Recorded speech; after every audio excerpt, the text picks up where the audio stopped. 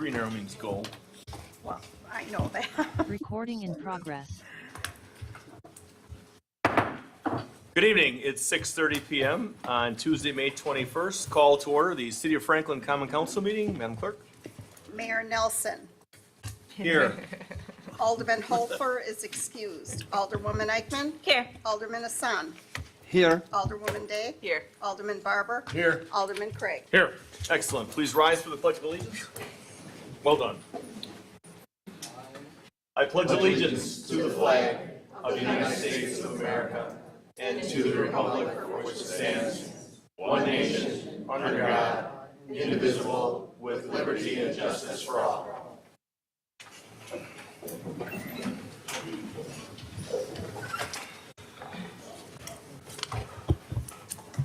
All right, moving on to B, citizen comment period. Before we go into this, I'll read again the rules of decorum, as I've been reading every meeting.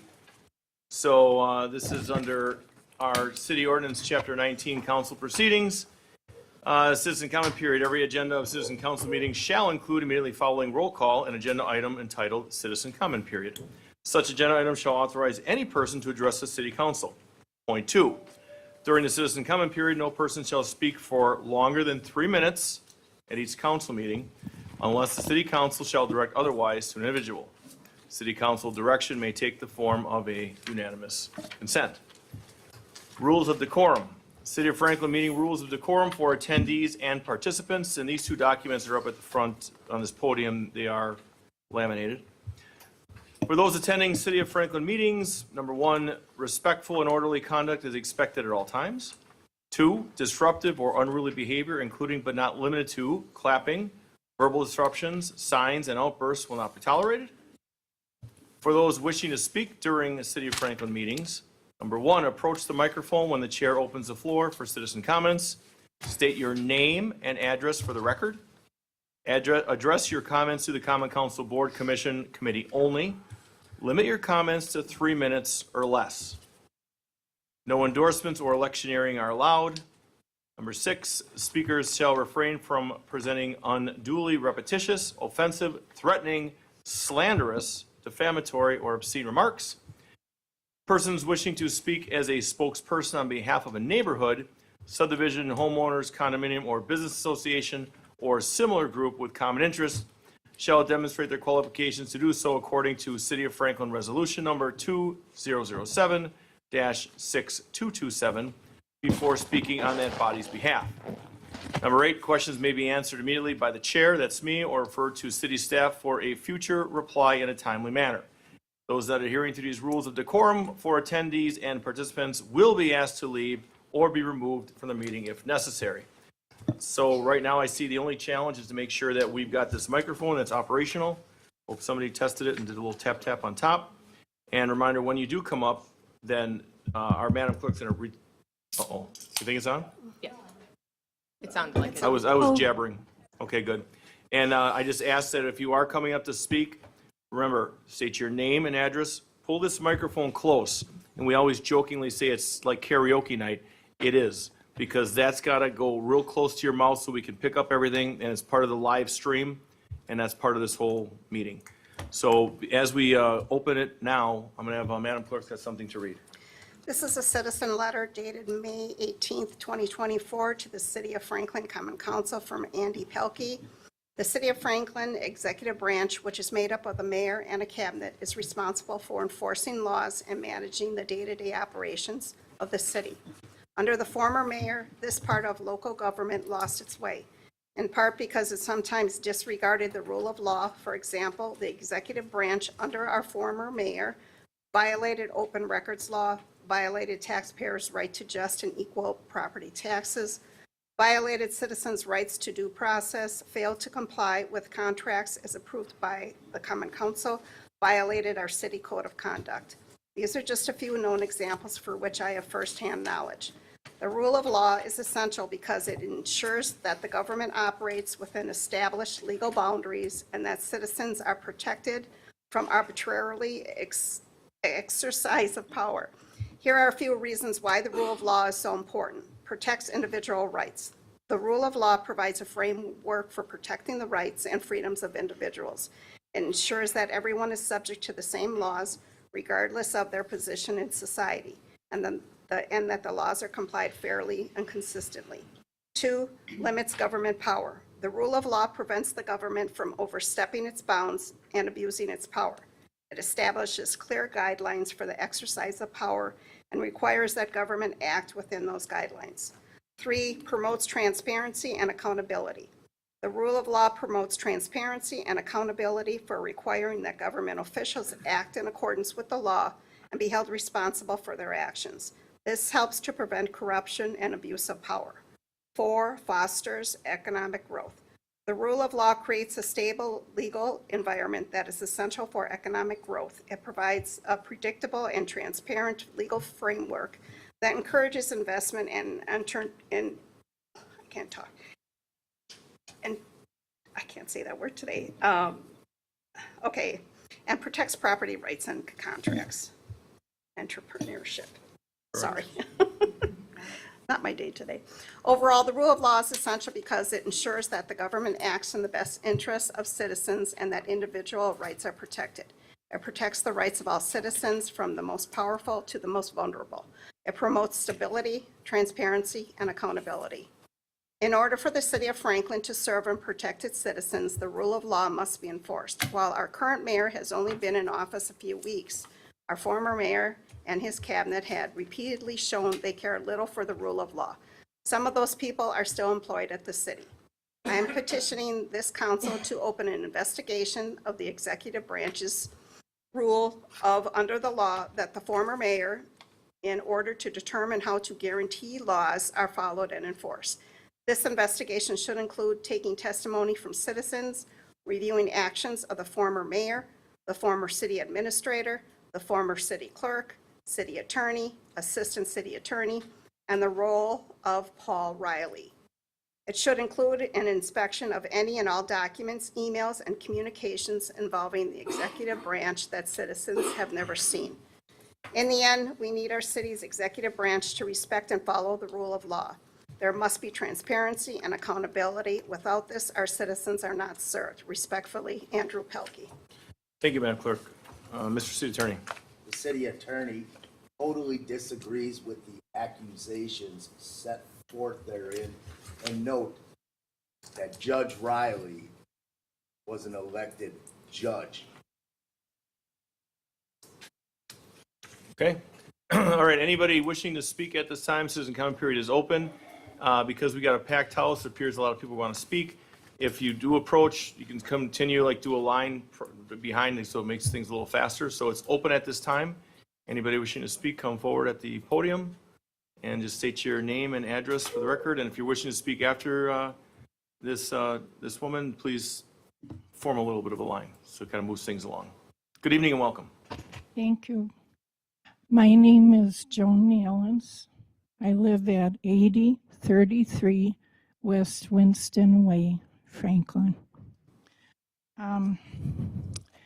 This is what I'm going to just read is real short. It's not about per se the Palestinians, but it is a definition. The Palestinians, there are approximately 9.6 million people who identify themselves as Palestinians worldwide.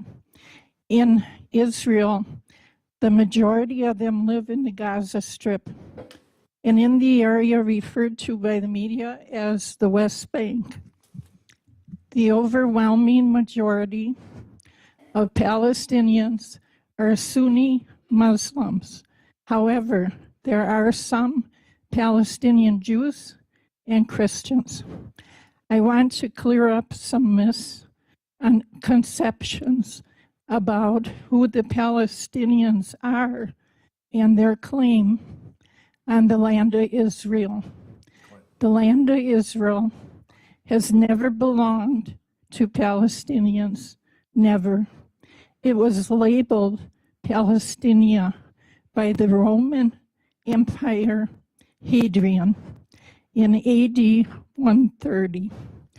but there was never been a country or a nation called Palestine. In the modern times, Palestine was a British mandate and not an independent country. Before 1948, the Arabian Muslims and the Christians and the Jews were called Palestinians. Even today, Jerusalem's Post newspaper was at that time called the Palestinian Post. Just as Jews came to Palestine in 1948, many Arabian refugees were also immigrants from Egypt, Syria, and Iraq who were searching for a better life under British rule. Today you may hear the areas considered occupied territory, as if Israel was occupying former Palestinian land. This is pure propaganda. There was never a nation existing there in order to occupy. Under the logic, 3 minutes, ma'am. okay, Please finish your thought. okay. Okay, only the Jewish people have had an independent nation in the Holy Land since ancient Israel 4,000 years ago. Thank you. Thank you, ma'am. Good evening. You may have to pull that thing. Thank you for letting me speak. I'm here also about the same issue. I would urge all of you to not. Please state your name and address for them. Oh, sure. Debbie Elrich, Franklin, Wisconsin. As I guess I'm just here to. Give just your address again. Everybody's name and addresses again. Oh, I thought last week council The meeting. children weren't from the high school, but we're just asking adults. If you don't want to, that's fine. I just want to keep it moving. Okay, So we sure. got you, Debbie. Sure. We got you. All That's right, fine. all right. Okay, so everyone here just stood for the Pledge of Allegiance and put your pledge under God. And I want to say, in Genesis 12:3, God says, I will curse those who curse Israel, and I will bless those who bless Israel. It's actually backwards, but that's what he said. And I just think asking for a ceasefire is taking away the freedom of Israel to defend themselves. And if you do that, you're actually standing up for terrorists, because Hamas is a terrorist organization. They burn babies in ovens, they behead people, they do all kinds of things that are actually unspeakable. So I would urge you all to remember that if you ask for a ceasefire, you're doing it for terrorists, not for civil human beings. So a vote tonight for a ceasefire for peace in the region is a clear vote against Israel's freedom. Again, I will repeat, God says, those who bless Israel will be blessed, and those who curse Israel will be cursed. Please think of that if you go any further with this. Thank you very much. Thank you, ma'am. Good evening. I'm sorry, I don't know if I can talk after that. My name is Debbie Davis, 9460 South 96th Street.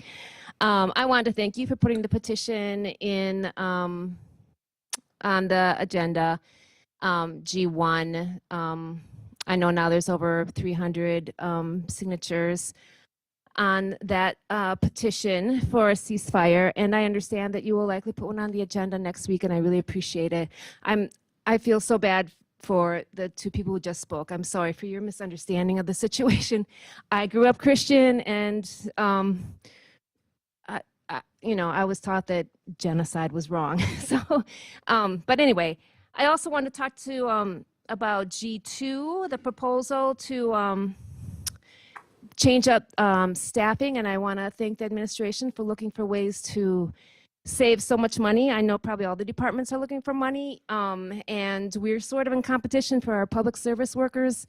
They need raises and benefits, and there's staff we're short of, I know, in the health department and the police department. People want a social worker to share between all these departments. I've spoken about that before.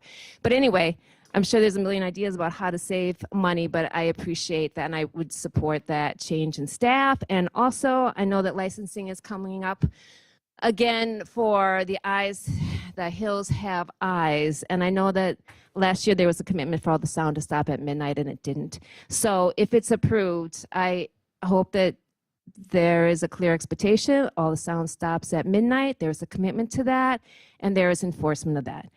Thank you. Thank you, ma'am. Good evening and welcome. Hello, my name is Dave Hazlett of 7016 South Landonstone.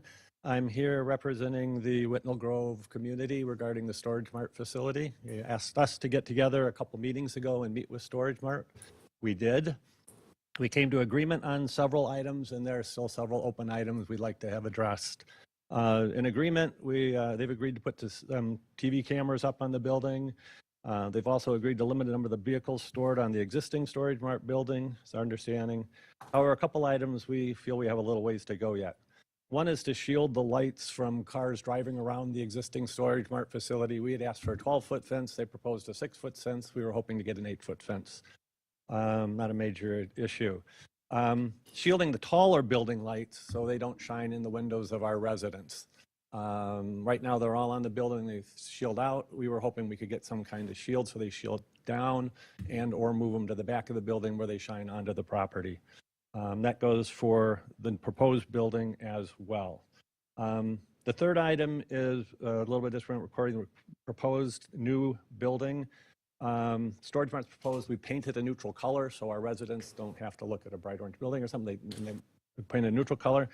We feel there's room to put a row of pine trees, evergreen trees that'll block it permanently from our view, as is the south side of the two-story building in their diagrams. And so we're asking them to do that. We think there's room. We think there's 11 feet of room there looking at the plans. Storage Mart says there's not enough room because of the easement. We don't know who's going to resolve that, but we would like to see a break there. And finally, in reviewing all of the Storage Mart facilities in the Midwest, I count about 60 of them. We do feel you're unique. We're the only one that's surrounded on 3 sides by this one is the only one surrounded on 3 sides by residential properties. Vast majority are in commercial industrial areas. Some have maybe one set of properties on one side, but they tend to be in more blighted neighborhoods. So we think we're unique, and we don't think we're asking for a lot. Thank you very much. Thank you, sir. There you go. Good evening. Linda Anderson, 7002 South Fieldstone Court. And I'm here again because I'm the one that lives just directly west of Storage Mart, their existing building, and I see all of their vehicles that they've stored. And yes, they have removed most of them. But we asked in the beginning that they build a 12-foot fence, as they suggested they might do at one of the planning committee meetings. At the Zoom that the residents of Whitnall Grove had with the people from Storage Mart, Mr. Burnham, and I think his attorney was there, it was our understanding, we're pretty sure we heard they would build an 8-foot fence. When they came back in writing with what was discussed on the meeting, the Zoom meeting, they said a 6-foot fence. So we have not reached an agreement pertaining to that. On April 30th, Mr. Burnham emailed the talking points from the Zoom again to Dave Hazlett, stating that they would only do a 6-foot privacy fence. On May 6th, Mr. Hazlett emailed Mr. Burnham that our recollection was an 8-foot fence and they should have the lights pointing away from our residents to shield us, especially me, the lights shine in my living room every night. Mr. Burnham responded on May 8th in an email to Mr. Hazlett. We did not agree on an 8-foot fencing. Our intent is to add opacity. I'm not sure what that means. I know what opaque means. To the existing fencing on the site, and that would also be in lieu of making any adjustments to any existing lighting. To my recollection, I have never seen a fence on the west side, and I've been over on that property, not in the last 2 years, but I used to walk through the bushes to get there. And if there is a fence, it certainly isn't blocking me from seeing the vehicles or some of my other neighbors, or from the lights that shine from the automobiles that come around the corner. They drive around the buildings and their lights shine in my windows. So I'm still asking that you do something about having them have a privacy fence that will block all of that. Thank you. Thank you, ma'am. My name is Kaylee Torm. My name is Kaylee Torman. I live at 7014 South Fieldstone Court. Yesterday, I drove 500 miles to be here for tonight. And during my drive, I actually listened to the entirety of both the Planning Commission hearing that was held on April 4th and the council hearing on, I think it was the 16th. I realized there were inconsistencies in the applicant's answers to our concerns and asks and what is planned for the expansion of Storage Mart. When I arrived home, I looked out on my back deck and was pleased to see the foliage is coming in. I still could see some lights. I began imagining how different it will be once half of our natural barrier is removed, which currently helps to decrease the noise pollution from Highway 100 and the light pollution from the existing building. The applicant claimed they would provide purposeful landscaping, but I believe we have different definitions on that. We feel that it's imperative to have coniferous trees planted and not deciduous trees to combat the existing and future noise and light pollution. I read some of the codes for the general standards for special uses and came across section 15-3. A handful of them, it's not meeting code. No undue adverse impact for the development, public health, safety, morals, comfort, and general welfare, not sustainably diminish and impair property values within the community or neighborhood. No destruction of significant features, which has to do with natural, scenic importance. Like he has said, they operate in 3 countries, so they must have many locations. However, we are a more unique location, like Dave was saying, given that we're more densely residential. While listening back to both the Planning Commission and the council hearing, it appeared to me that the applicant contradicted himself on different topics. During our Zoom meeting, he claimed it would be too expensive when we asked for an 8-foot fence to deter the view of the cars and headlights. One of our initial asks was to install a 12-foot fence. He said no, so we opted for the 8-foot. This is when he expressed that it would be too costly. However, he was the one who initially proposed the idea of a 12-foot fence at the Planning Commission, and I quote, "Would you consider overnight parking if I installed a 10-foot, 12-foot, or even 14-foot fence like we had done at other locations to block the view from the vehicles?" And this is why we asked. Post-Zoom meeting, we received their response to our asks and realized they declined a lot of our very important asks, with the exception of picking the color of the fence in the building. That's the main one we agreed on. The applicant may state that he has been or attempted to be a good neighbor, that he will be a good neighbor, but I feel that this is not true. I do not trust this company, their intentions and plans moving forward, nor do I believe they truly care to be a good neighbor. I do believe when he said he wants to keep a good reputation for their company. Lastly, there is only one thing that he has said that I do believe was sincere, honest, and transparent, which he said to me after the Planning Committee hearing, and I quote, "I do not care about your property."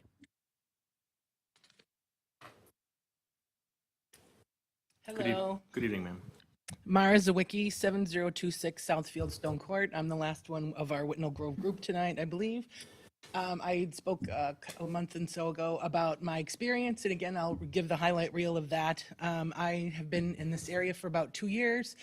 Came from the north side of Milwaukee in a very bad area, lots of drugs, lots of riffraff. Moved here with intent, spent a lot of money that I had worked very hard to save up to buy a house here, which I'm thrilled that has appreciated since I've been here, and I want it to keep it that way. And I think I speak on behalf of my whole crew here that we want to keep the buildings as we have them, the woods, the view. By the way, I saw a juvenile bald eagle the other day. Like, we want to be able to keep that integrity of the property. Again, this is a place that I intend to retire from, and we want to keep our property values. Again, picture yourself in this position, your family, your parents, whatever. Like, what would you want for them? I've spent 25 plus years at a local nonprofit leading and becoming an expert, in my opinion, at relationships. And I think this is the basis of all of this, is a relationship, which at this point hasn't come to fruition yet. I feel like we're being good neighbors and asking for things that would protect our views, our comfort, our safety, our security. And unfortunately, those haven't been addressed yet. I feel like I'm speaking for others that we intend to be good neighbors, intend to put our best foot forward here, and just need some resolution to our last remaining things. Lighting, mature trees, fencing, and security cameras. I cannot express the importance of bringing in local experts who are experts in this area to understand the lighting. We understand cost is an issue, fencing, the mature trees, views, all of that stuff to protect the integrity of what we have.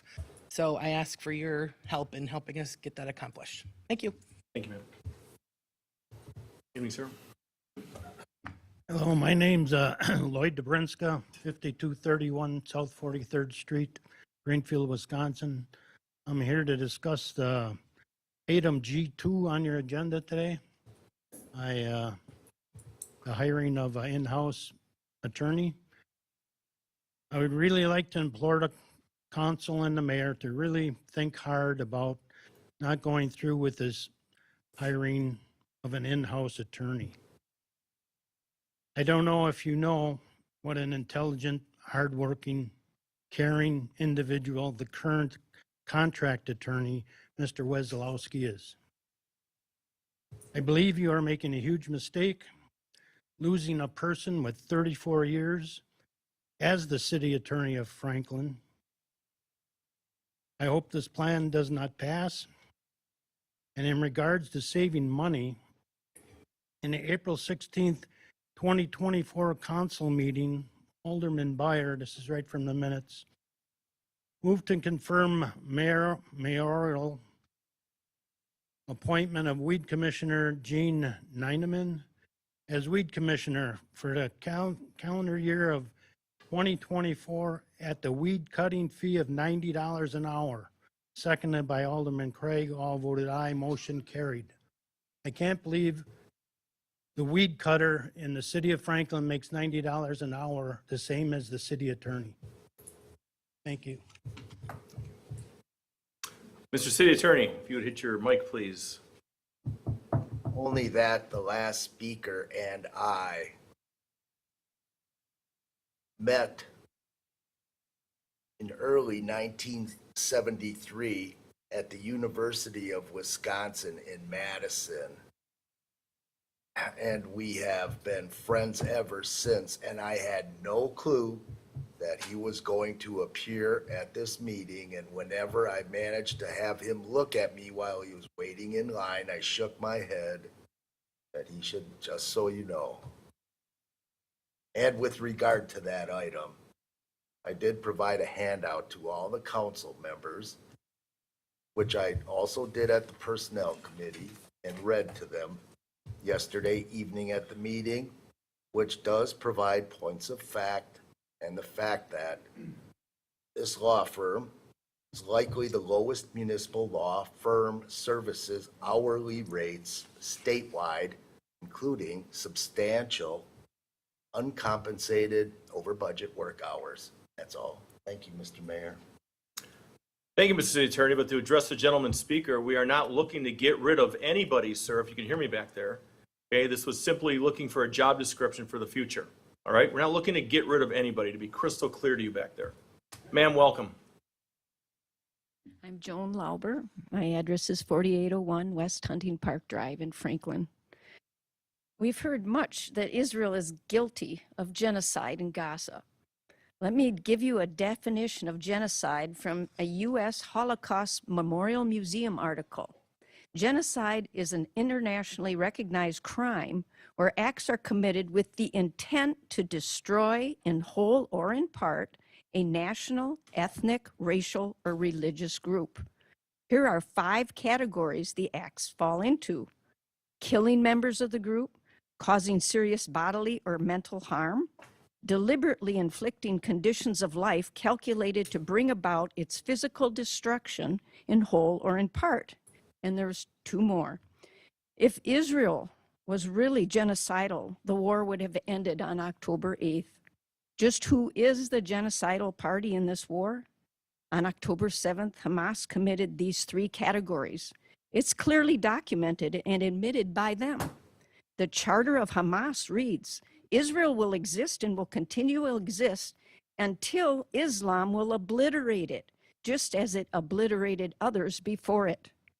As for ending the war with a truce, Hamas covenant says peace initiatives and so-called peaceful solutions in international conferences are in contradiction to the principles of Islamic resistance movement.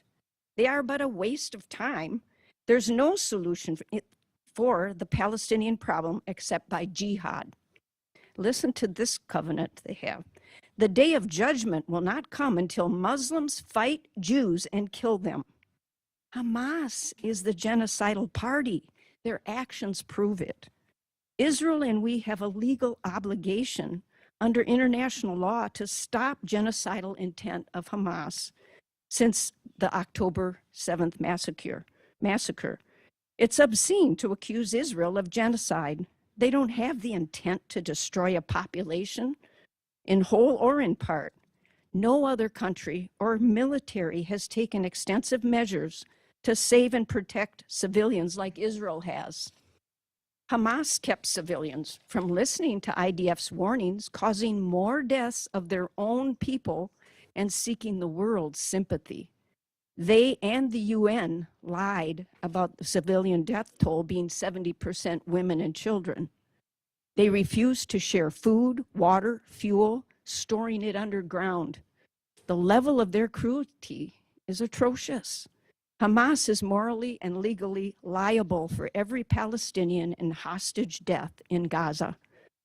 They said they'll repeat October 7th again and again until Israel is destroyed. So a ceasefire will not end the war, just delay another attack. 3 minutes, ma'am.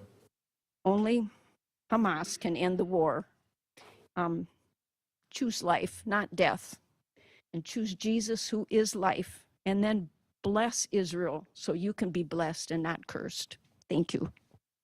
Thank you, ma'am. Good evening, sir. Hello, my name is Fadi Hash Said, and I live in 4605 West Sharon Lane.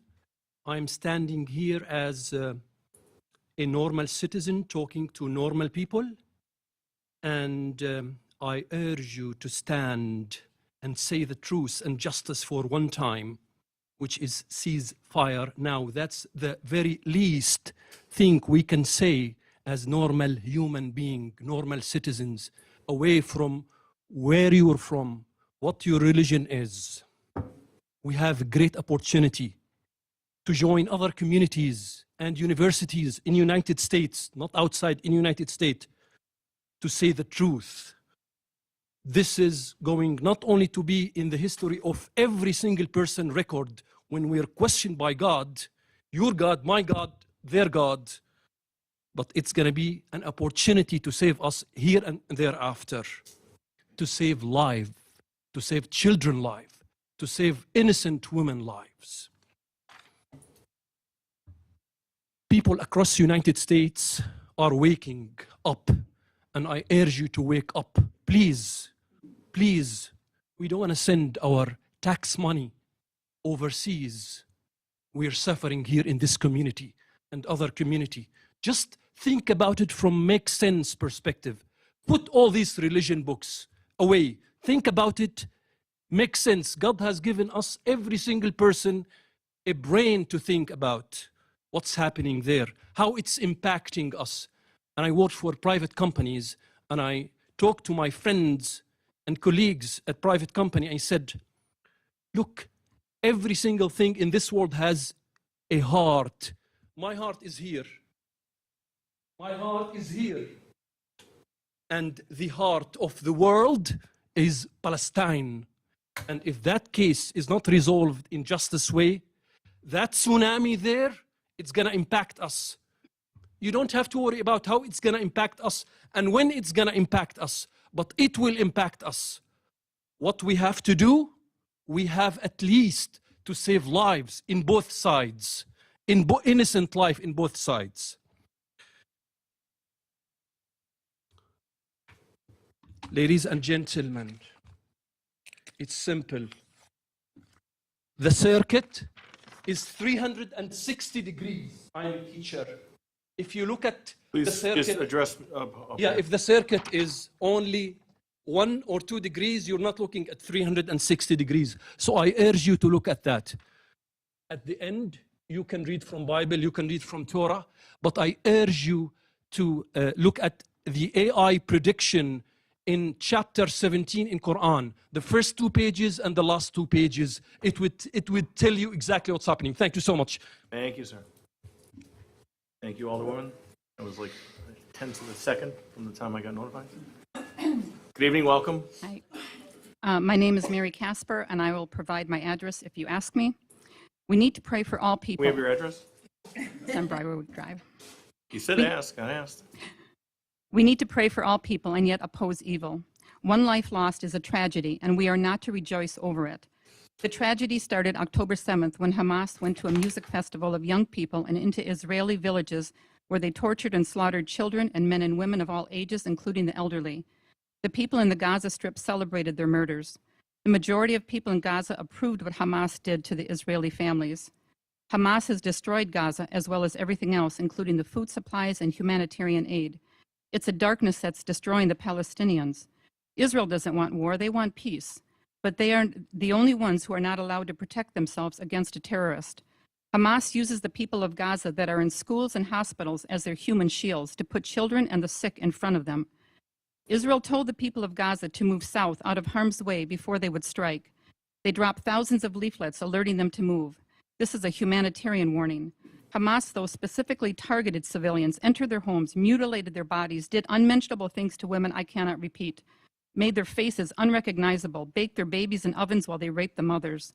They are not fair, they are not just, they hate and they want to destroy the Jewish people. Why? Because God said the Jewish people are put on earth as witnesses that he exists and his promises are true, and it is through them that the Messiah came. The Bible says at the end of the age, all nations will come against Israel, including America.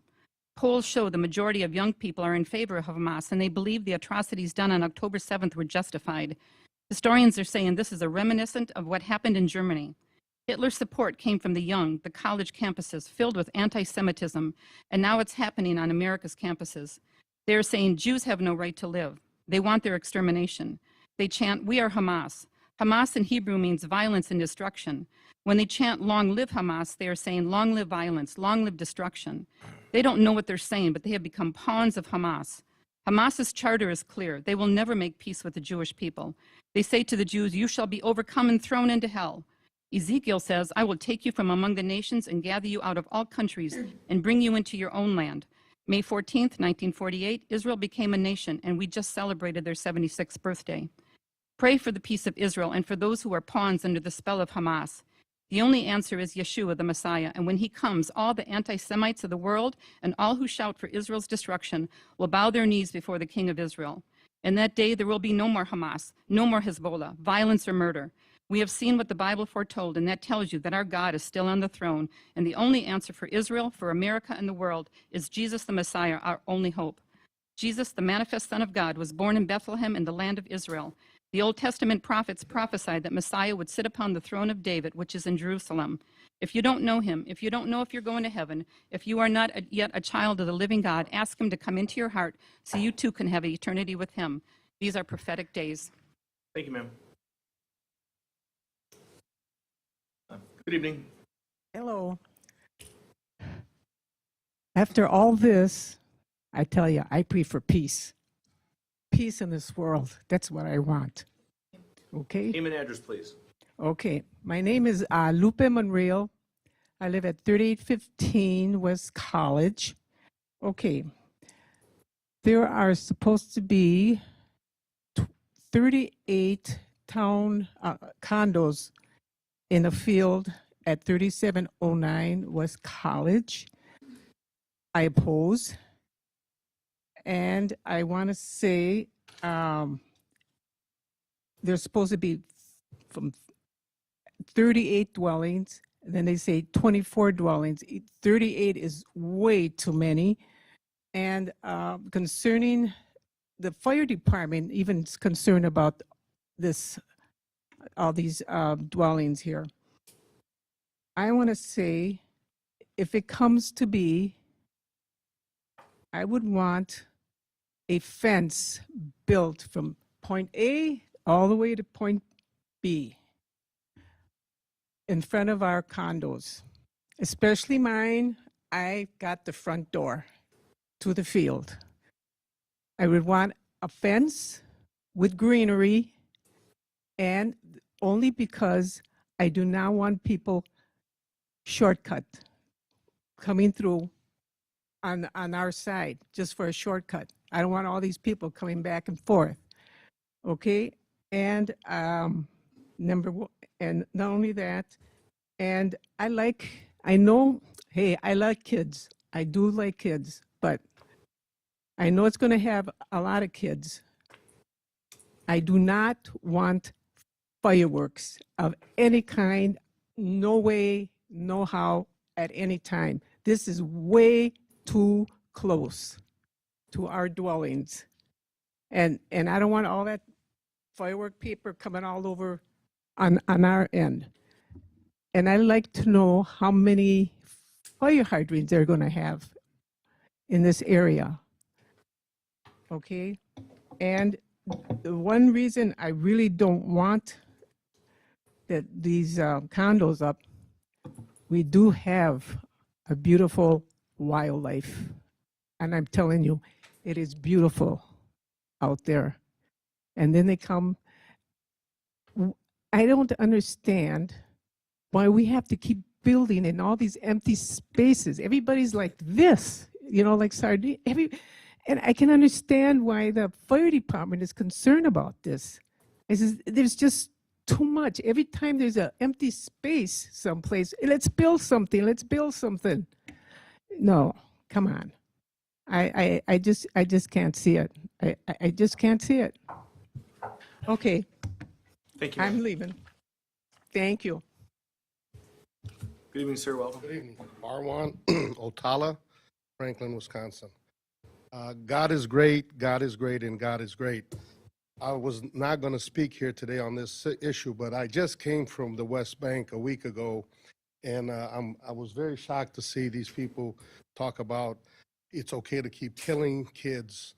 My father was born in the West Bank in 1927, and his father before him was born in the West Bank, Palestine, in 1876. I was born in Brazil, South America, and I live here now. The point that I'm trying to say is, if we're going to go back in history, let's go back in history.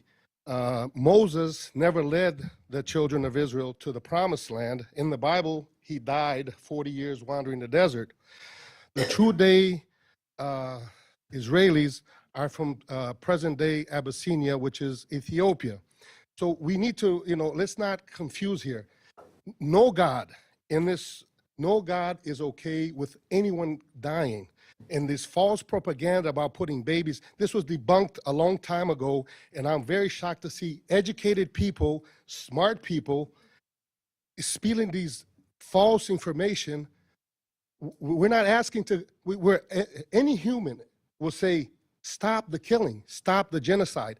I don't care how you want to, put it down as my definition of genocide is what? It doesn't matter. Stop the killing, that's it. And I'm shocked to see so many educated people thinking that what's going on in Palestine or in Sudan or in the Congo, let's look at in humanity. Please, ceasefire is the right thing to do. And that's it. Thank you for your time. Thank you, sir.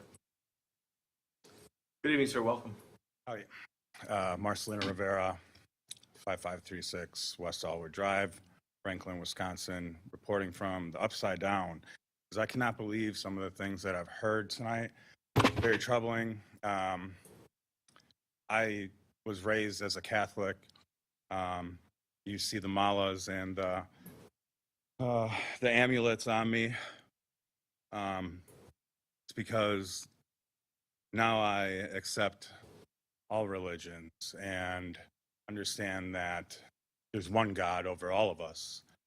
So when our money, our currency, our Pledge of Allegiance says under God, it's for all of us. He doesn't discriminate against us based upon the color of our skin, how we look, our thoughts. And I also found it very troubling that people were using the Bible. Just goes to show that, books found in a library still contain lies, and which ones people use to defend their position. And it's very troubling because these are our elders that we're speaking tonight.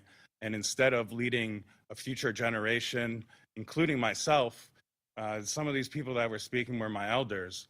And to raise their grandchildren and people of my generation with this kind of thinking that killing is okay, and because a book says this about genocide and it labels something one way, it makes it okay, I think it's completely wrong. And it's very troubling. I look up at this council, and a couple years ago, many of you may know, I ran for alderman. And it turned out the way that it should have, which is I lost by 55 votes to Alderman Barber. And now I look at this council and I see much more diversity. I would have been the first person of color on this council, and I see much more diversity represented from our city, representing the people that are in our city and the differences in beliefs, thoughts, religions. And we all have one thing in common. We're Franklin residents, and we all care about our homes. We all care about our community. Which leads me, because I'm sure I only have a little limited time left, I want to talk about the attorney issue, because previous administration, I look at the numbers that I've seen on Facebook, and people have used the Facebook groups as, oh, this number of votes. You know, again, we're in America talking about fireworks representing America, but yet people are censored from this Facebook group that people are voting on and talking about its representative accurately. That's completely false. Previous administration, how much did they spend on legal attorneys, on legal fees, and what was it for? You look at this administration compared to previous and their money and how much was spent, follow the money and what was being done. Thank you, sir. Good evening, ma'am. You may want to pull that microphone towards you. We done? Yeah, pull it down and towards you. There you go. My name is Terry Stanton. I live at 3849 West College Avenue. I am here regarding the protest petition that we have already started. It is for the Lake Grove Place, which is a multifamily development right adjacent to our property. The builder there is looking to have 38 units built when the property itself has only been sized for 24 condos. We have the following oppositions. The site and the surrounding adjacent parcels are well known for clay soil and water drainage problems. Because of years of approval that did not adequately provide for proper drainage solutions, extra density will compound this problem because the water has nowhere else to go. There is no public benefit from increasing the density and the drainage issues. The second one, the proposal includes a very lengthy and undersized 8-inch diameter storm sewer pipe that will be privately owned and supposedly maintained by the homeowners. However, the lack of the HOA experience of this builder to handle clogged and broken pipes has a strong potential to impact hundreds of adjacent resident properties. The third, the proposed use and development is located on an already overdense area that is strained by a significant number of police and fire protection calls. Heavy density above 24 units multiplies this concern. The site also lacks steady stormwater utilities. The plans to use a private undersigned pipe to save costs do not provide adequate city stormwater facility maintenance. Am I done? Yes, I'm ma'am. done. Okay, thank you. Thank you, ma'am, very much. Good evening, ma'am. Welcome. Hi, I'm Claudia Arbonella at 3809 West College Avenue, and I'm just going to finish. I'm going to finish the petition because I'm also opposed to the special use for the proposed development. So number 4 would be no traffic congestion. Increased density will compound traffic congestion on College Avenue. Accidents are high along College Avenue and at the nearest intersection.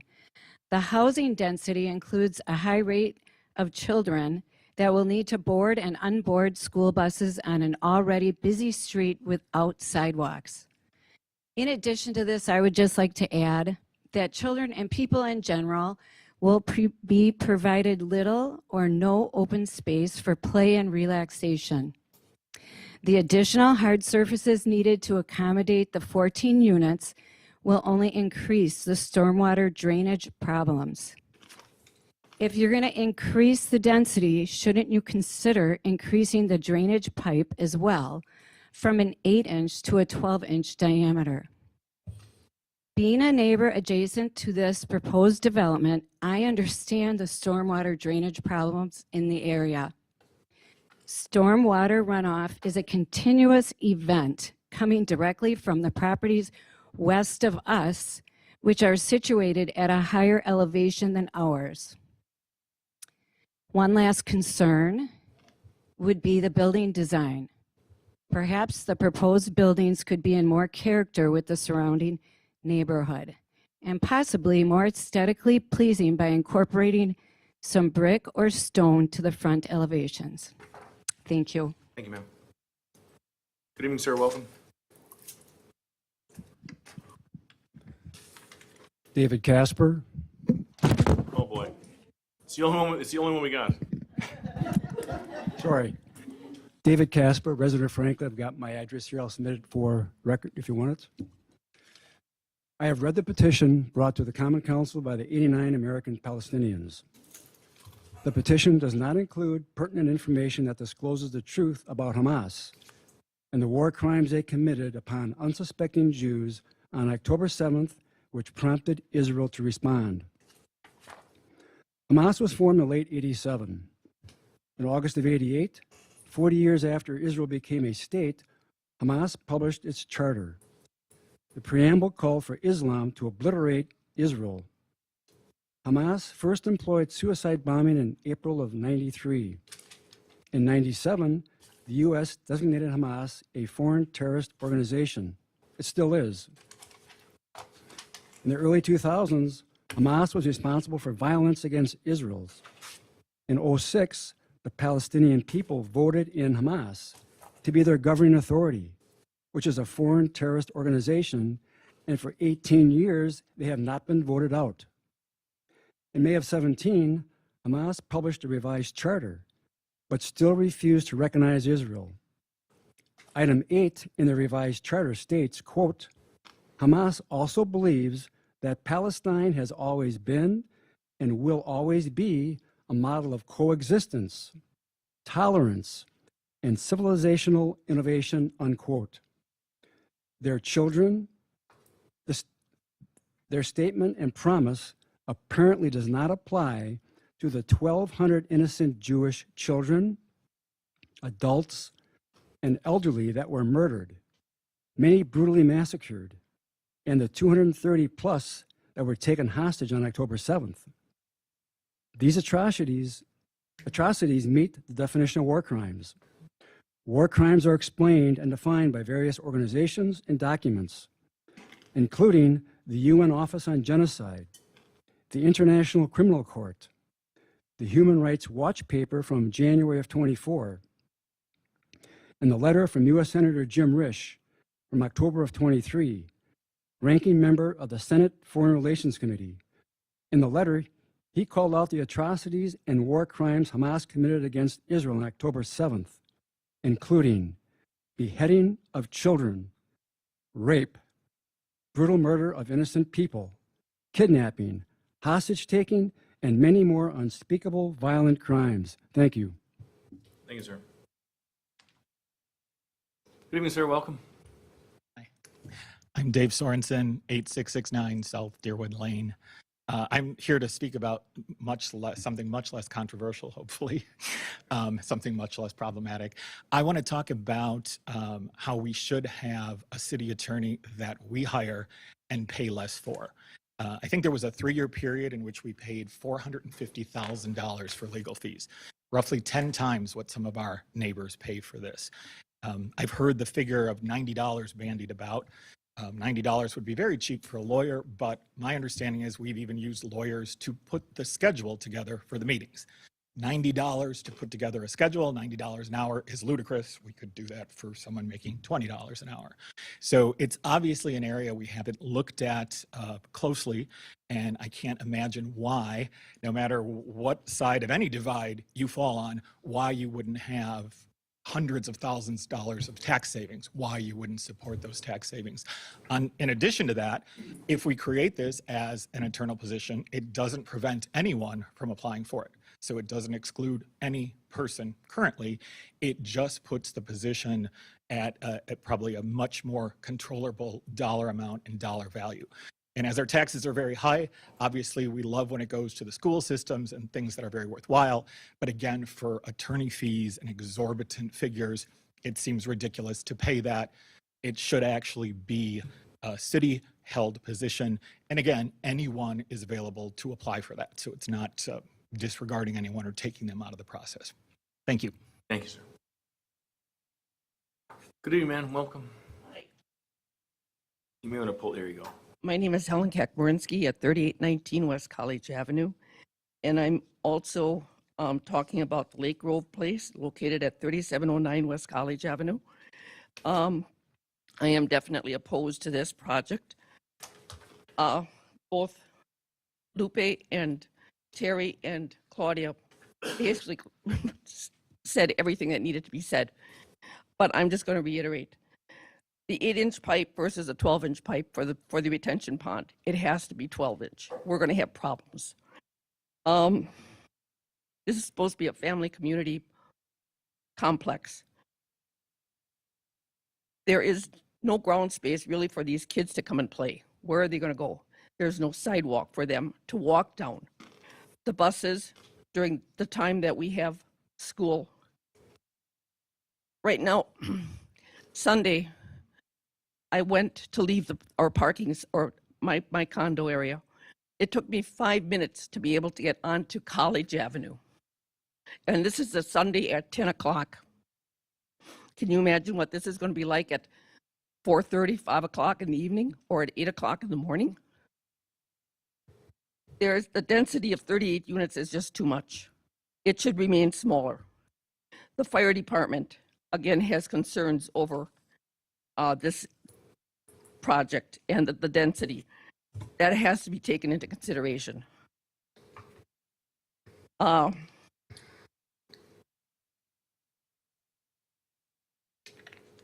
I said, Lupe and Terry and Claudia had really laid out a lot of the concerns, and I agree with everything that they said. Thank you. Thank you, ma'am. Good evening, ma'am. Welcome. Hi, my name is Edna Gullifer, 3715 West College Avenue, and I am here for G13 in regards to the development of the condos. The person who's going to be impacted the largest linear footage would be myself for where my location is for my house. I have the single family residence, which currently on your guys' paper says R8 and it should be R6. I never approved for it to be changed to R6. I mean, sorry, to R8. My concern is the water that I actually have talked to their engineering about, and he has assured me that everything that they have planned with their swales is going to help alleviate the water problems coming from the west side, from all the condos and from the street, and for the stuff that runs through our yard. And it looks like a very good plan on our end to benefit our household for the water, storm, sewage, water issue that is going on. Unfortunately, his property and my property are the two that are holding the bag for the water issue that's coming from everywhere from the west. People didn't plan for things in the past. We have to now deal with the stuff here in the future and now. And I'm pretty confident that it is going to take care of the water issue that is going on. I do agree with Loopy about putting a fence along the west side of the properties between the condos of the current and the condos of proposal. Something so that kids are not running into the yards, ruining their vegetation, and they're giving them their own privacy. I currently have my own fence around my own yard, and I know that it's helpful. Another thing I want to say is for G14, I hope you do go with the defibrillators for the approval for the defibrillators. And everybody with their genocide stuff going on, we live in the United States and it's a melting pot from all countries. Everybody bleeds red, and you should learn to get along here in the United States. And if you have super concerns about stuff in the other world, then try starting applying it here in the United States in your own neighborhoods and cities before you really concern yourself about everybody else in a different world. And that's pretty much all I have to say. Thank you, ma'am. Thank you. Good evening, sir. Welcome. Tom Benning, 11720 West Ryan Road. I'm here for item number 12. I have a copy of the map, certified survey map that you guys will be looking at tonight. And Lot 1 and Lot 2 are set on a designated wetland. And Alderman Craig stopped by the other day to ever so nicely take a look so he would know what I was talking about. It's not a big area, but it holds water, and it's the drainage for a pond, a big, big pond. This little piece of land, I mean, they can build houses wherever they want there, but that little piece of land, that little area should not be disturbed. It just should not. They're just asking for problems. And there's nowhere for the water to go to the south because the pond basically borders Loomis Road. So at very minimum, I would suggest or ask that you would have the DNR take another look at it, because they have designated it a wetland several times over and over throughout the years. So I have pictures I took the night before I left the house. I mean, you could go swimming in there right now. So I would ask that you really take that into consideration before just giving the okay for this, because this is an issue.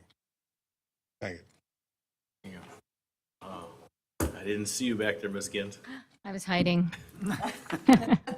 Dana Gint, 9011 West Hawthorne Lane. First of all, I want to say thank you for turning down the noise at the Milkman games. There's been 6 games, and I have to say that neighbors have told me that they have actually been able to sit on their patio and have a conversation with their loved ones or play in the yard and things like that. So thank you very much for that. The other thing I want to bring up is that obviously most of the topics here are about adverse harm. So the condo project, the storage mart, it's all about the adverse harm that is being created from establishing developments that are harming the neighborhoods that are there prior to the development happening, which is true for the Rock. I know there's aldermen here that were not part of the licensing committee meeting, so I'll just do my little brief summary. The first comment was regarding the violation that occurred last year. And the explanation that was given was because there was an emergency situation at 1 o'clock in the morning. I want to make it very clear. Myself and neighbors all have recordings of this event going past 1 o'clock every Friday and Saturday night. So the reason that there's some emergency service at 1 o'clock in the morning on October 15th, I believe, is just not correct. The council is supposed to be following their laws, and the application even itself says that the event ends at midnight. After a lot of questioning by the licensing committees, they did an excellent job. The developer admitted that he is letting people in at 12:30. If you go to the website, it says that it takes about an hour to go through the event. And I'm not saying it's a bad event. I'm just saying that you're not following the laws. You're not following the application. Last year, there was a discussion that the event would end at midnight, which is why there was a violation last year. It did not end at midnight. It ended after 1 in the morning. So I'm asking that the event end at 12 o'clock with all the noise, all the events, all the sound effects, everything. That's what should happen. The city ordinance actually says the event should end at 11, according to follow the ordinances. So I think it's a nice compromise to close it all down at midnight. And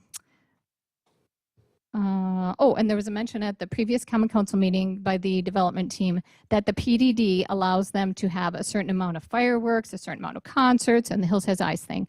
I held up the PDD document because that's what I do. I bring this all with me.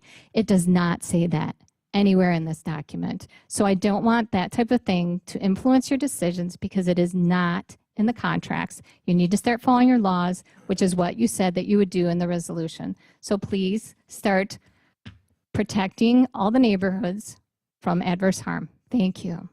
Okay, we're about an hour and 10 into it. Good evening. Welcome to your last one Good here. evening, everyone. My name is Shafali Jashinsky. I live in Franklin, Wisconsin. I am here because of the petition that brought about ceasefire between Israel and Palestine. I heard both sides today, and I've been watching news. I don't know how many people in this room sitting here can say that they've been part of a fight that is against good and evil because of terrorist attack. I am. I can tell you, all of you, that I have been part of that terrorist attack in my family, where I was thrown out of my own home. I have to leave my own country, my family, my friends, because of the terrorist group. The fight Israel is fighting is not fighting against Palestine. They are fighting against terrorist group called Hamas. Because what they have done, and the question was asked that, oh, we should, cease fire because killing is bad. Yes, killing is bad on either way. But who actually attacked Israel first? Who started the genocide? Which party started? Did Palestine start it? Or Hamas living in Palestine, who's supported by Palestine, unfortunately? Not everybody in Palestine who's a terrorist. There is several people living there who want a peace. And same in Israel. There is people who want a peace. But this fight that we are fighting, and Israel fighting for themselves, is fighting against good and evil. And we should stand for good, not for evil. Thank you. Thank you, ma'am. All right, if anyone else wants to speak after former Alderwoman, please come up. If not, we got to move on. We're at hour and. Good evening. Kristen Wilhelm, 3851 West College Avenue. I just want to speak quickly on G2. I just want to say, if anything you can do with G2 solves the it's on the pile for my 2018 motion, I would really appreciate that. And I know you all know what that means.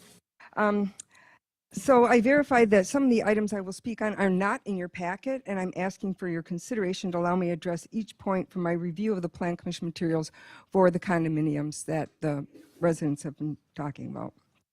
Being the alderman of the district and having it come forward 3 times, I'm really aware of what's going on. I'm also in the neighboring condo, although I'm not impacted by this. So this is density and no adverse impact, because your vote applies to a special use request for 14 units above the allowed 24. The layout in your packet does not show the concrete walkways and driveways. giving it an appearance of less density and more open space. The large areas in the green that was shown on the screen to the entire public hearing at the Plan Commission are stormwater utilities, not play areas or dog walking areas, and can't be calculated in the ratio of usable open space between the built environment and the shared usable common areas. There is not more green space than the adjacent apartments and condos, as stated on the record during the public hearing by the engineer at the Plan Commission. It does not make sense that there is less acres of land, higher density than the neighbors with more utilities, and have it equate to more common space. The reports in your packets in the Plan Commission indicate that there are no natural resources on the site. There is a minor created wetland from decades of standing water, and that's why Edna is really thrilled about them taking care of that problem. There are 2 areas of trees. One states it won't be impacted, but it certainly is per the grading plan. The other discrepancies is the tree sizes. Could be a grove, maybe not, but they're marked as 36 inches of oaks by the previous developer plan that I have still, and now they are marked significantly lower than that. The trees have shrunk by 11 inches, basically. In the ordinance, also, it indicates the R8 zoning on the abutting single-family Edna's house. The ordinance 981494 indicates this home site as an R6 zoning. This requires verification because the landscape buffer yards are increased between different zoning districts. And it's not the habitat value or the minor setback differences that are significant, but the cumulative effect on the zoning site intensity calculations, which, even with the disregard to these differences, determine the maximum units are 24. Let's make clear, you are asking to vote to add an additional 14 units to reach 38. Water concerns and additional needs for verification. As someone who represents this, I really would like to finish this because I have some serious Mayor, hazard I make motion to make- issues. Second. To suspend the rules? To suspend the rules to We allow have a the first and former a second. alderwoman familiar with the district. All those in favor? Aye. Any opposed? I'll try to talk fast. Ayes have it. You have the floor. Continuing. In your stormwater water management plans, it requires all existing stormwater sewers within 100 feet of the site. The engineering staff has confirmed that they cannot find the pipe that is coming from Homes on the 2 Park, which is the ladies that were speaking up here that I think did the petition. And it drains somewhere, but the stormwater management report and the grading plans and the staff don't have a clear location of that outfall. The outfall needs to be verified because if it reaches the development site, they need to demonstrate runoff will not cause future issues and that facilities are to take not only their runoff, but the receiving end. What the city approved or did not verify is not the fault of the homeowner association. Having the outfall crushed or blocked by construction is a concern. In your stormwater management plan requirements, the ponds should be fully contain the runoff from the tributary watershed areas, defining that as consisting of all on-site and off-site areas draining the pond. The previous plan recognized the severity of the water and placed storm drains in the low grading points. The bigger concerns are yet to come, so please let me continue. At the Plan Commission, city engineer agreed with the stormwater report and the concept of a private storm drainage. However, the plans have 2 different post-development calculations, page 2 through 9 and page 2 through 9 repeated. They both can't be correct and they both can't be approved at the same time. This oversight needs attention. And it states the underground area in the southern and eastern portions will be undisturbed, and it's not included in the modeling. The grading plan shows the impacts to the southern west area about where the outfall from the homeowners association is. It states the pipe does not have a recorded easement. Again, past city approvals and research is needed for this issue. The emergency retention flows to the apartment parking lot. I don't know if the apartment's been told about that. The private storm pipe, the concept to install a private versus typical city maintained 12-inch as an 8-inch is a problem. Off-site private drainage after 140 feet leaving the pond runs nearly 3 blocks down a county highway and then takes a 90-degree turn running nearly 600 more feet down 35th Street, impacting multiple installed city signs as it tries to stay between the sidewalk and the curb. The HOA managing an off-site pipe like this, what gets clogged or broken in a county highway next to 2 gas lines, is very unsettling. The 2 gas lines, and this is my main point. While the fine print mentions the dig call is required, the only caution on their plans is for electric. There is no caution on either gas line, and only 1 gas line is shown on their pipe, on their plans. There are 2, the MMSD high pressure gas line and the regular gas comes through there. This pipe will have to parallel that and cross this. And I just can't imagine a homeowners association handling something like that. There's disruption of traffic at the intersection, which is known for multiple accidents.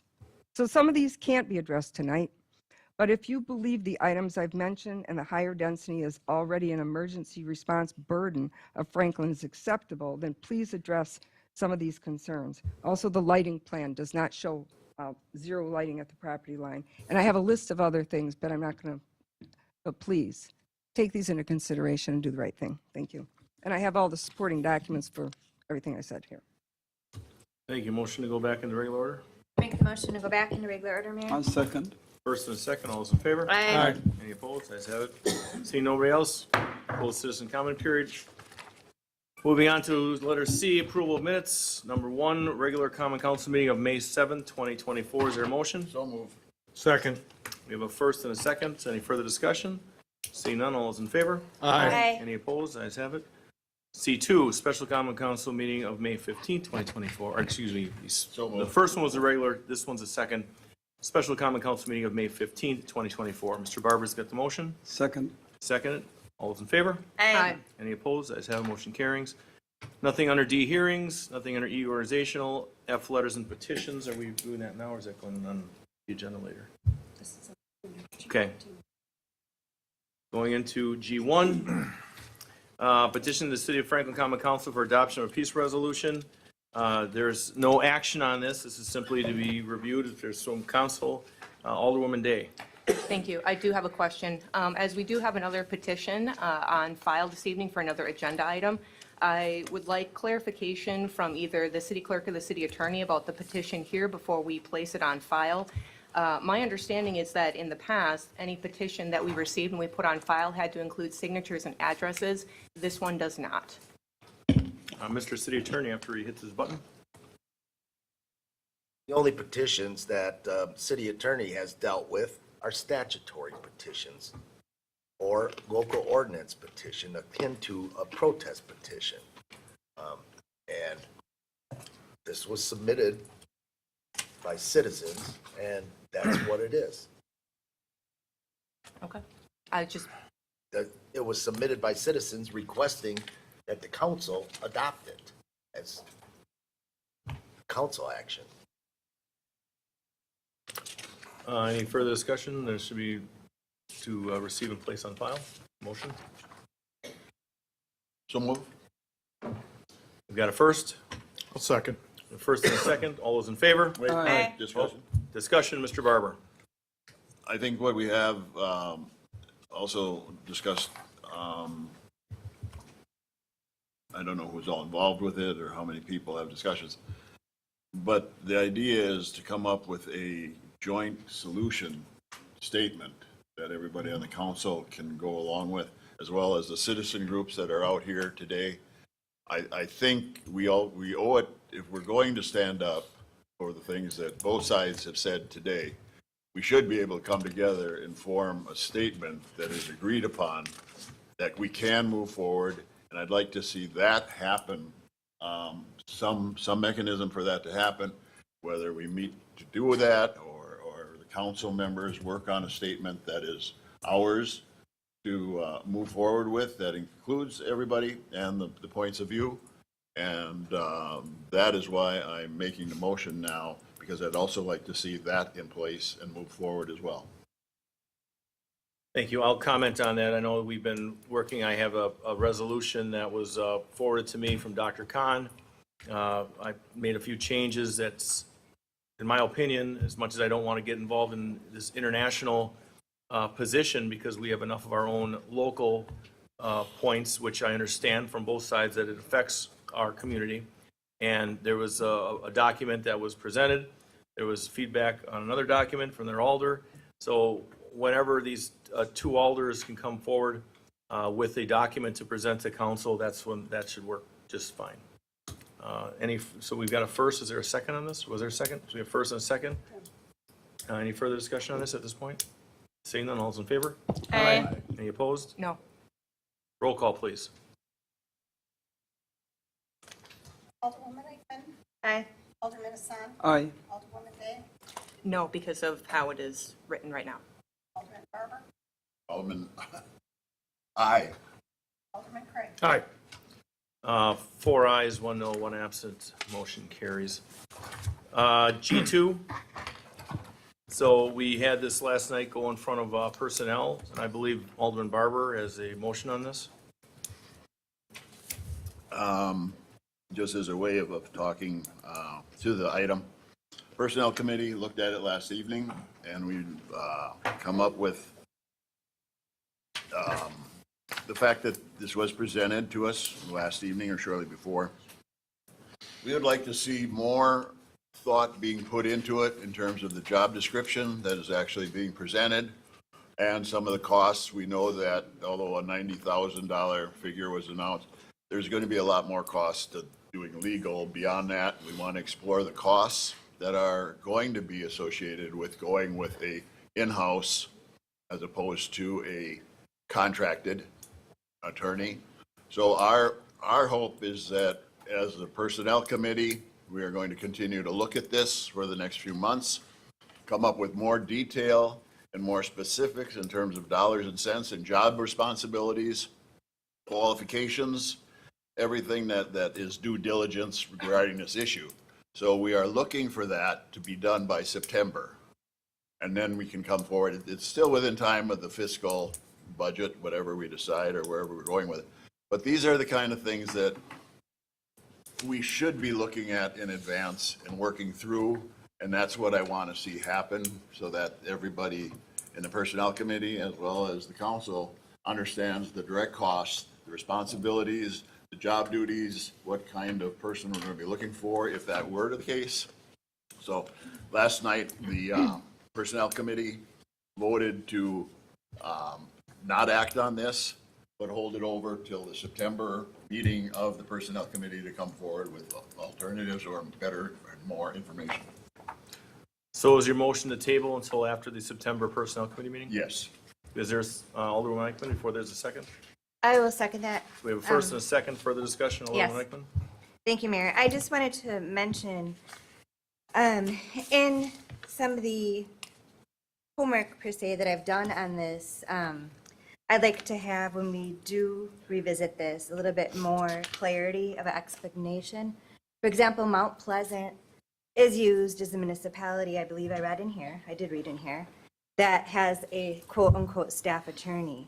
That's not true. Attorney Chris Smith is employed full-time by Von Reason in downtown Milwaukee, and he bills out just like our city attorney does. Also, in the city of Muskego, the village attorney, or the city Muskego attorney, is not exclusive as a staff attorney to Muskego, as he's also the judge in Brookfield. I have several other examples, but I don't want to go into it this evening since we're tabling it, but I would appreciate accuracy and more clarity. Some of these things I found by doing some homework and research and talking to attorneys. Some simply were found by 5 minutes Googling. So with that, I'll yield. Thank you. Mr. City Attorney?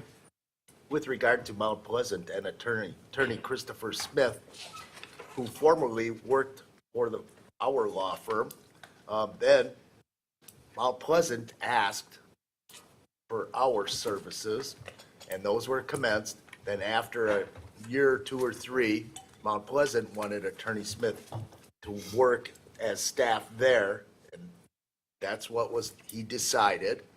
And Attorney Alan H. Markovitz did the substantial developments there, et cetera, and ended up getting Christopher R. Smith to go work at Von Briesen.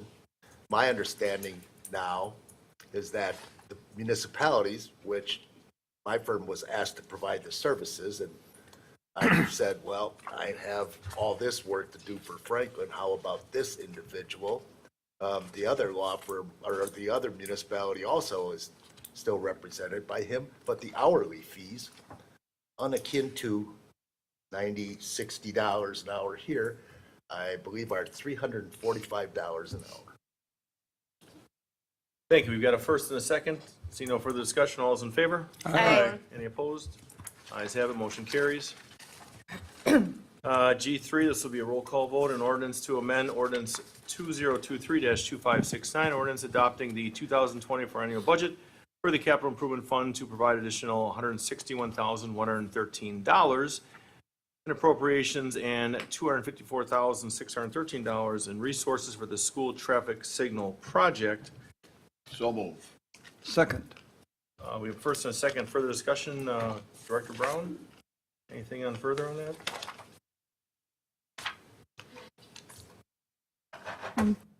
I think further explanation will be in item G4. Okay, so nothing at this point. It's a roll call vote. Thank you. Alderman Craig. Aye. Alderman Barber. Aye. Alderwoman Day. Aye. Alderman Hassan. Aye. Alderwoman Eichman. Aye. 5 ayes, no noes, 1 absent, motion carries. G4, a resolution to award Zignago Company, Inc., a contract to construct traffic signal and roadway improvements at South 51st Street, South Preserve Way, for $411,112.07. So move. Alter 3. Hold on a second there. So now is the motion to option 4? Is that the? One. No, What? alternate Option 1. Mr. Morrow, could you please lend some clarity?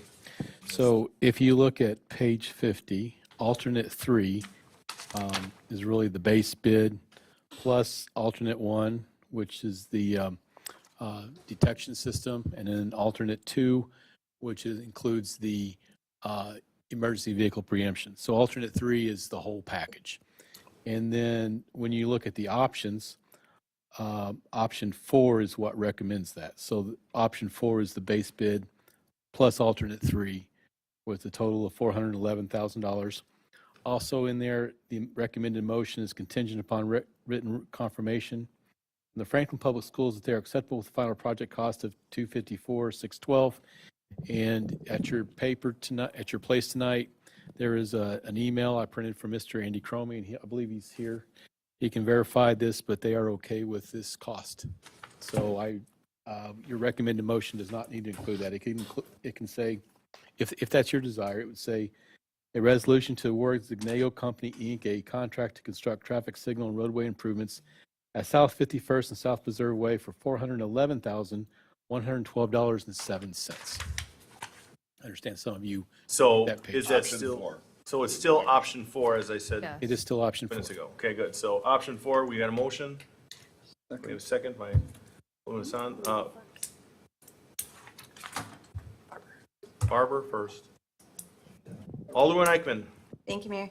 Mayor, not that I don't trust or have faith in the school district that I am alumni of, but do we need any of these changes also put in writing of the different expenditures since the price did increase?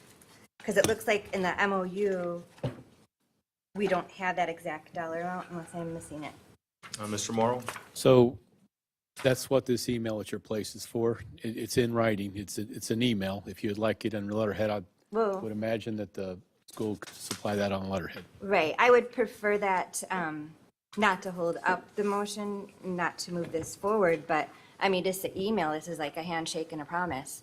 A simple email doesn't even have a last name of the person who sent the email and the signature line. So for this, going for taxpayer money in this amount of cost, I would personally prefer to have a document professionally looked over by the city attorney in the MOU for this amount of a cost. So it's a fair agreement protecting the city side and protecting the school district side and working together so there's no questions, no afterthoughts, no changes. I think it's best for both parties is my personal feeling. With that, I'll yield. Mr. Morrow, and then we'll go to So Craig and Alderman. I included the memorandum of understanding in your packet, and from memory. I can't see it right now, but I think there's something in here that any cost above, they would have to be okay with. I don't recall exactly where that was written. So if that's the case, if that's your feeling, then I would suggest that the motion include the second part of that recommendation. Exactly. Contingent upon written confirmation from Franklin Public Schools that they are acceptable with the final project cost of $254,612.07. That's exactly what. And so just so everyone understands, the actual construction project is 411 and some change, but we have to include the design cost of 43.5. So if you include those two together, it's a total of 454,000 some change. Deduct out the 200,000 that is the maximum that the city will spend, which leaves any leftover 254,612.07. And of course, if there's any change order, those do happen. We would talk to the school before it comes forward. So thank you. If we can include in the motion then to have that signed Is the high in the MOU with that dollar amount, that's a huge dollar amount, not to have something signed in a written agreement. Well, there's an MOU, but, But the MOU doesn't state a final dollar amount unless I'm missing that, Mayor. well, the final recommendation that's listed here is what it is, but hold on a second. Alderman Craig, then Alderwoman Day.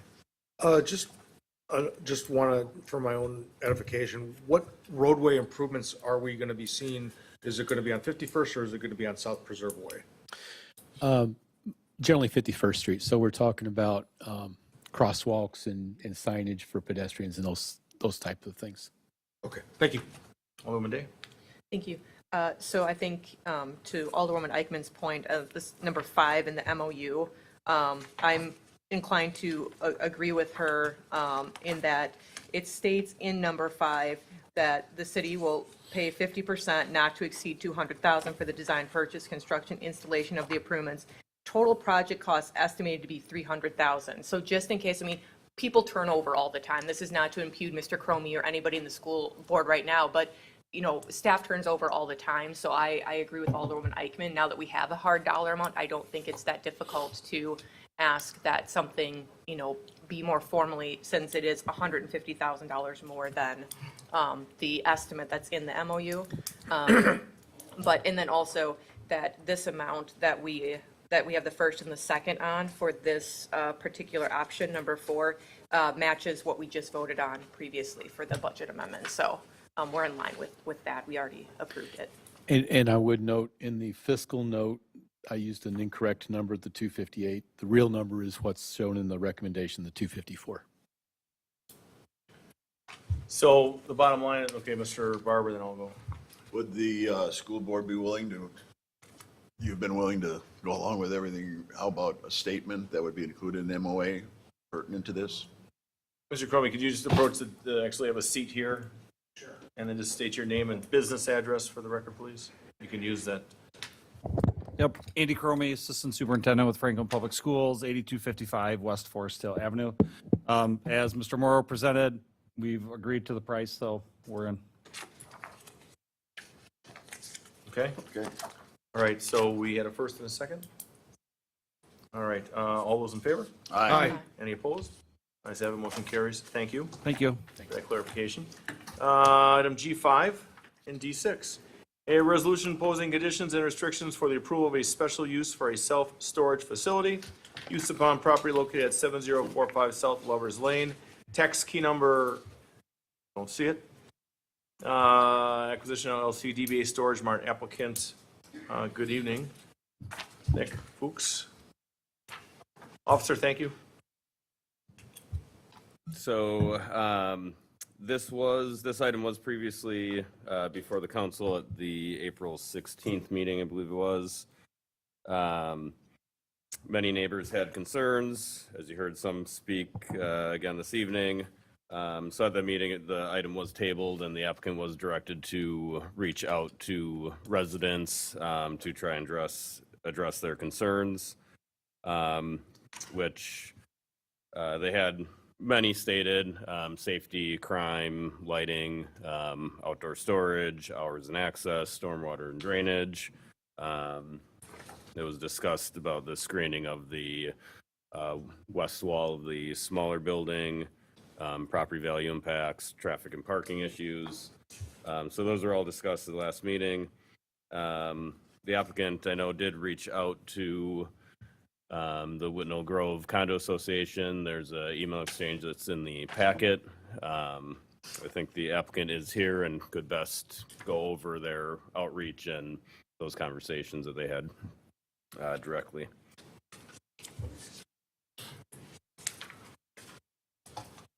If you don't mind pulling up chair, well, Mr.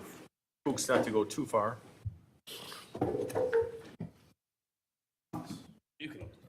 And good evening and welcome. Just state your name and business address on the record, and just speak up this way again.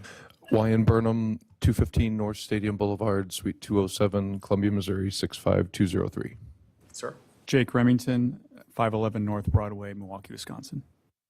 Thank you. I would like to start with, first of all, with the vehicles. You reached out to me, and I think you said you were going through some eviction processes, because I went there the next day and saw just a couple, but I appreciate you reaching out because it made sense. I'm not sure where you're at with that. Yeah, those cars have been removed. I believe there's only 2 on site that are that we have leased. Okay. And I think our allowed amount was 3, so we're trying to remain underneath that. Your allowed amount is 3. Open this up for, okay, another thing, the lighting. Are you putting on any of those shades that prevent the light from going past the lot lines? So most of that commentary is addressed to our existing site is what we're talking about with the lighting. My understanding, based on our design of the current site, is that there's lighting standards in terms of lumens that have to spread along the public right-of-ways.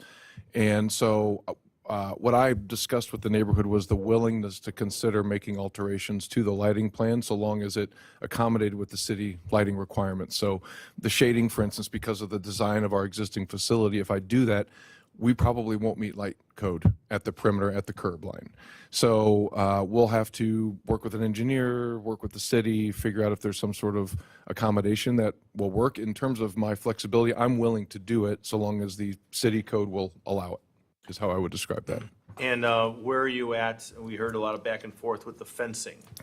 Sure, and I think there's some confusion there because the taller fencing was specifically related to our ability to lease. Taller fencing? Sure. Well, it was described in a number of different heights, actually, depending on which conversation. So at one point when we were talking about the 12 or 14-foot tall fence, it was to screen the potential of RVs parking on the expansion site. So I think we had 4 or 5 parking spaces, and we had contemplated having those for leased revenue parking. And so what we agreed to at the meeting with the neighborhood, and I think at the last meeting, was to basically remove that request. So we're not requesting as part of our application on the expansion site to have any lease parking or overnight parking on that site, which should alleviate the need for any kind of tall fencing. Okay. Alderman Eichmann. Thank you, Mayor. I appreciate you being here. Thank you. Can you please fill us in on a large concern of mine the last time that you came before the council was the placement of security cameras on the premises. Can you tell me where you're at with that, please? Yeah, all of our sites have security cameras. This one will as well. And can I ask about how many on the property? Honestly, it's not designed. Most sites have between 12 and 16 cameras, focusing on access points, which is how we found to be the biggest deterrent. But as we discussed previously, lighting is the better deterrent than cameras, and that's what we're trying to focus on inside of a property. Well, I disagree with that, but that's fine.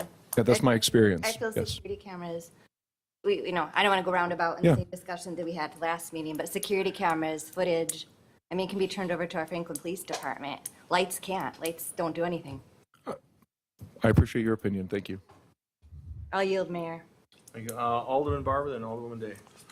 One of the main concerns is this whole idea of fencing and the different levels. What currently are you at with that? We've heard numbers, 3 or 4 different numbers come up. Where are you and with this at this point?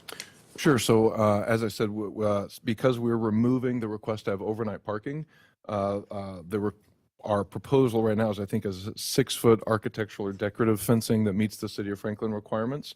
That parking is only there to meet the City of Franklin requirements for parking, for customer parking, I should say, and accessibility parking. So there should be no need to screen it, in our opinion, since there's no overnight parking. That was kind of where we landed.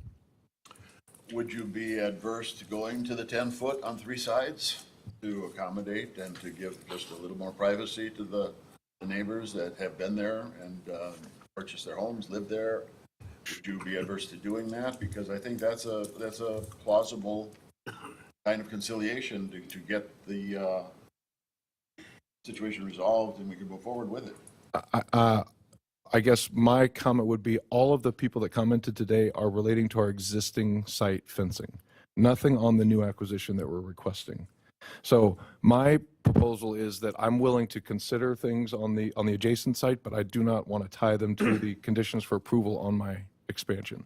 So I'm willing to talk about the fencing on the existing site, absolutely. I'm willing to consider the lighting as we discussed on the existing site if the city code will allow it. And what I've offered is to take the existing fencing, which may or may not be in great state of repair, improve it and make it opaque to some form. Typically what we would do is install like PVC slats, so you get, I think it's about 85% opacity, so that the concerns of wintertime when it doesn't have the leaves springing and things like that, it would prevent some form of sort of light shed. But again, the light that we're talking about on the buildings, I can't really guarantee because it's tied to the city requirements. Not privacy, though. Well, I mean, effectively it would be 85% opacity would be privacy. To achieve privacy, some Sure. would be, has nothing to do with lighting. It would be a conciliation towards the people that live there, working with them. I can't believe the cost would be that much different. Well, again, we're talking about two things. One is the development site, which the neighbors that spoke today are not adjacent to it, nor would they be bothered by or have any visibility of. So if what you're asking is on that site, are we willing to expand the fencing? Then I guess I would consider it. I just don't understand the reasoning behind it. We have a 100-foot buffer of wetlands. We have extensive landscaping, and then we have no cars parked overnight. So I'm not sure what we're trying to screen. The concerns of the neighbors tonight spoke about our existing site, which is not, is where we're trying to come up with a solution to address those concerns. But like I said, I really am not comfortable. I would prefer not to tie any of the conditional approvals to making improvements on that site, since I cannot guarantee what's allowed to be done there. Mayor. Mr. Barber's got the floor, then Alderman Day, then Alderman Eichmann. I would like to entertain a motion to allow Dave to come up to or at least respond to these comments. Is this in fact not on that property? Is it? Motion to suspend the rules. No, it's fine. You can just you can go speak up if you wish to come to a seat. If that's still working, yes, go ahead. Dave, Is it on? can refer- Hello? The HOA, that's who coordinated our meeting. Like the spokesman, from what I'm gathered? Yeah. Letter writer? The council requested that I interface with the residents as a member of the board of Whitnall Grove. So we've met and tried to, and we've met, had a good meeting. So there's some open issues.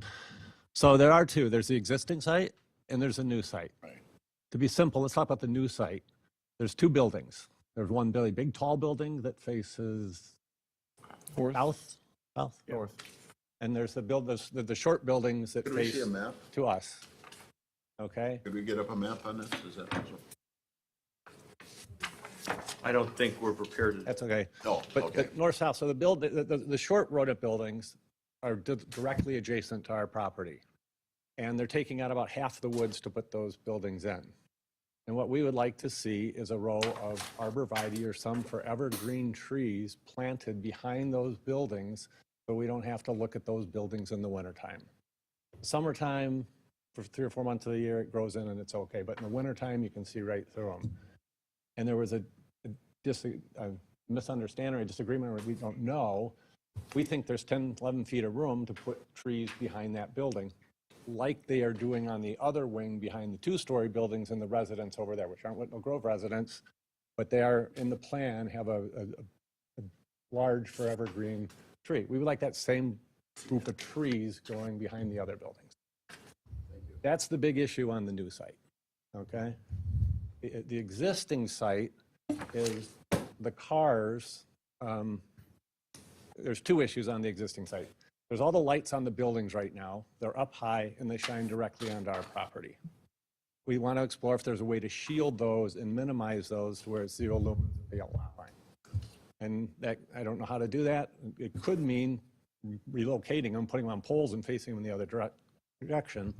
or maybe there's a way to put a shield or something on them. The second issue is cars driving around the site, and so you can go 360 around.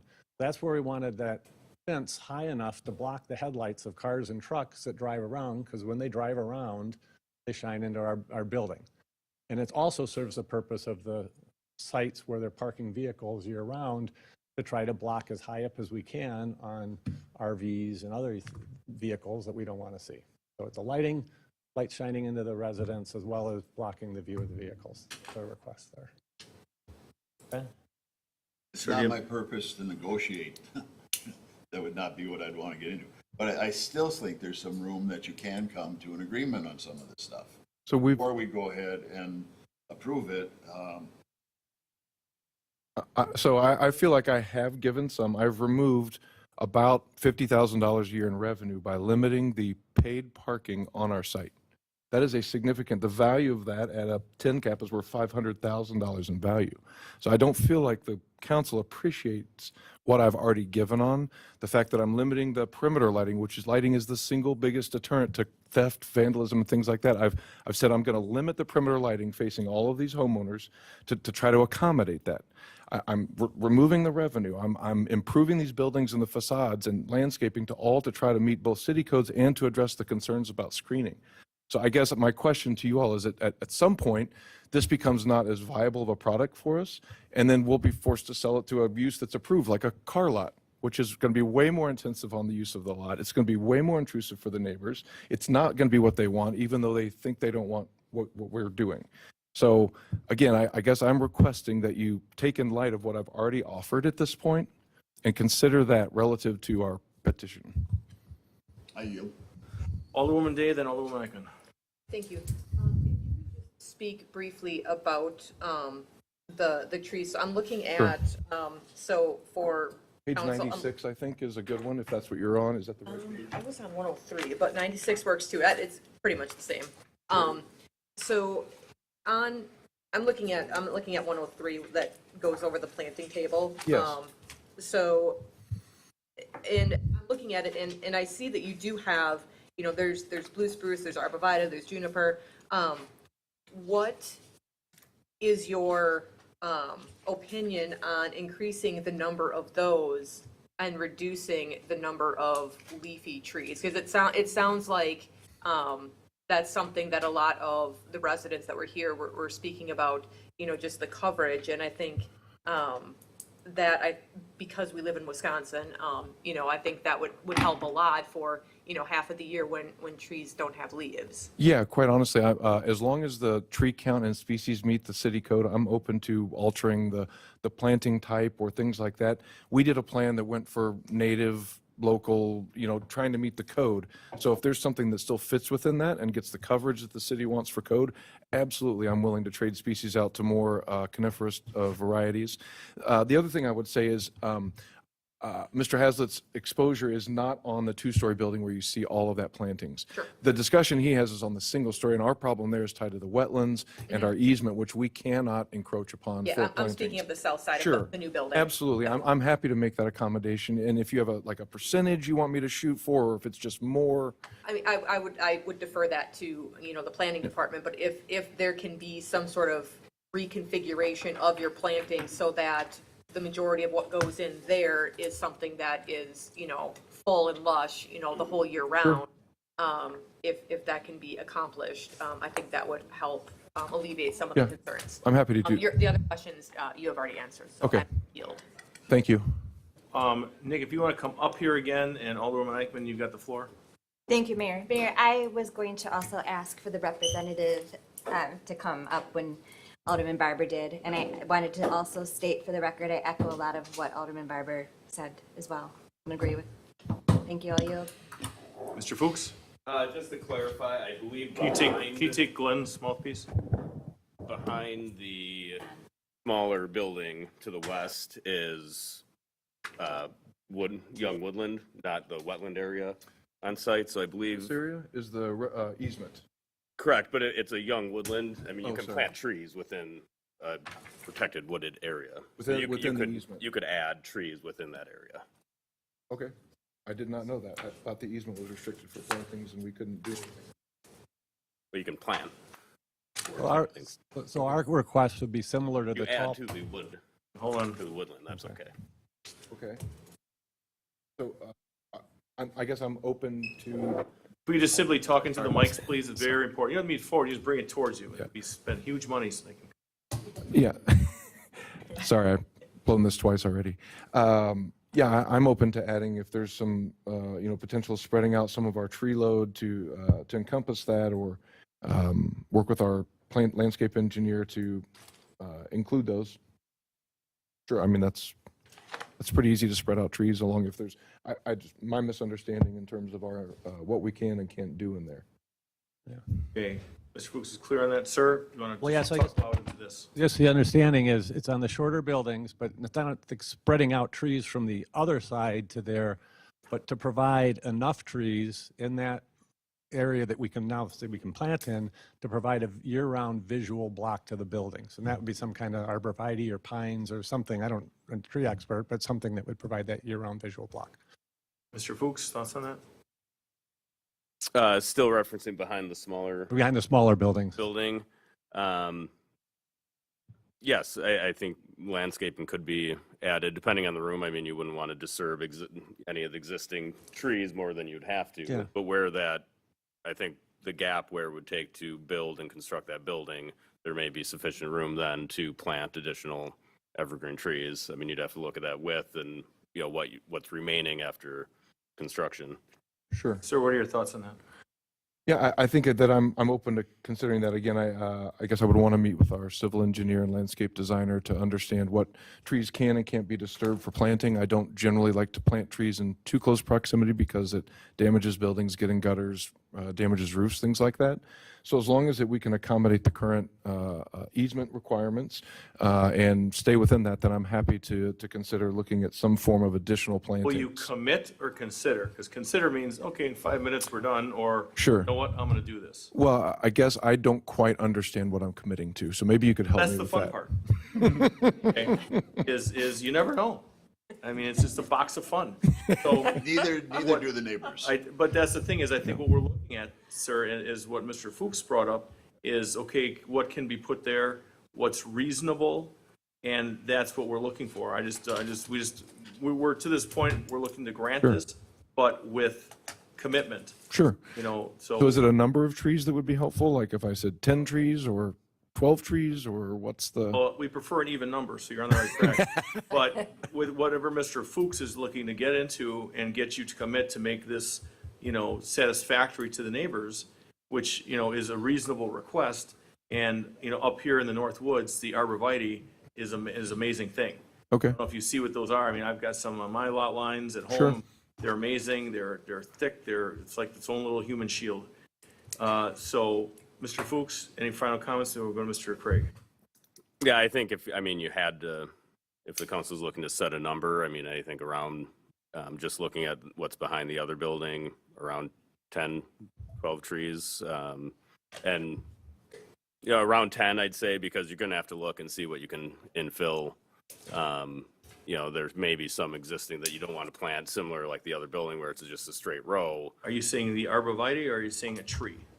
Arborvitae. Okay, so let's go up to 15 because they're not expensive. Trust me, I'm very frugal and I went to Steins and got them and now they're like 15 feet high and amazing. Got to water them though. Mr. Craig? I want to kind of shift gears a little bit. One of the things that I think that has been and will continue to be a topic of discussion this evening is water. And we had a slight conversation initially regarding, when the expansion would come in to play, how that's going to impact, because that area, that back corner, there is a lot of water that just sits there, and the drainage getting out of that space is not like my bathtub, and it's very slow going.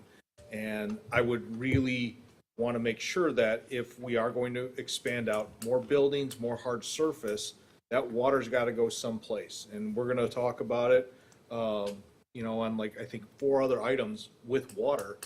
And I just wouldn't want to make sure that there are safeguards in place so that way the residents don't have more water coming into their basements, up to their their back patios, things of that nature.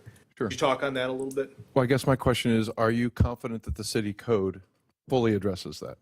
I'll refer to the Morrow? city. So I did sit down with one of the neighbors and walk through it, and we actually determined that there is actually less drainage going to where it's going now. So what they're doing is they're taking natural drainage flowing to the west, and for all the new buildings, it's going to go east. Correct. And so everything impervious is going to go to a new system that goes to a pond that goes out to the main road. So it actually will reduce it going to the west. Okay. And, Does that address? yeah, it does, because like I said, I don't want that, we can plant as many trees and we can shield things and that's great.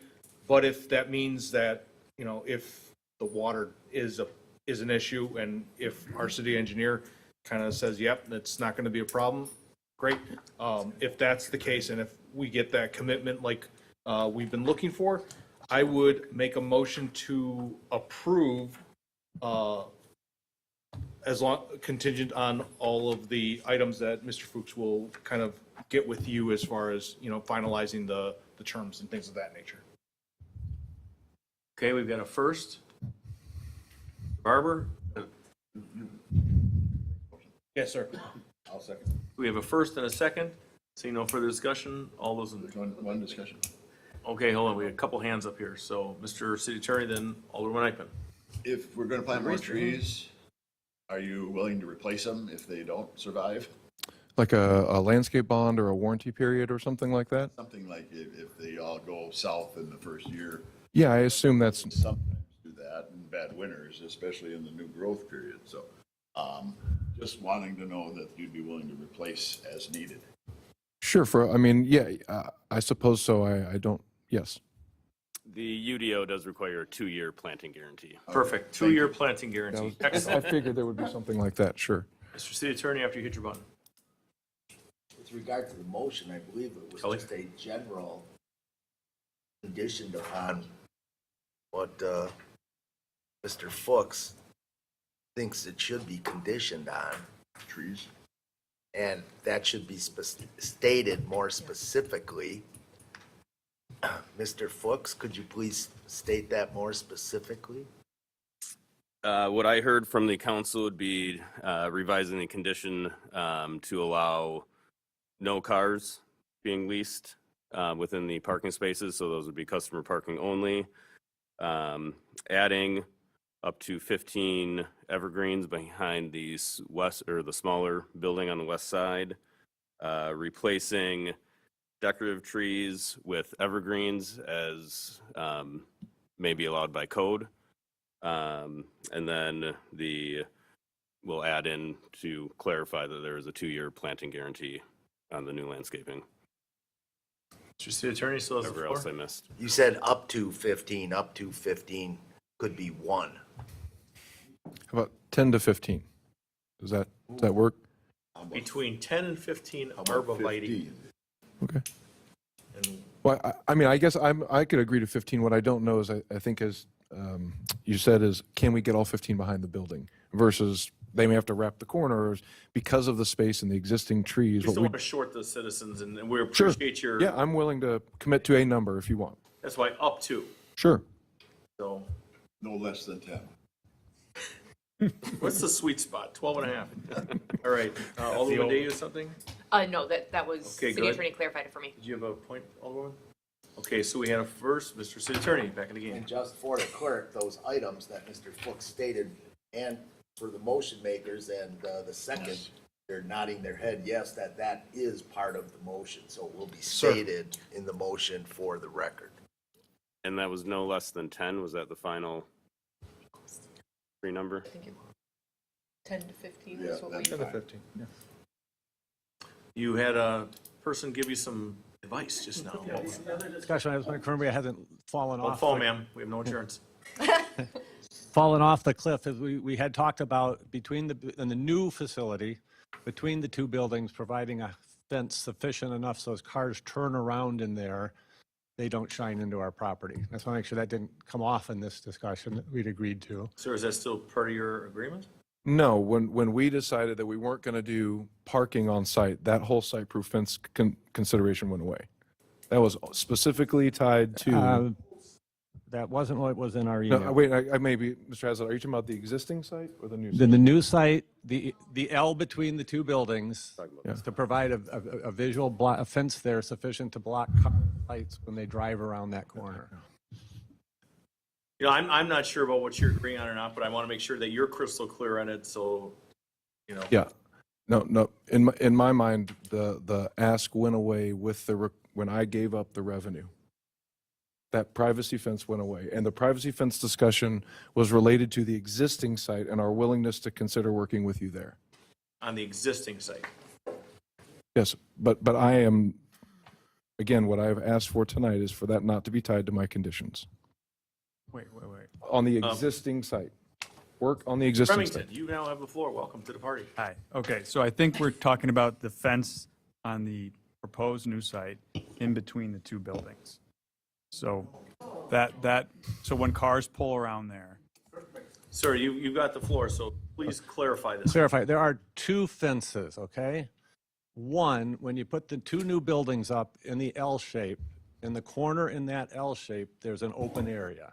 And we talked about putting I think we did 6-8 foot fence sufficient so when cars drive around, they're getting in and out of their units, those lights are blocked from our flow. That's one fence we were concerned about, blocking that view. The other big concern right now, which we have today, is on the existing units. Trucks and cars are always going around there, that there would be a fence there as well. And if I find my notes, I thought we had agreed that those two fences would be put in. yeah.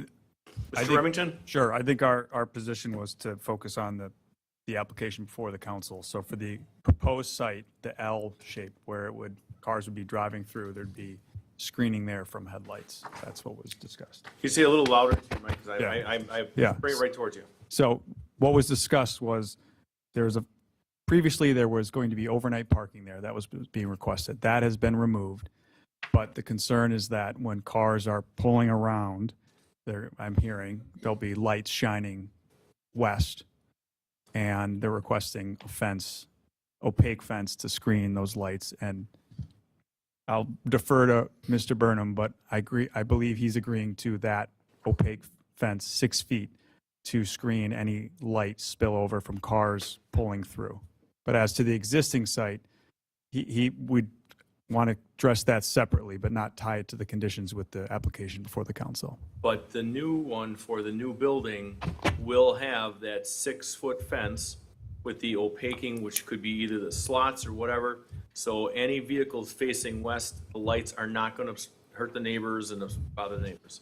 I'm willing to commit to that tonight. Thank you. So we've got a first and a second.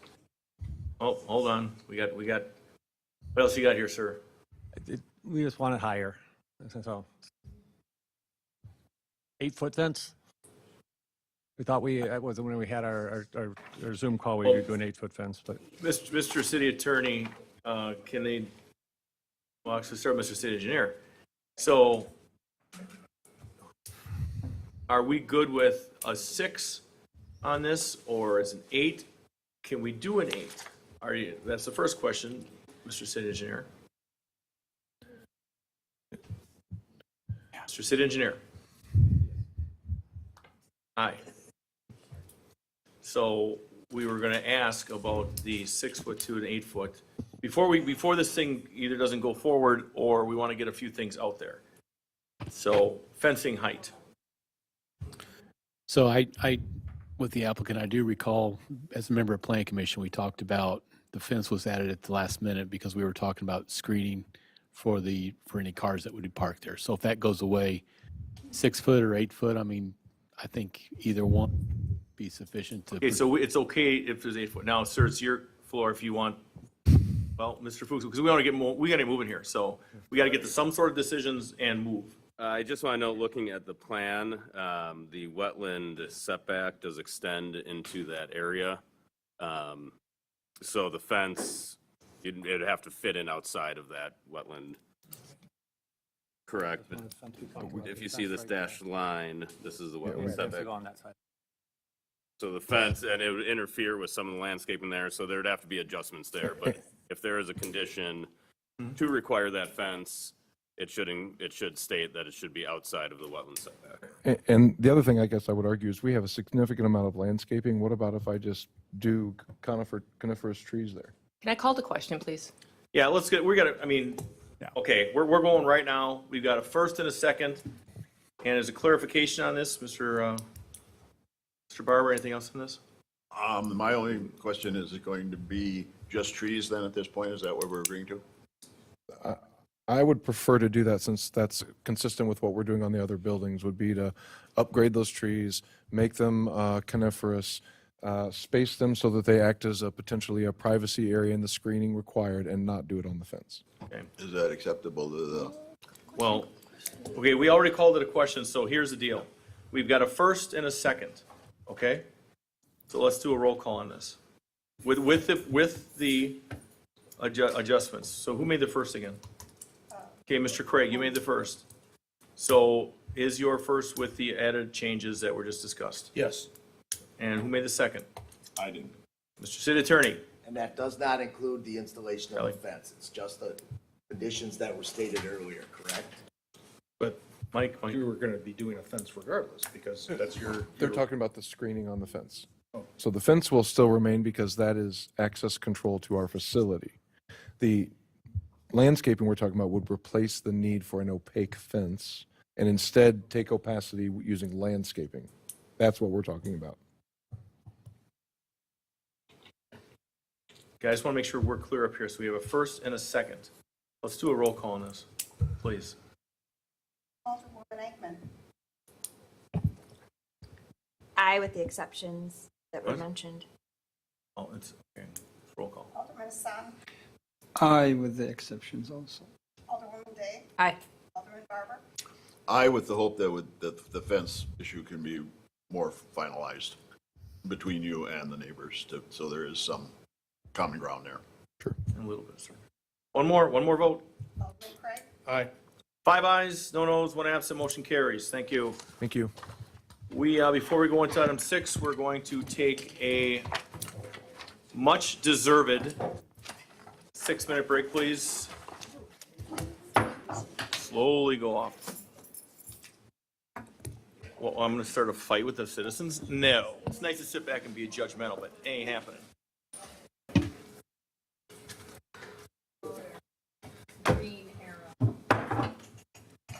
It's now 8:45 p.m. We are back in regular session. Going on to G6 in D6, a resolution authorizing certain officials to accept a conservation easement for and as part of the review and approval of a site plan and special use by TKG3 Acquisition LLC, DBA Storage Mart, applicant and property owner, 7055 South Lovers Lane Road. Mr. Fuchs. This is related to the previous item. This is the conservation easement. This is a condition of the approval for the site plan and every special use on there. So this is protecting the remaining woodlands on the property and the wetland and wetland. So moved. We have a first, Mr. Craig. Second. We have a second. All those in favor? Aye. Aye. Any opposed? Ayes have it. Motion carries. G7, motion to approve the Director of Health and Human Services to execute the Speak Sobriety LLC Volition Franklin contract. So moved. Second. We have a first and a second. All those in favor? Aye. Any opposed? Ayes have it. Motion carries. G8, motion to approve the Director of Health and Human Services to execute the Clear Channel Outdoor Media Volition Franklin contract, Sub 1. We've got a first and a second by Mr. Barber. Oh, discussion, Alderwoman Eichman. I just had a question as far as where it's being placed. Do we know which side of 27th and Austin? Is it going to be on the side that used to have the Welcome to Franklin sign, or will it be on that, I'm assuming, or will it be on the other side? Do we know? Ma'am, if you don't mind coming up, sit next to Director Brown, state your name and city hall address, and then answer. Yes. Hello, Megan Conway, DFC Coordinator, 9229 West Loomis Road.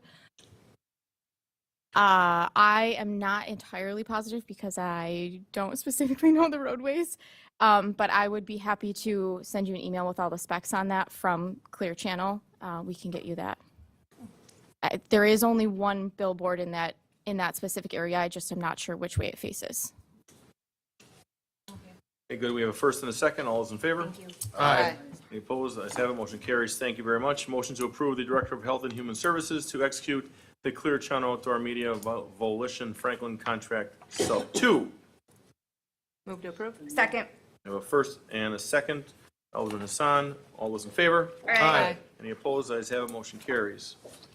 G10, temporary. Mr. Mayor, could we move the agenda to include G23, which is the health, Board of Health issue as well?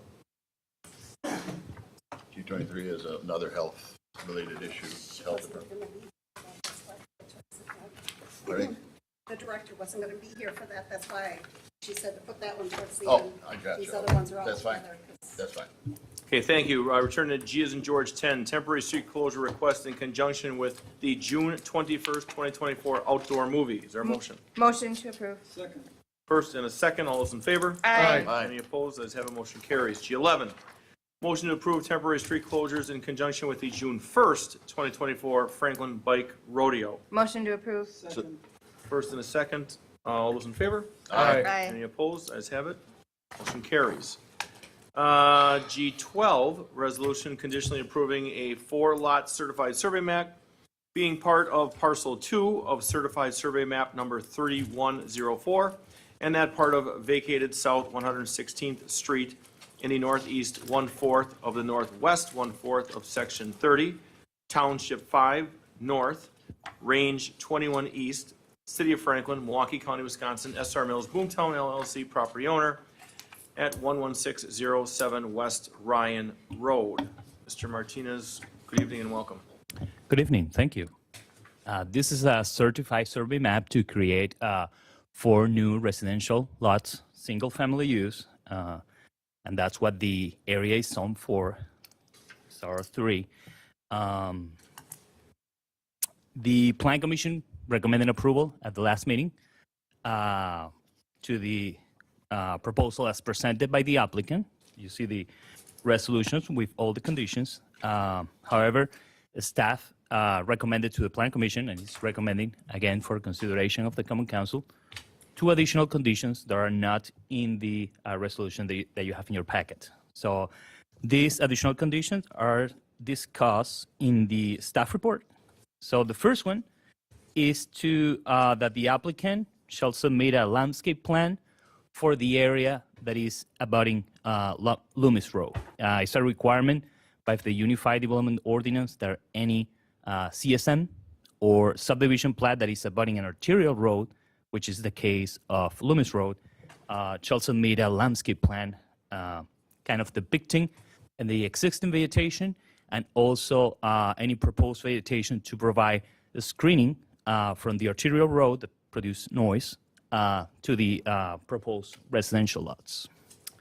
That's one of the conditions. The other one that is recommended by staff is that pursuant to Unified Development Ordinance Section 15-90309F, the applicant must submit a subdividers agreement for the required improvements, including but not limited to pedestrian facilities along Ryan Road for engineering department review and approval prior to recording of this certified survey map. A pedestrian path easement may be required by the engineering department. This is based on the adopted city policies, comprehensive master plan 2009 that has on-street pedestrian facilities along Ryan Road, this section of Ryan Road. And also the comprehensive outdoor recreation plan and the Ryan Creek Trail master plan that is also included in the packet. That also has the layout of a trail connecting from the South 116th Street Trail that will go and follow the path of the Ryan Creek. I understand that the applicant kind of disagree with these 2 additional conditions. And also to address comments of the citizen comment period, there was a comment about a wetland, but you can see in your packet letters. What page, sir? Yeah, letter, page. It's kind of by the end of the item is a letter from the DNR. Okay. Yeah. 221 and 222 letters from the Wisconsin Department of Natural Resources and the U.S. Army Corps of Engineers. And when the regulations of the federal regulations, state regulations don't apply, then the local regulations cannot be enforced. So that's why there's no protected wetland, this one, on this area. Okay, and you did state, I know the applicant's here, applicant was accepting of those? Well, if there's a question, Mr. Depp, I'd like you to come up here, have a seat at the table, and just state your name and business address, because I'm sure you're going to get a couple questions. Ian Shop, 4011 80th Street, Kenosha, Wisconsin. Okay, We have no issue with condition number 1, landscape plan. And as we talked about in the plan commission meeting, we have no issue with condition number 2 except for the last sentence. okay. So comments from Mr. Martinez or Mr. Morrow regarding the final sentence that says a pedestrian path easement may be required by the engineering department. Sir? So just for those that weren't at Plan Commission, the concern is that, we could design it ahead of time and you wouldn't need an easement, but if, I think the thought is that it's not developed or designed far enough along to determine if that's needed or not. I think that was the concern there. Comments, sir? Agree with the city engineer that Okay. the plan for the Ryan Road Trail wasn't developed to a point where we know whether or not an easement's necessary. We feel an easement on our property is an impediment to sale. Okay, so the motion as presented, is that adequate then? Regular, I'll. Can, Planning Commission.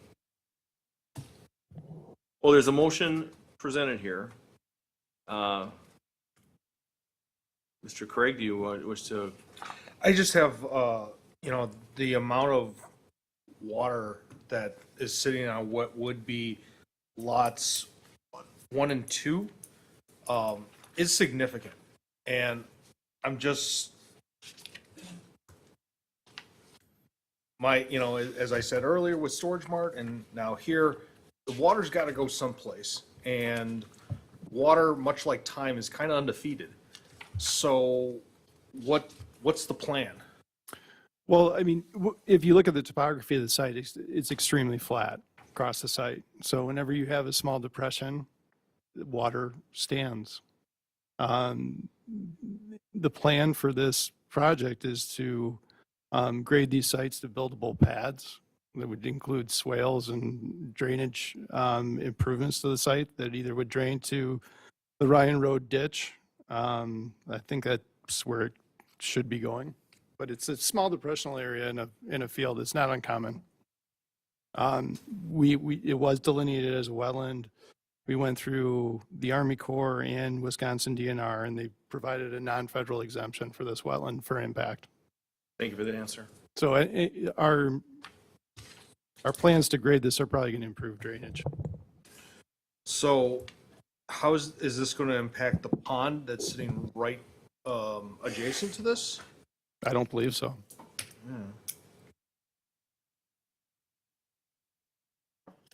I yield back for the moment. Well, okay, sir, if you just want to, I know we're going to be looking at some things because there is a motion here, but I guess the concerns is with the water. I'm extremely happy that it's going to 4 single-family homes that's been a big fight for a number of years. Real happy about that. The concern was brought up by that citizen that was up here who lives a couple doors away about the drainage issue.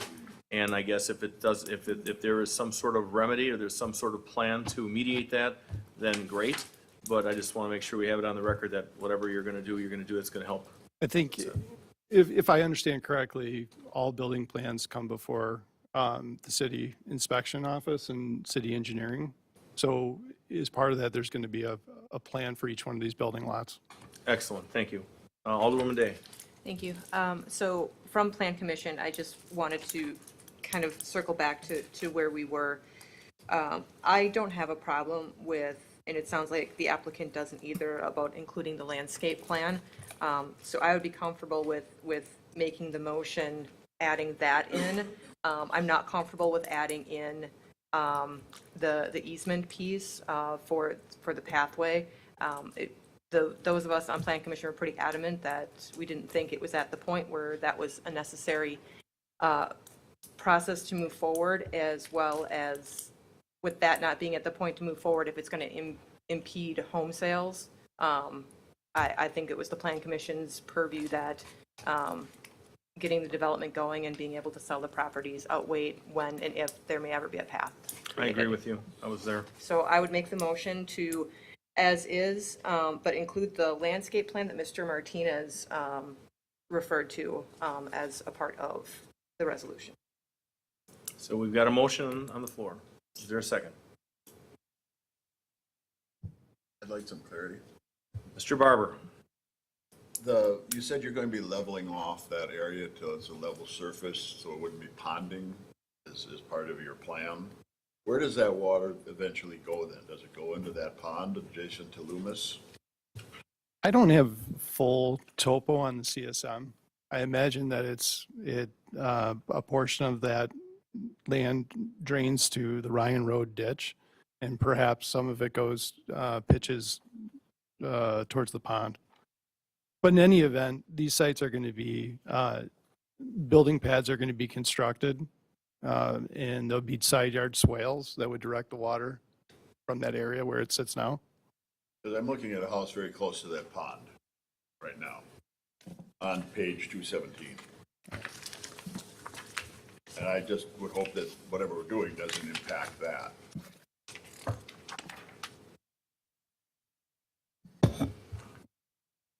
$217. Oh, no, absolutely not. I mean, there's going to be very minimal impervious surface on the future building sites here. These sites are over 0.6 of an acre. Okay, I yield. So we've got a first on the motion. Is there a second on the motion? And D6, is there a second on the motion? Can we have some, Really?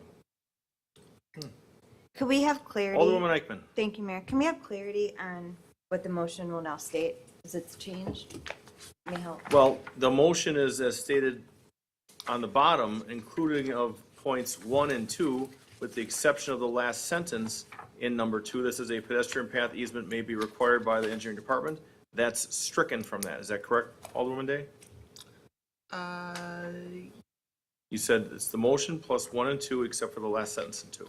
No, I actually said it's the motion plus number 1, and I was not including number 2 at all. So you were taking number 2 completely out. I thought you were just taking the last sentence of 2 out. No, I was taking it completely out. So it's the motion as stands plus number 1, not inclusive of number 2. Yes. That's your motion. Yes. Okay, Alderwoman Eichman, do you follow that? Now I do. It's kind of a path. My rationale is it's kind of a path to nowhere because we have It is. many things on the hopper, and I understand that it's in the master plan, but it's not going to happen anytime in the near future before these homes are developed, That is accurate. if ever. And I don't want to hold it up because of that. Absolutely agree. Second the motion. So we've got a first and a second. Let's do a roll call on this, please. Alderman Craig? No. Alderman Barber? Aye. Alderwoman Day? Aye. Alderman Hassan? Aye. Alderman Eichman? Aye. 4 ayes, 1 no, 1 absent, motion carries. Thank you. G13, resolution imposing conditions and restrictions for the approval of a special use for Lake Grove Place, a multifamily development with 38 dwelling units upon property located at 3709 West College Avenue, Safari Homes LLC. Mr. Martinez, gentlemen, welcome. Have a seat. Thank you. And now, if you do speak, please state your name and business address for the record, please. Ron Islip, 3819 North 8th Street in Sheboygan. That's where I live. I work for Calic Building Services over on 3834 Puke Road. Sure, just name and business address and you too, sir. Manzoor Khan, 3709 West College Avenue. Thank you. Ms. Martinez, go ahead. The applicant requested to display the conceptual. Okay, I'm going to site hold you plan. for 1 second. Madam Clerk, go ahead. Okay, on May She on? 20th, we did receive a, Hit your button, please. on May 20th, we did receive a protest petition from a Miss Terry Staton. We did not have enough signatures, so this morning they did drop off an additional pages of signatures, which you have in front of you. It now requires a 3/4 vote, which means 5 out of the 6 aldermen will have to vote in the affirmative. But since Alderman Hofer is not here, all the aldermen would have to vote yes in order for G13 to pass. Anything, Jesse, that I'm? Somebody hit his mic, please. I know you did, but we need someone else to help. With regard to this petition, it was delivered yesterday morning. Assistant City Attorney Sadak reviewed it, and the amount of signatures provided yesterday was insufficient. And it's obviously with regard to the protest petition and Unified Development Ordinance Section 15-9.0103 regarding applications for special use permit. And the statutory protest petition provision has been repealed, but this remains in the municipal code. And per tradition, there are 3 areas of land. In the event of a written protest against any proposed special use, duly signed and acknowledged by the owners of 20% or more either of the areas of land included in such proposed amendment, or by the owners of 20% of more or more of the area of the land immediately adjacent, extending 100 feet therefrom, or by the owners of 20% or more of the land directly opposite thereto, extending 100 feet from the street frontage of such opposite land. Such special use shall not be granted except by the favorable vote of 3/4 of all the members of the Common Council. With regard to the review on this, and Attorney Sadak did a lot of detail calculating, and the properties, this was not a simple calculation because there are separate condominium unit developments adjacent to the proposed development site, and you get into determining the condominium ownership and the rights with regard to the condominium association, et cetera. In any event, there were insufficient numbers yesterday, and then at around 3:30 today, the city clerk sent us what was delivered this morning with additional signatures, which is a handout for this item at your place at this meeting. And the bottom line, in terms of reviewing the added or new protest petition signatures, is that it actually ended up to be in the last category I read from the ordinance. It's by the owners of 20% or more of the land directly opposite thereto, extending 100 feet from the street frontage of such opposite land. And in this particular case, it's not in the city of Franklin, it's across the street at the other side of College Avenue, which is city of Greenfield, I believe. And with regard to specificity in the law, case law, et cetera, there is no specific law on that particular subject. If anybody raised the question, well, doesn't the opponent have to be a resident of the municipality? And through the years, Attorney Sadak has dealt with it in another municipality, and raised the issue at the regular Municipal Attorneys Institute conference call from the league, and it was a uniform consensus by all that yes, that category would apply regardless of whether the person who signed the protest petition resided in a different municipality than the project was in. So that was the category that was met 20% or more sufficiently today, and so that's the answer. And that's why the clerk is saying a 3/4 vote of all the members of the council is required. Thank you, Mr. Attorney. So, hold on 1 minute. So before we get into, Mr. Martinez, if you want to start, and then we're going to go to you, sir. And then we're going to have comments and questions from the common council. The applicant requested to display the site plan on the screen. Okay.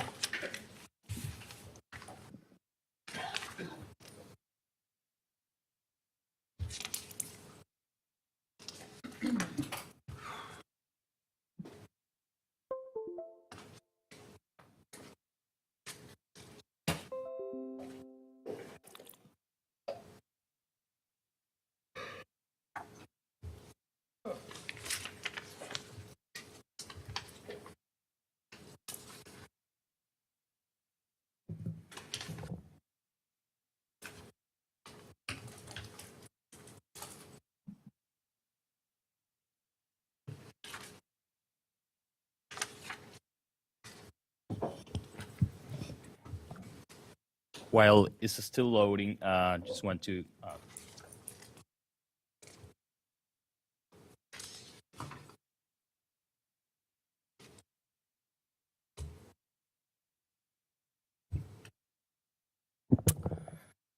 so this project was presented to the Plan Commission on the last meeting, and the motion to recommend approval of the special use request failed, and also the motion to conditionally approve the associated site plan also failed.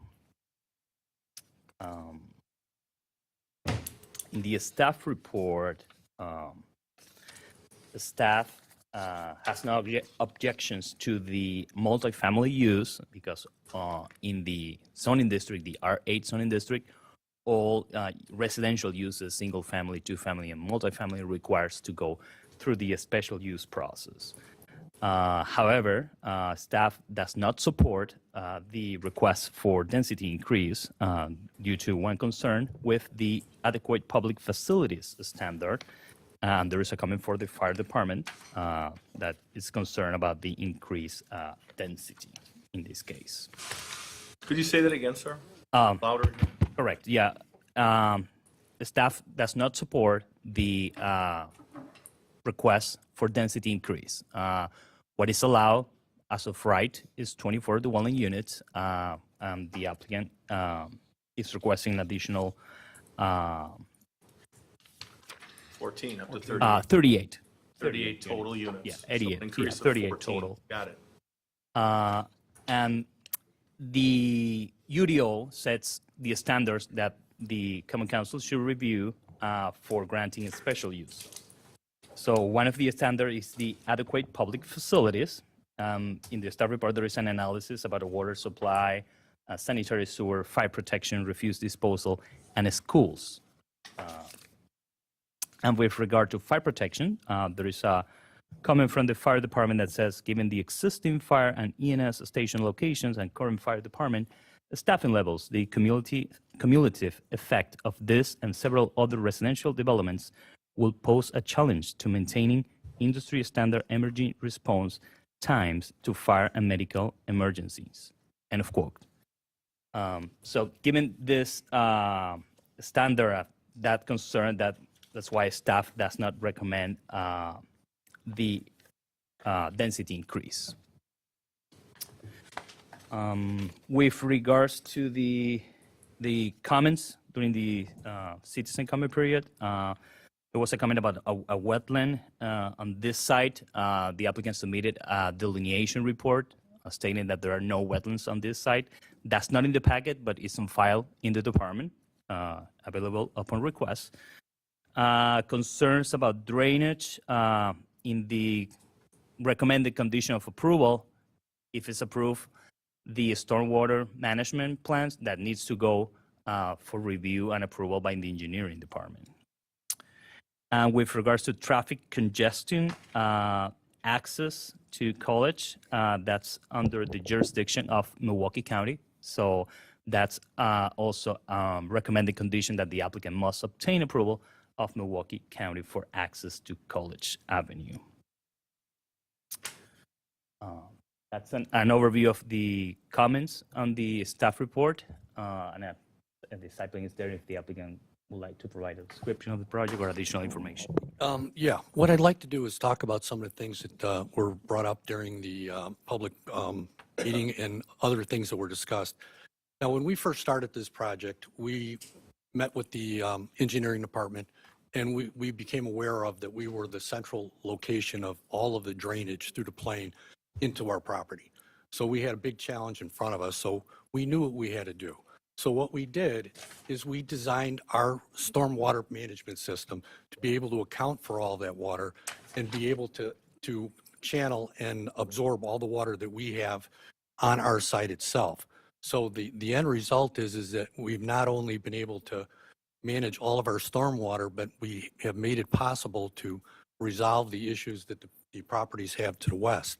Now, when we talked with Edna and also some of the condominium owners, we walked their site and they have ponding water that's ruining their asphalt.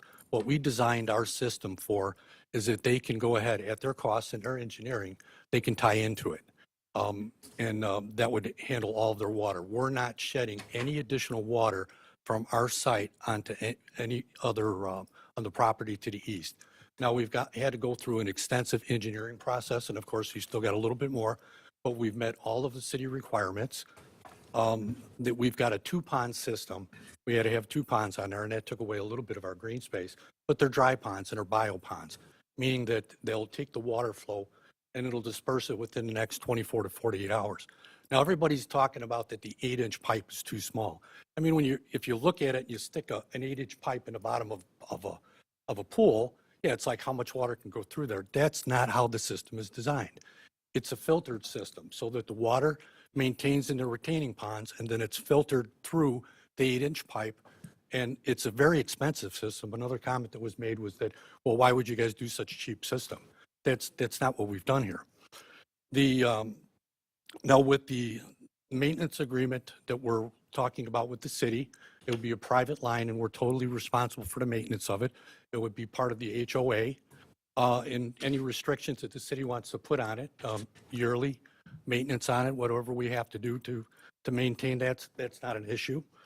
The other considerations we took to manage the stormwater is that we incorporated that in the design of our buildings. We have flat buildings or flat roofs. And if we could show what the buildings look like, one of the comments that was made is that they're not very good looking. Our buildings are beautiful. You know, they're a very contemporary design. They're flat roofs, so we capture all of our water on the roof, and it's going down through the drains into the storm water pipes and going right to the pond. So we're not shedding any of it onto the roadways itself.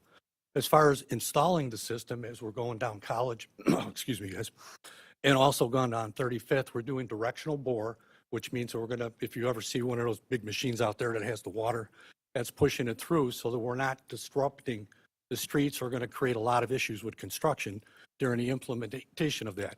And of course, we're going to be very careful of any of the existing utilities. And if there wasn't a gas line marked there, keep in mind that the information that we supplied was what was required to come before Plan Commission and then Common Council. We still have a long ways to go, especially with our county design. Then with the, we also are installing a city sidewalk that's going down from our property all the way to 35th. There was a lot of discussion about that as far as what's going to happen, you know, and the safety and how are people going to get out from our property. The traffic, as far as the county goes, it is a county road, like Glenn mentioned. And whatever the county wants, if they want a decel, they want an XL, we'll do that. You know, we've initially contacted the county. We've had a couple meetings with them. We've submitted our initial designs to them, and you know, we have to continue that, but we wouldn't do a complete design until we have the approval to move forward with it. So we've taken all those types of things into consideration.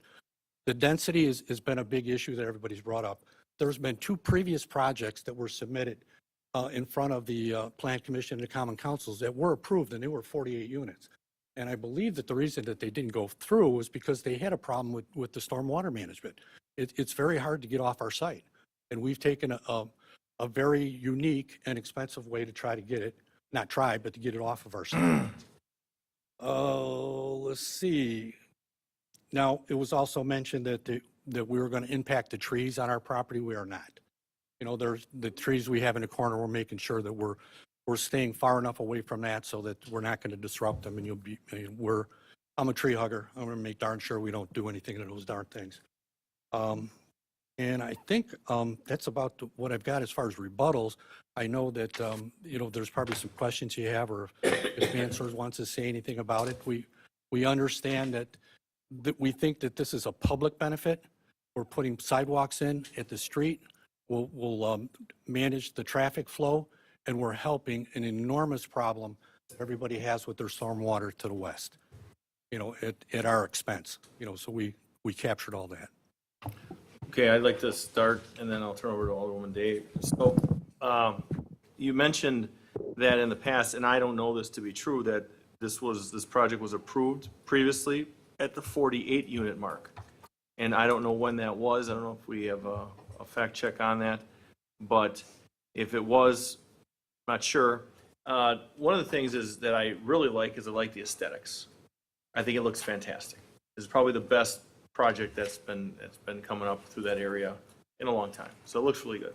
And sir, correct me if I'm wrong, but you're going to be developing and living there on site. So you'll be a developer, owner, and resident on site. Okay. I did share when we were at planning, I did share the concerns about the 8-inch pipe opposed to the 12-inch pipe.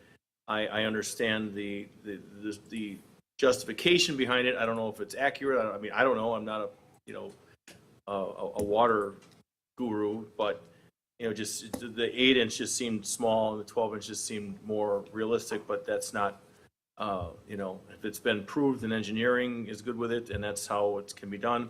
I had the other concern about who would be cleaning it if there's an issue, if it does back up, because it's not a city, it's not city-owned, and as the engineer quickly pointed to you, that it would be on your plate to take care of that. And John, that would be in the HO, or the agreement with the city as far as how often and what we have to do to maintain it. Right, because I'm sure is there an annual inspection, Mr. Morrow, on this, or what type of guidelines are on there? Yeah, we would have to specially write something in the development agreement that addresses the stormwater, which is typical, but then we'll have to add some particulars for this. Okay, Mr. City Attorney, did you have your hand up on that? With regard, no, I didn't. Okay. That's what Mr. Morrow said. No, I just saw your hand go crazy, so it's nothing, and I'll keep talking. So Not sure that I actually did. let's call it tape. Tape says you did, right? So, thank you, Glenn.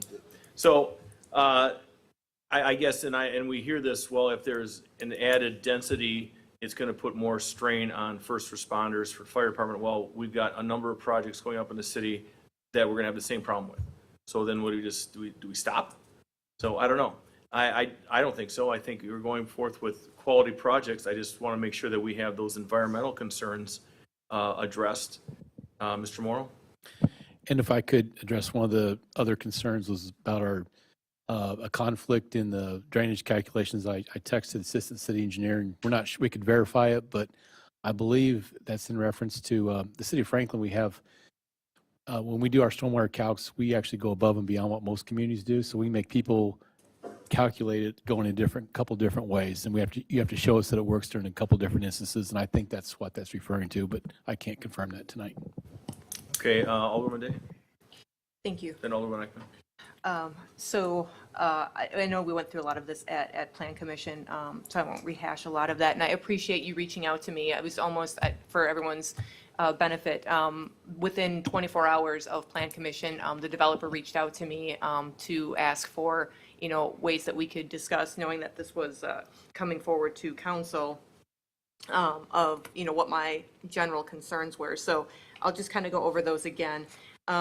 With regard to the pipe, I'm assuming, and forgive my layperson terminology, but I'm assuming with the 8-inch pipe, there is some sort of mechanism in place to prevent clogs. Is where a lot of the discussion this evening was about, what happens if it clogs and it backs up and then all the water comes back out on everybody else. So I'm assuming there is some sort of mechanism in place that will be fighting to prevent that. We have our civil engineer here. He could probably explain it very well for you. Rip-rap was the term that I heard, but I don't want to use that word because I don't actually know what it means. So if you could just speak to me in layman terms about, how are you going to prevent things from getting We in got there that. and blocking it up? Relax. Hi. Hi, how are you? Name and business address, please. And they're chomping at the bit when someone Mark sits down. Elena. So glad. 700 Mic is Pilgrim on. Parkway. Talk real Elm close. Grove. Bring the mic to you. Mark Elena, 700 Pilgrim Parkway, Elm Grove. Thank you. Okay, so first of all, the existing condition shows that all the drainage goes through our property from the west and goes into eastern property that does not have an easement. So we had to come up with a solution to catch the water and slow release it through a pipe system in College. So we came up with 2 bio infiltration ponds. They're filters. They have 24 inches of sand and compost filter and a sub-drainage system that goes to a manhole. And now we're going to go into the 8-inch pipe. So it's filtered through 24 inches of sand. It's in 2 basins. It's going into a manhole. And the manhole has a mechanism that blocks debris before it gets to the 8-inch pipe. Okay. Okay? Thank you. Yes. All right. So the next piece, and in my discussions with the developer, I also received a phone call from Supervisor Taylor, Steve Taylor, who was familiar with some of the previous projects that were brought forward on this site and expressed to me some of the things that the mayor had just reiterated, that this was, a good design as far as the projects that were brought forth prior to this. This is the best of the 3 that have come forward. And I believe that is the sentiment of city staff that have been around that have seen prior plans that were brought forward. And in both instances, when I was talking to both gentlemen, they both indicated that they spoke with somebody at the city that told them that 38 was a number that would be approved. And I've now sat through 2 meetings where it was not the planning department that said that. So somebody from the city indicated that this 38 number would be acceptable. And so I do feel somewhat badly that they're bringing this plan forward thinking that that number is something that's going to be approved. And it's a number that is a sticking point for a lot of people because of the density piece.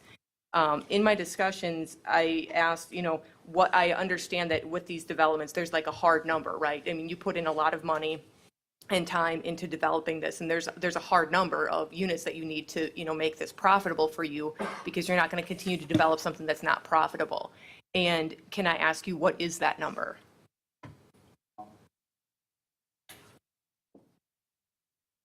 Thank you, sir. So for reference, the last time the project that was 48, I shared with you, project cost was $8.5 million. We are considering 38 for $14 million. And my sell price is not gonna jump like double. So 38, we have a very razor thin margin right now. And we don't know how we're gonna come out when the market condition and everything, right? So this is more of a passion project, and I'm emotional about it. So that's why probably my friends find me crazy, but I took this project, I live in that project, and no matter how long it takes, we're going to stick around and do it. Okay, and then my last question for you, knowing that, you're kind of set on the number of units, are you also set on the number of buildings? Could you change the buildings so that there's not 5 buildings, but maybe 4 buildings? Or something to kind of increase the green space that would kind of assuage some of the concerns that were brought in this evening? So after the feedback that I received, we discussed among ourselves, and with the current land layout, it's very restrictive for us. So it does not allow us to play with it much. Okay. So if the current layout, the way it is, we might move the 6-unit building towards the west side which will make a lot of rework for us, only to add some green space on that south side. But we wanted to proceed for now because in future, if we have additional land, which we may have, then we can plan better. So we don't want to commit something that we cannot deliver. So we want to get through the current process to get into the land development phase. And if we can add some more land, we plan to definitely revisit this point. And I apologize, one final question. There were a lot of things within the plan here that are contingent upon things with Milwaukee County. Have you begun those discussions with them, or are you waiting on the city to move forward and then have those discussions? Where are you with those plans? No, we actually sat down with the engineering department about a year ago, and then we've submitted our preliminary plans to them, and they're in the process of reviewing those. But we're at the point to where we're not going to go further with that until we get the approvals to move forward. Okay. But we've got if you do the engineering, you have everything in place, then yes, you have the ability to go ahead and use our right-of-way to put the storm in. Okay, thank you. Mr. City Engineer, then Alderman Mackman. For another reason, we had to make a lot of reference to the previous project that was approved. And at least staff was told that it didn't proceed because when it got approved, it was submitted for some grants for low income or maybe workforce housing kinds of grants, and they didn't receive those grants. That's why that project did not go forward. Alderman Mackman. Thank you, Mayor. So each building, just for those that haven't been following the project that are either here or listening, is owned. It's purchased. This is not a rental unit whatsoever. That is correct. Okay. And you anticipate, obviously, you wouldn't be building it to sell all units, and they would not be turned into anything rental. That would be something that would have to be under a different code. Can you point out to me, please, on that map, where the amount of green space is? Is that in the center there, or?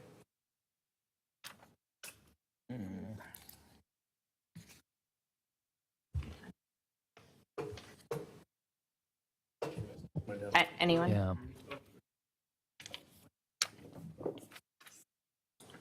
Are we pointerless tonight? I should have brought mine. Going. Oh, Greg Schumacher, Cityscape Architecture, Brookfield. Alderman Craig's. Top button, and it'll be a green light that There we go. So around the bioretention basins, there's green space. Again, inside, the ground slopes down to the sand basin. Everywhere else you see green space. So, I mean, there can be plantings in these areas also, in these ponds, so it's not like it's just this big pit. The reason why I ask, and I assume there'll be like the HOA there, correct? Yes. The HOA, is allowing pets. I'm being the dog lover that I am.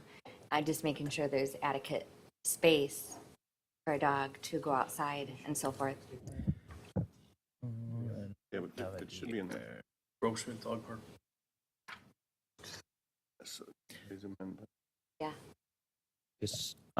Just one clarification that the required open space ratio for this project, according to the code, is 25%, and the applicant is proposing a landscape surface ratio of 49%. So it's more than what is required. Okay, I appreciate that clarification. Thank you. I know the concerns that were mentioned by the residents, which is, of course, who we are here representing, one concern was the green space, so I appreciate the clarification on that. Another concern was, well, what if people move in with children? Our city is ever-growing over in the southern part of Franklin and Alderman Craig's district. I mean, it's building. Our city is forever growing right now. We're booming big time. So, I mean, and there has been discussions, obviously, it's no secret to anyone in the public that down the road we will be looking at adding another fire station, another school, spending lots of money, trying to get the mayor's attention on that, kidding. But I mean, we are expanding as a city regardless of this project or not, is my point. And as I travel for my full-time career throughout several municipalities all over southeastern Wisconsin, this row type housing is very popular. I mean, I see it in Oconomowoc, I see it in Mequon, I see it, it's kind of the in thing right now where I'm working with young professionals or people of any age that don't want the yard space to maintain, and they like this living type headquarters. It might not be for everyone, but it does draw a certain amount of people that do like that. Of course, the big concern, number one, and the residents that I've heard from, although it's not my district, is the water. And that's the flooding and everything. I mean, I'm very familiar with that area. Growing up in Franklin, living in Franklin, obviously, I have friends that live in those condos over there, so I've been to that property before. And with that property being, this property is going to be higher with that, the water is just such a huge, huge concern. I mean, it really is. I worry about the residents that have the condos over there, so we just need more reassurance, or at least I do. Yeah, as a layman, I've asked Mark several times on, okay, how does this work? And now from where our property line is, we won't touch, we can't go on anybody else's property. So any water that comes on our property is immediately channeled to our stormwater ponds, so that we're not creating any issues or any backflow. All their water is still flowing towards us. So we're still taking all of that water, but now we're being able to channel that water through our property and into the retaining ponds. And so there will not be any ponding with we definitely, and I know this is hard to understand, but we did design it so that we can cure to a certain point the ponding and the problems that they're having with their asphalt and the other, if they take advantage of what we've engineered. It will definitely help them, and it's definitely going to help Edna. Okay. Being that I'm not a specialist in that area, if you don't mind, for clarity, could you please explain if they take advantage of? What does that mean? Mark? If we're talking about if they take advantage of how we've engineered our system to accommodate, to take the water to the west. So in regards to the condominium, which is under 2 HOAs, I believe, next to this property, we were discussing, if you heard, the concerns of the water overflow. And it was mentioned if they, as in the residents, several which are here this evening, take advantage of what that would help their water flow. Well, included in our stormwater management report is a drainage area, which includes the area you're talking about. So that drainage comes to our west line. Okay. And it's absorbed or taken into our system. So we have taken that into account. Now, we can't go on other people's land and solve their drainage problem, but we can include it in our calculation. So if they develop the land next to us on the west, they have to direct it to a point that we tell them, we leave a pipe for connection, right? I mean, that's the best thing. Thank you. Assistant engineer, then Director of Finance. Yeah, I'm not trying to campaign for or against the project, but I can tell you that based on the previous projects that were approved that took advantage of what we allow, this is really going above and beyond and really trying to eliminate some of the issues that people are seeing out there. So I will give them credit for that. I appreciate the clarity. Thank you both. Madam Director of Finance. Sure. I'm not sure if you guys have got to this part yet, but if approved, will the construction of the 38 units be done in phases, or will it all be done at one time? What we're going to be doing we will do it in phases. We will do all the infrastructure to start off with. So we'll put in the road, the storm, and then the phase one will be the first building as you come in. So that what we're trying to do is minimize the amount of intrusion. So we'll come in, have all of our heavy equipment come in, put all the roads, do all the excavation, do all the grading, so that we've got our stormwater management in place at that time. And then and we'll dig the first building, and then going forward in the next phase, and of course, it's all based on how the sales are going to go. But Mansour is going to be living in the first building, and then the amount of equipment that's going to come in is just going to be for the excavation of the buildings. So do you have a completion year as to when all the units would be up and available for sale or complete? No, it's all based on sales at this point. Okay. Alderman Barber. I don't ever recall, and if you, Glenn could correct me on this, where the council ever approved 48 units. I know there's been discussion at least 2 or 3 times. I thought at one point it was, we would consider 40 or less at some point. I don't recall it going below or going up to the 48 ever as far as council approval. My concern is, we've been having a lot of rain lately, and it's maybe doing it tonight based upon the forecast, but I don't hear it on our roof, so I don't know. But when all that water is running off of the other property, you're catching it. What happens to your retention when I'm still getting on my street water running from the rains a couple days ago, and that's filling up a basin in my area? What happens to your basins when they get filled up with all the runoff from the 2 different properties, basically, is what you're saying? And is there a 12-inch filtration that would maybe be available as opposed to the 8? If you answer, sir, just please make sure you grab that microphone and speak right into it. First of all, we have an overland relief route. If the basins were to fill up, everything plugs. We have an overland relief route through the buildings to the east. Okay, so it's not going to flood any units. It's part of the requirements of the review, the stormwater management review by Grafe, your consultant. That's one of the items that came up in the review. Now, the system itself is 2 biobasins. It's got a screening mechanism. It's got an under-drain system. It's got 6-inch perforated pipes in the sand. Okay, so we're filtering the stormwater. It filters through the sand. It goes through the perforated pipe, goes to the outlet manhole, and then it's restricted with an 8-inch pipe. Okay, so the 8-inch pipe controls the whole system, but it's been filtered before it gets to the pipe. Now, if we go to a 12-inch pipe, we're going to have to put an 8-inch restrictor in the pipe because that's our release rate. Our release rate is 1 CFS. It's very, very minimal for this site. So we have to meet the city requirement and the MMSD requirement, which is very restrictive. Another Correct question. me if I'm wrong, but. Thank you. Okay. Another question that I'm not clear as to why the plan commission rejected it. What was their basis for rejecting it or denying the plan?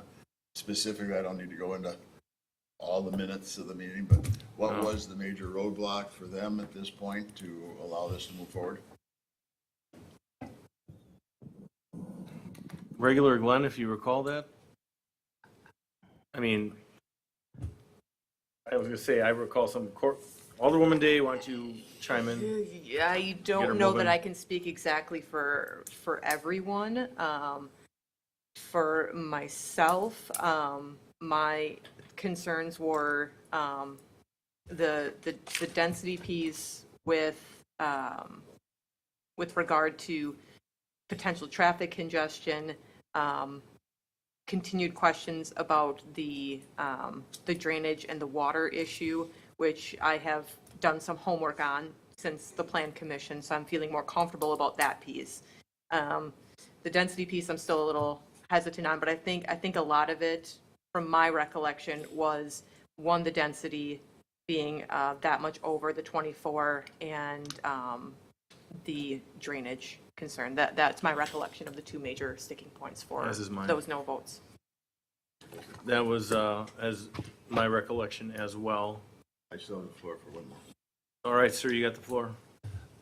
Just what Jesse's comment was. So my understanding from what you said is that it would take a unanimous decision of the existing board for this to pass this evening, given the fact that the petition was submitted. Is that correct? Yes, it takes 5 approved positive votes in favor of, unless you want to put the matter over to the next meeting. Then it's 6 members, voting members here. Mayor's not counted in that calculation. Before we get, okay, hold on. Gregorio can speak. Just one clarification. Mr. Martinez, the, please. thank you. If the special use is granted with the density requested, then the site plan needs to go back to the plan commission because the site plan was not approved by the plan commission. Okay, so Mr. Hassan made a, if we could suspend the rules to let Alderwoman, former Alderwoman Wilhelm speak, so there's a, that's your motion? No, I was going to make a comment. Oh, I thought you were asking her to speak. She can speak. Well, okay, I'll I wait. digress. I thought that was your motion. I'm sorry. No, You've got that's, the floor, that's sir. okay. You've got the floor, Alderman. Oh, no, I can yield to let Kristen speak. Well, we have to have a motion on it first. We do not have a Okay. motion at this point. I To allow will her to make, speak. I will make the motion to To let her suspend the speak. rules. Thank you. We got a first and a second. All those in favor? Aye. Any opposed? Ayes have it, motion carries. Welcome, ma'am. You've got the floor. I think the history on this has always been a problem with the drainage and the density. We still are at that point, drainage and density. I don't know if they would consider moving at least the one building and maybe compromising on, instead of 14, taking those, I don't know, what's 6 Can you or speak 8? up, man? We I can't don't know hear. if it's 6 or 8, maybe they would compromise on that. But to say that there's green space and using slanted stormwater bioretention bases as the green space and showing, go back to that map where it shows the green space, because the concrete areas on here are very lightly shaded. So from over there, I can hardly even see that there's concrete walkways. I took this and colored it in at home and actually hashed out where people couldn't walk or stand. It's really limited. So the area that's coming off the condos is going to be really wet. They can say they're capturing it, but I don't see any methods how they're capturing it.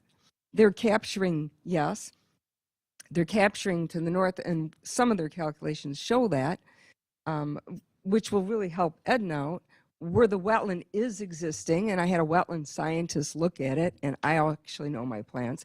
There is a wetland there. I'm not going to make a big deal about it because it's very small, and they are going to take care of it. It would be exempt, but it does impact the site intensity.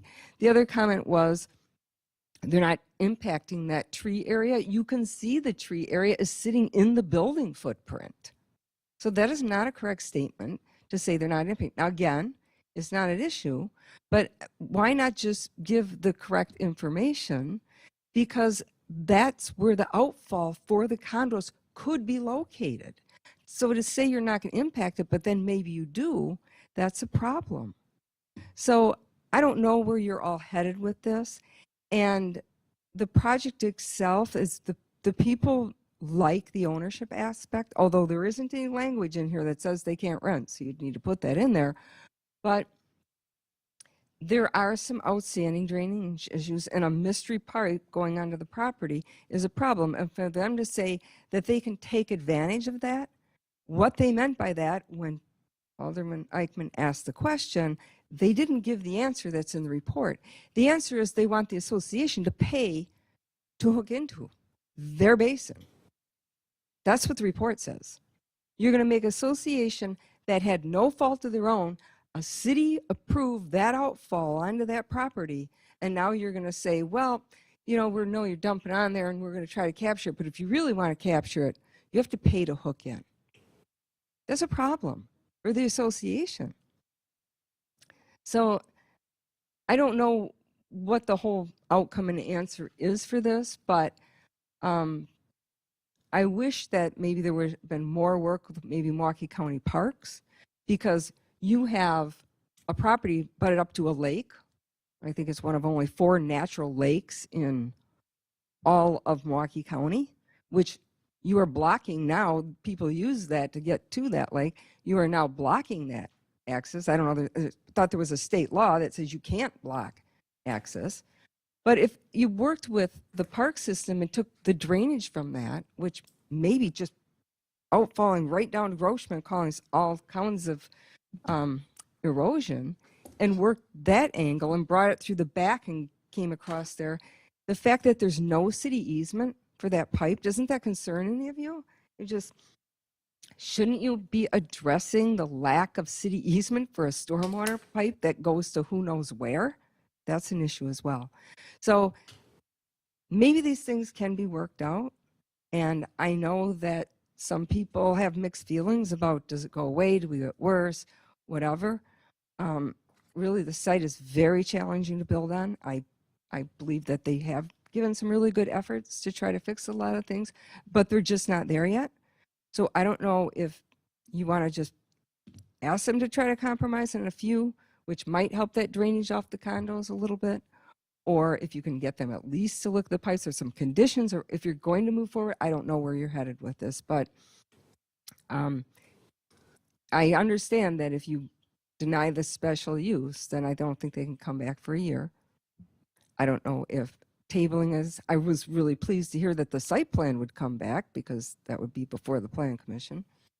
But there are definitely some things that still need attention. Thank you. Okay, thank you. Motion to go back in regular order? Motion to go back into regular. Second. First and a second, all those in favor? Aye. We're back in regular order. Well, where were we? I think Mr. Barber, you still have the floor. You yielded, okay, Alderman Eichmann? I have a question. This may be more directed towards the city attorney. I appreciate the progress and all of the work that has been instilled into this piece of land. I know it's been a lot.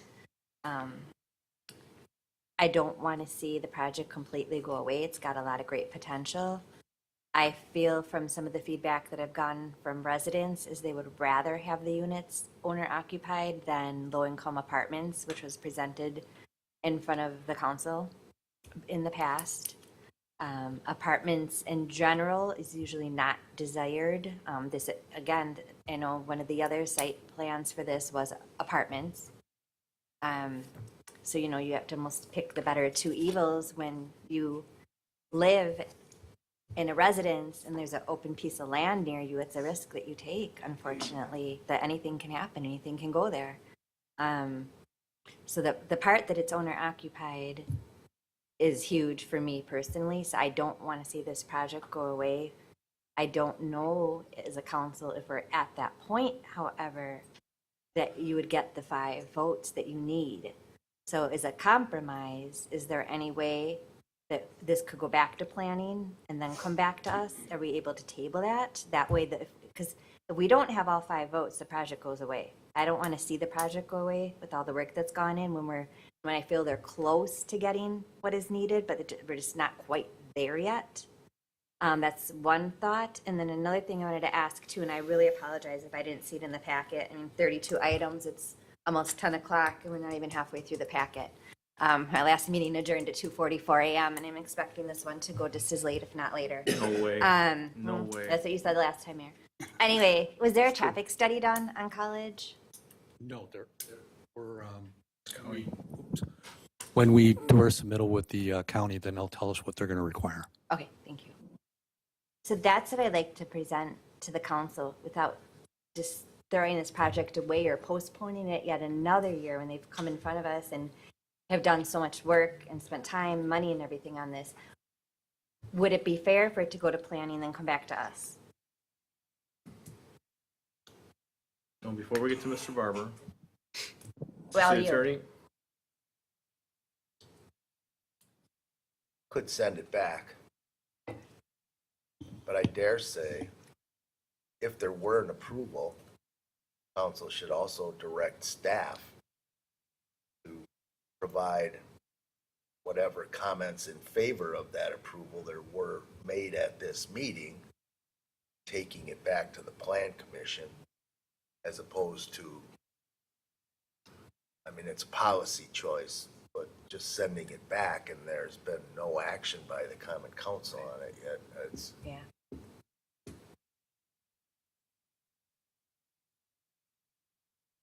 Thank you. Alderman Barber, did you have something? Thank you, You're Alderman welcome. Eichmann. I didn't know if How you about we're good here. We're gonna go with Alderman Craig first, then Alderman Barber. All right, But thank we you, got Mayor. this. Just wanted to We make got sure we're this. keeping you on track. We gotta get out of here by midnight. Oh, sir, you had something to add? Yes, I think there's a context that is missing in this conversation. Good to which speak is- up, sir. Literally. Which is, There you go. there is no storm water system, sewer system in the college. So my question is, what is doing the west side property, how they're draining their water? Is there a pond there? So the same people who are actually saying we are not sufficient, they don't even have a plan. And that's very surprising that we're trying to solve and people are asking us to have all the wish lists that they have. But we are actually the problem solver here, who is trying our best to be financially responsible and do something good for the community. You cannot imagine how many people reached out to me because they have children and they like Franklin School District and they cannot buy something right now.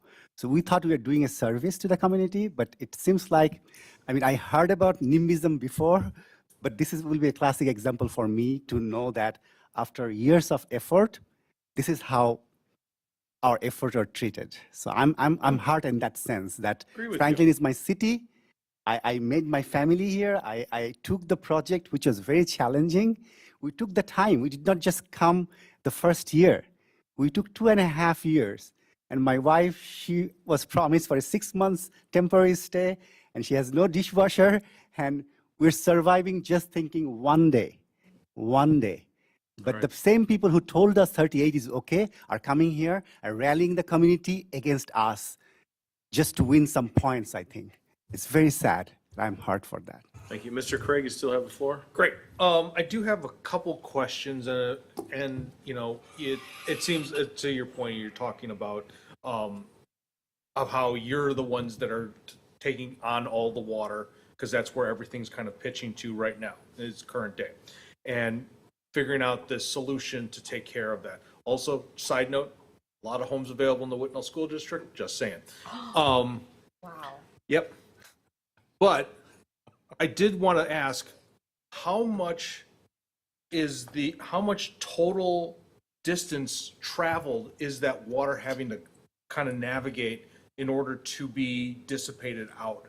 Where if you have your collection sites and they're coming into those dry ponds, they're getting filtered, and they're going through your piping system, how much linear feet are we talking about as far as how much it has to kind of travel through?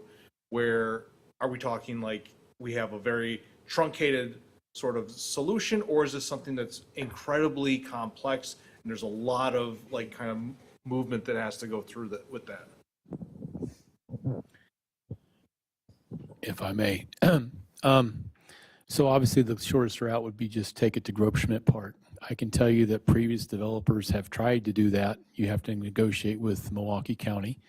I wasn't part of those negotiations, but I understand it was almost impossible, and I can appreciate that based on some things the city has done with Milwaukee County. So I can tell you that was pretty much ruled out of any sort of thing. Some of the other past projects were actually using the neighbor to the east stormwater basin, and I understand there was and again, I wasn't part of those negotiations, but I understand that was quite expensive to users, and there's a lot of resistance from the neighbors to do that. So I can appreciate that these folks, probably looked at that and found that wasn't feasible to do. So this is really the only option. If you roll out Grobschmidt and you roll out to the east, this is really the kind of last option, and it is. And again, I can't stress how above and beyond what this would typically be required for a development. So again, I'm not trying to campaign for or against it. So. Okay, thank you. The last question I have is that, there's a lot of kind of focus put onto the two different developments to either side of you, those two different condo complexes. What about 3716? My understanding is that residence has been dealing with a lot of water throughout the entire process, and no fault of yours, and I'm not putting that on you guys, but how is this going to impact 3716 as far as being able to, is it going to be if you wanted, more than happy to provide the solution for the water, but we're going to require you to kind of pony up some resources for this as well, or how's that going to work? So Edna is here, and actually she talked in favor of the project now because she now understands. First of all, her water problem is not caused by us. No, and I'm not So, even. so I'm just trying to refer that when she talks about water, she's concerned that the water that passed through her property, flooding, And that's what I'm trying to get to is. right? Are we gonna able to receive that the way we do, or is it gonna be better? The answer is it's gonna be better. Okay. That we're gonna receive any water that comes. That's not gonna stop her flooding, but it's not gonna stuck there. Okay. That's the plan that we propose, and that's why she supported our project now. Okay. Great. Thank you. Michael? Yes, Mr. Alderman. Okay, thank you. So I just have some comments to make about listening to during the citizen comment period, and also looking at the protest petition and all these rules and the discussions, questions and answers, and summarize everything to like two major points. One is the water concern and one is the density concern. So from the water concern, we hear the experts, like they spoke, engineers, they know a whole lot more than me. And I'm sure they also know a whole lot more than a lot of people that made the comments tonight.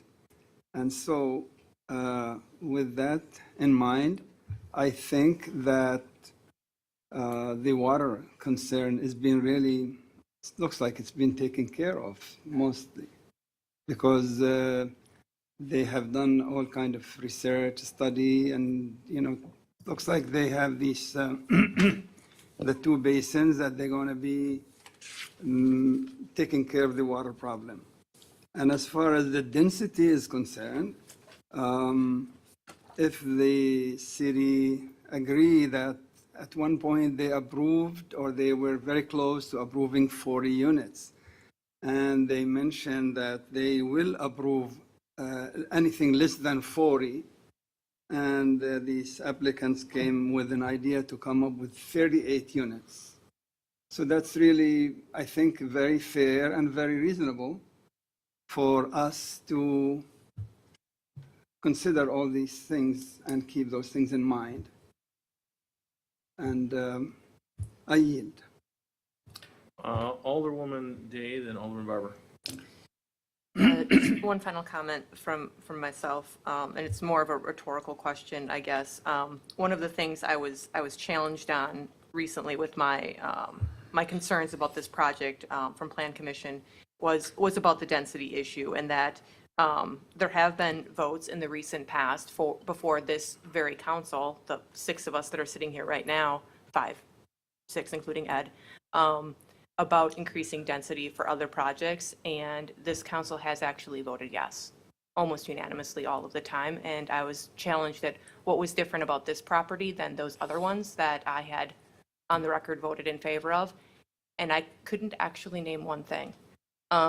So with that being said, I would just, everyone that is questioning the density piece, I would just say, what is it about this one that is different than the other ones that we have approved recently? Because some of the concerns from the neighbors were the same as the concerns that were brought up here. And so I yield. Mr. Barber. Procedurally speaking,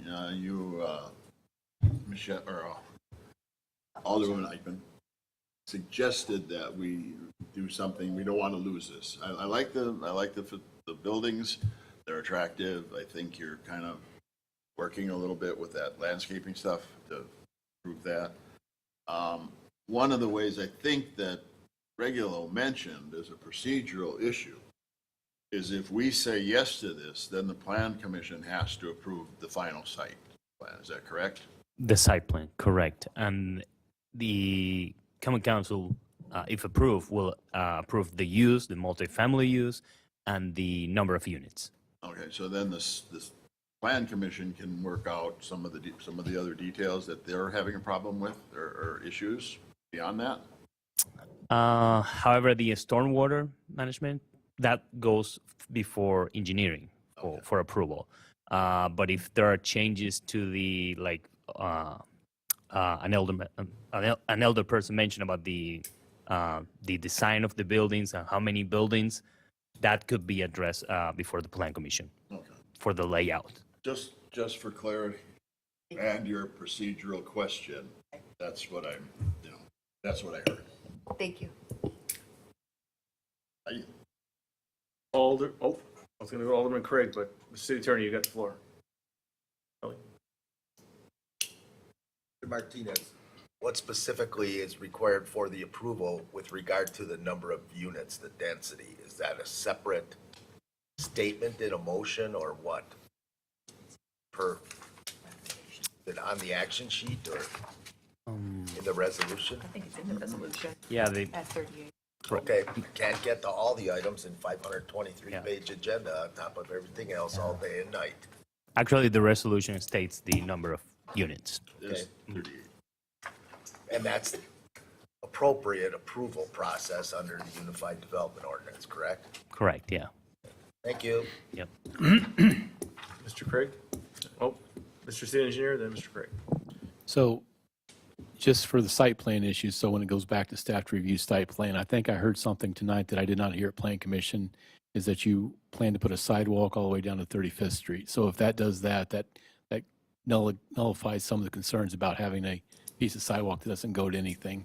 I think that would be a huge help to the neighborhood. Sir, Mr. Craig. And partly the reason is I watch people struggle to walk in that, car path that I have. And out of respect of the people, that's why we decided to connect it. It's a big deal. Mr. Craig? One last thing, and it just kind of dawned on me of where if everything that the city says looks awesome, let's roll with this. Do you foresee any sort of hurdles with the county, especially with the traffic sort of thing of where that can be the knife in the shoulder blades and that ends the project? No, we've actually accounted for the fact that if we are required to have a decel or an XL lane, that we'll go ahead and install those.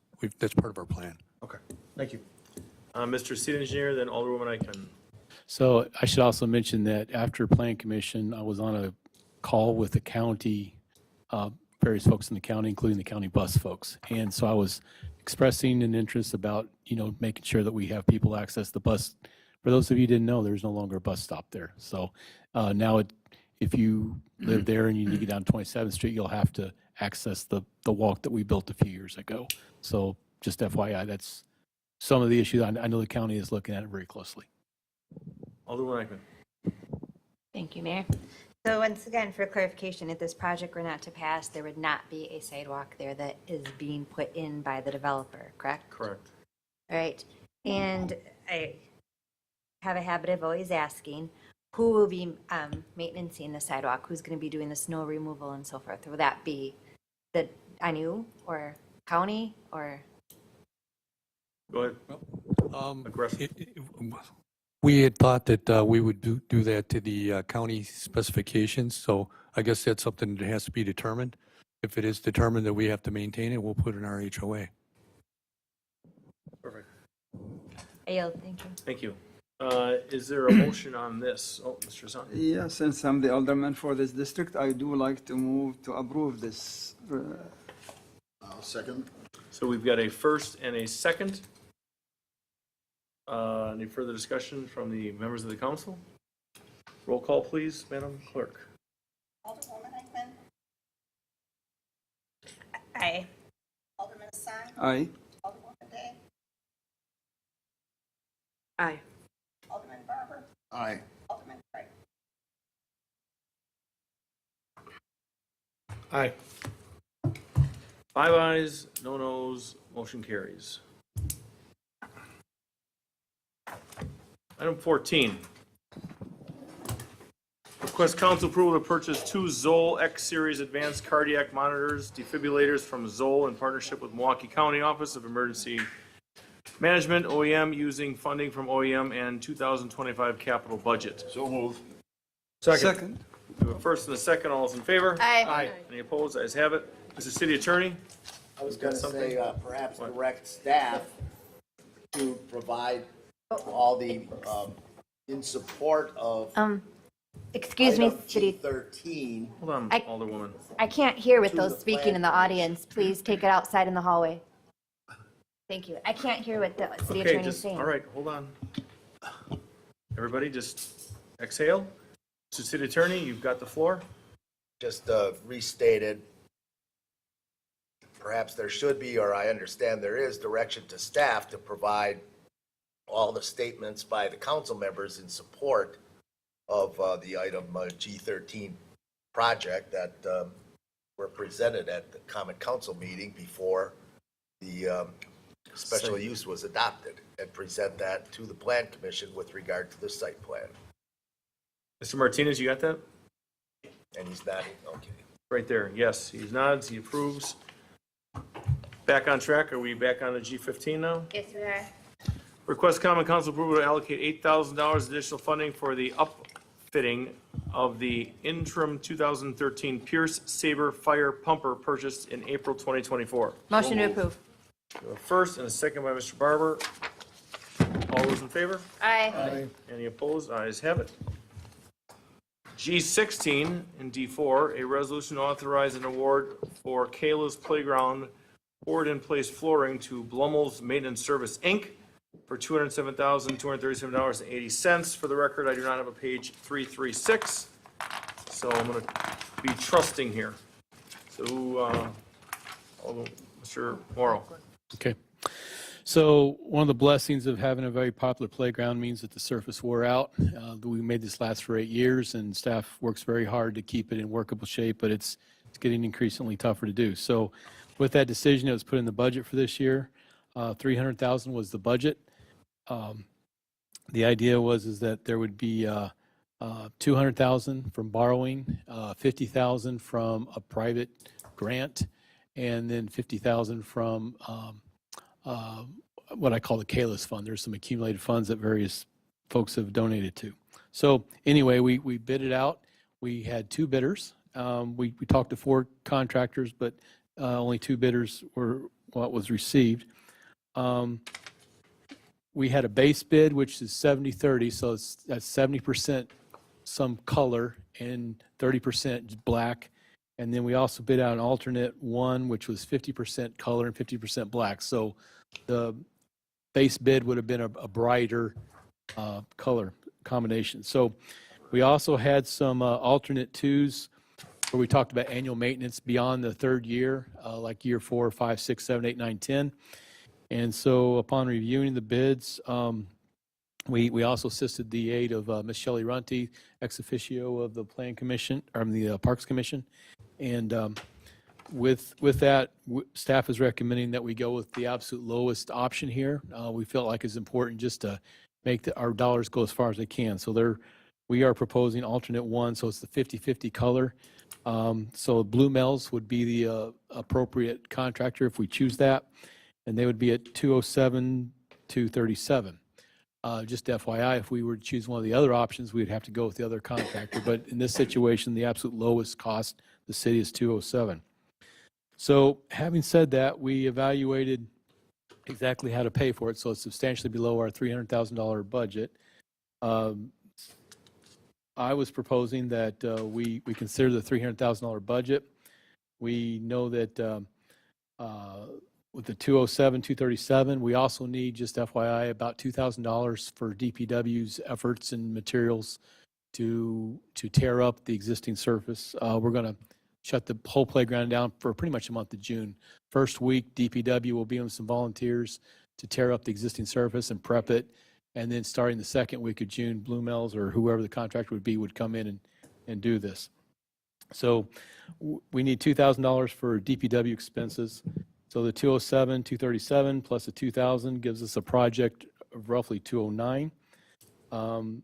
It's not on tonight's agenda, but we anticipate an older woman, Day, can speak more to it. But Saputo's looks like they're going to come through with us, and we'll hopefully the next meeting we'll have an agreement for $50,000 that we could apply towards this. So if we use that, staff would propose that we use the $50,000 from Saputo and take the remaining out of the budgeted $200,000, which we could take the rest of, and then Before, we also talked about, instead of taking, the last time this was talked at Common Council, we talked about, instead of taking 50,000 from what I'm going to call the CALES fund for equipment, we actually only take 45. That would leave 5,000 for some other expenses. So having all said that, we would propose, or I would propose that you consider that $40-some thousand that we could possibly use for other playground equipment if we do that. So again, we're talking 50,000 from Saputo, the remaining from the borrowing. Having said that, there is some discussion that maybe the agreement for the, what I'm going to call the CALES fund, maybe that should be applied towards this project. And that is an option where you can talk about that. I haven't seen the agreement, but I understand that was really more intended for equipment. So if you don't decide to use it for equipment, it's not that it's going to go to another park, another project, but it would still be there for equipment. So, and finance director can correct me if I said anything incorrect or if she wants to add to what I just said. Yeah, I think my initial thought was, we take in donations for an intended purpose. And in this case, the agreement states, and it's kind of loose, which is why I wanted more of a council direction. We anticipated a $300,000 budget with a $50,000 private grant from Saputo and a $50,000 use of the donated funds for Kayla's Playground. The agreement states that that money will utilize, any donated funds to Kayla's Playground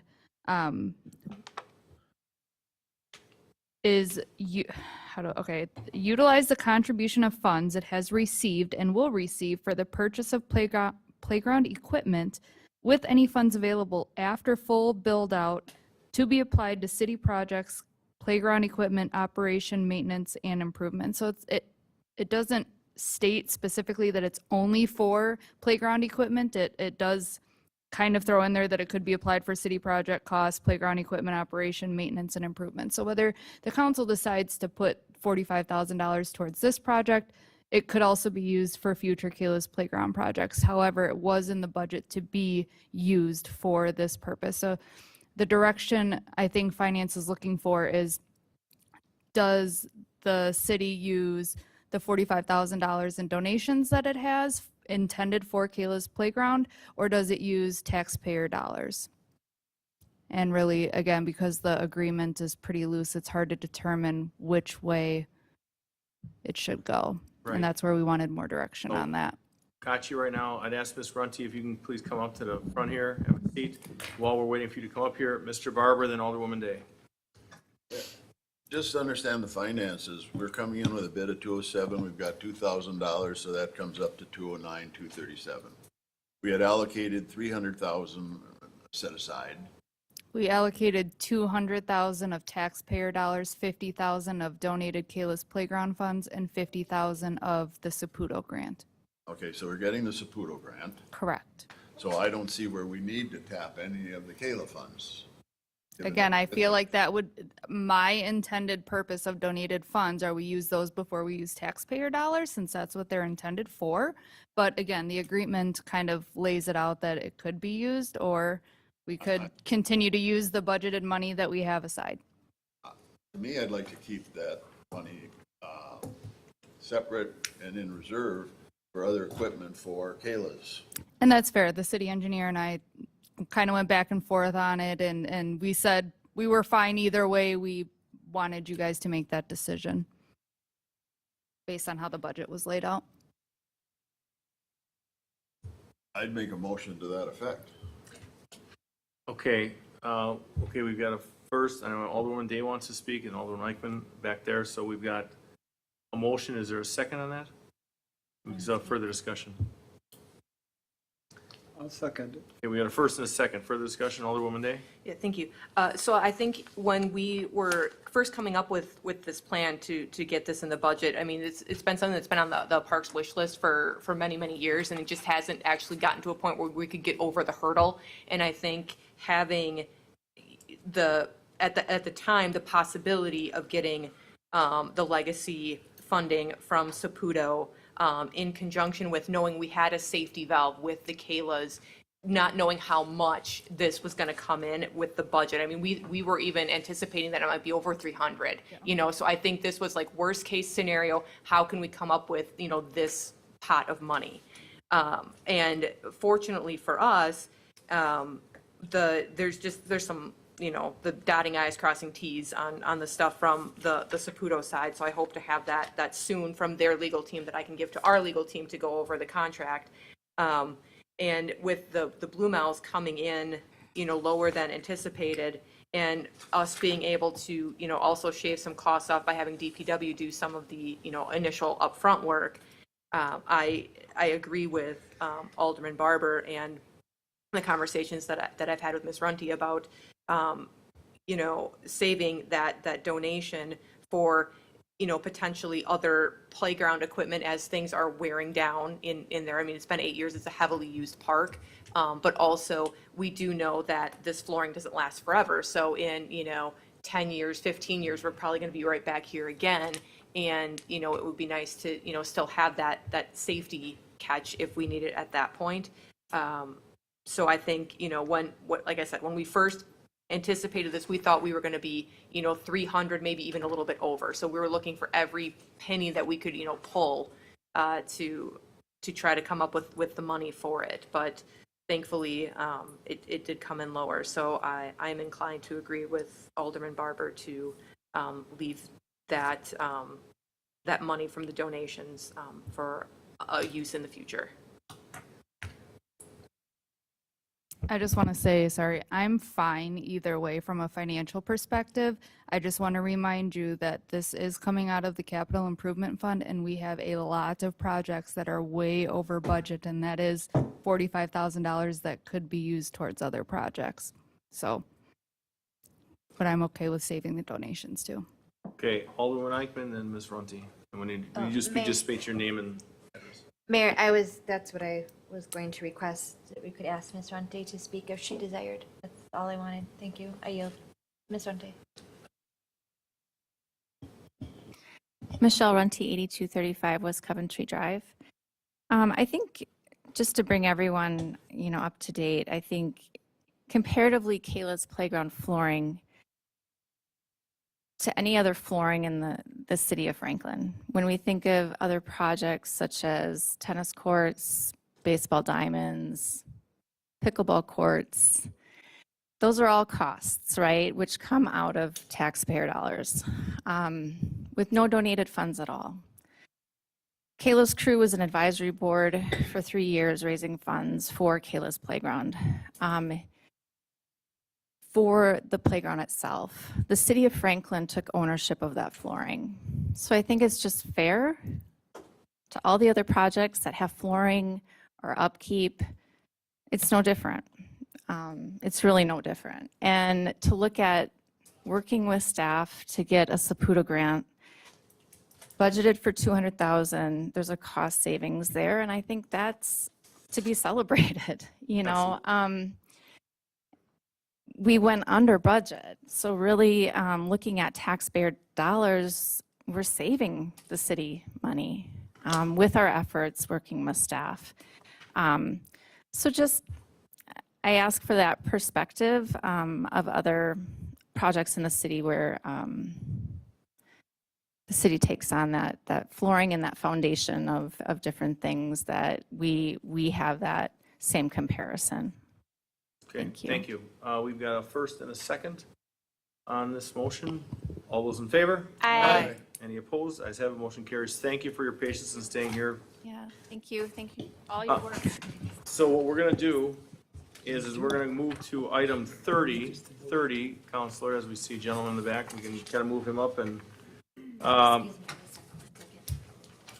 okay. So we're gonna move to item G30. A motion to enter into closed session pursuant to Wisconsin State Statute 1985, sub 1, sub G, to confer with legal counsel for the common counsel who is rendering advice concerning strategy to be adopted by the body with respect to Velo Village Apartments LLC versus City of Franklin, Milwaukee County Circuit Court case number 2023-CV5465, a litigation matter which is in process and pending at this time, and to enter into open session at the same place thereafter to act on such matters discussed therein as it deems appropriate. Is there a motion? I'll make the motion to go into closed. We have a first. Second. Second. We have a second, Mr. Craig. Roll call, please.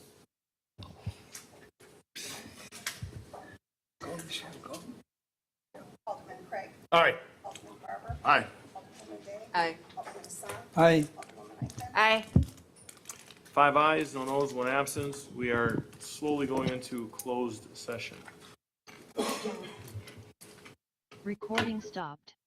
Back in open session. Counselor, would you please read a recommended motion? My recommendation is that the motion involve authorizing the mayor to sign off on and therefore approve as a representative of the city the settlement agreement as recommended by council and approve a partial property tax rescission and refund for parcels 9008, 9002, and 9011 in the amount of $51,071.32, and to direct staff to file the chargeback request to the DOR and seek compensation from other taxing authorities. That was a mouthful.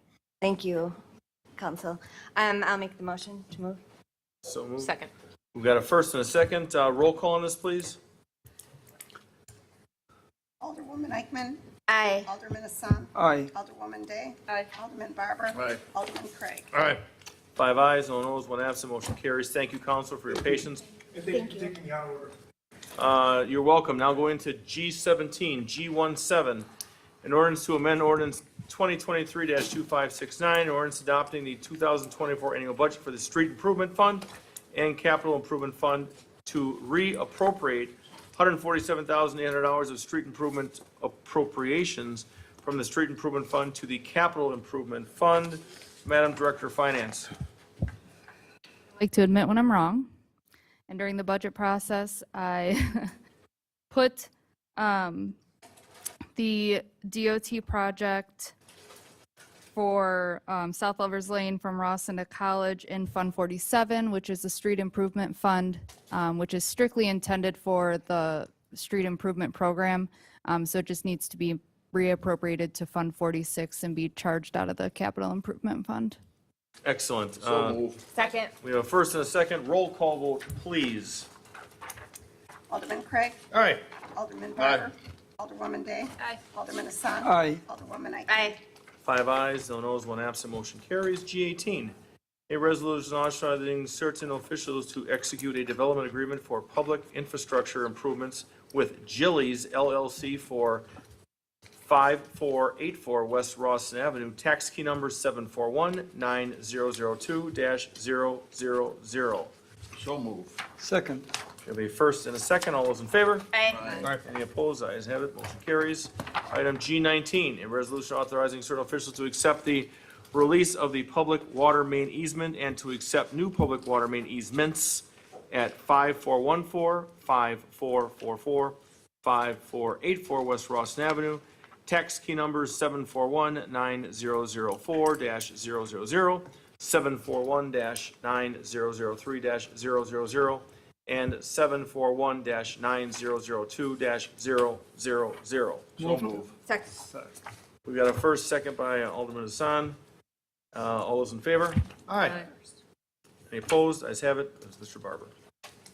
G20. This will be a roll call vote. Everybody get ready.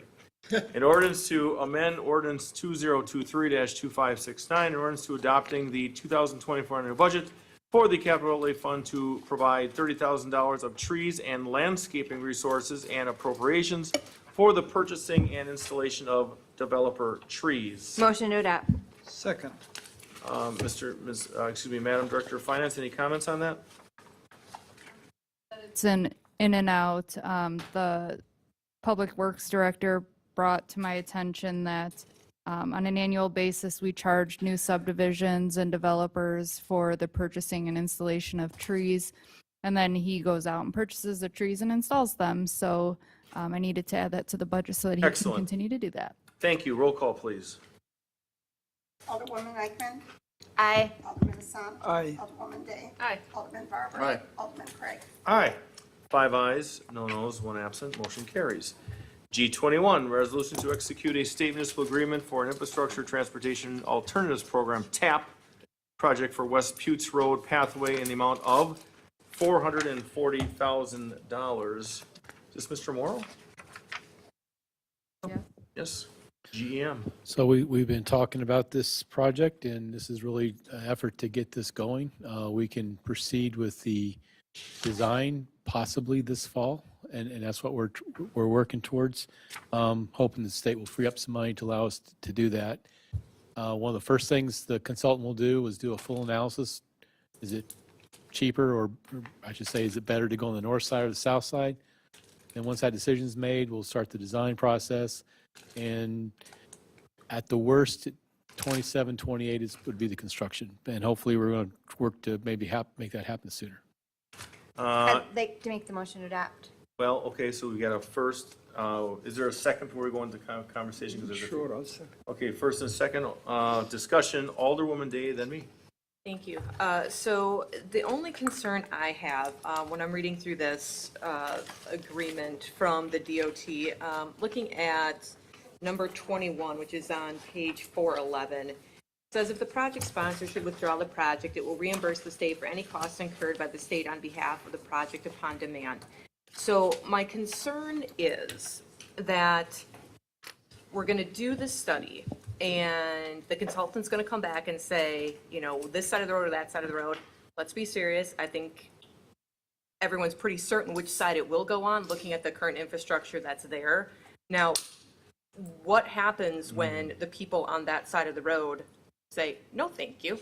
I mean, we don't have the money to buy it. I don't think all of those people are going to voluntarily give us that. Are we going to go down the path of suing them for eminent domain? I mean, I don't want to get I don't want to get down the road and be in money to this and take the money from the state and then have to reimburse it if we don't end up doing the project. Mr. Morrow. So state statute says we cannot use eminent domain for a pathway. So there is ample right-of-way. We could make a pathway on either side. Maybe there might be a few locations where we come closer to the road or something like that to avoid it. I would imagine part of the analysis might consider, what if we did, you know, pay somebody a little extra, would they do it? But regardless, we have to do the design, or at least the concept, as if we can't acquire any additional right-of-way. Would doing the design be taking the money from the TAP project? So if It would be. So we pay 20% of whatever. So for every $100 that it costs, we would pay 20% of that. Let's say we go through the project and we decide, you know what, maybe we just don't want to do it. We have that ability with this. So where I've had my tail kicked recently has been where we tack on our projects to DOT projects, and the scale and the price just goes up almost like an open checkbook. And we'll talk about that for another project later on tonight.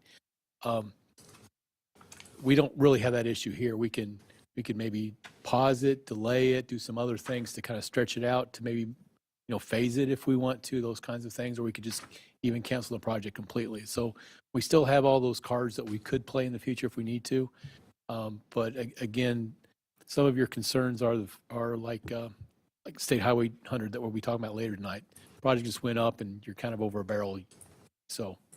Yeah, I just want to make sure that we're not out a lot of money thinking we're getting grant funding to do a project and then end up not being able to do it and then being on the hook to have to reimburse the state for the money we took from them. So I just want to proceed with caution. I'm not against the project or moving forward. I just want to proceed with caution. I believe the way this is set up, and the way I understand it, if we say we go through the design and we decide we don't want to do it, we might, probably worst case, we might pay 100% of the design, but I think we're only obligated to pay 20% of the design. Okay, thank you.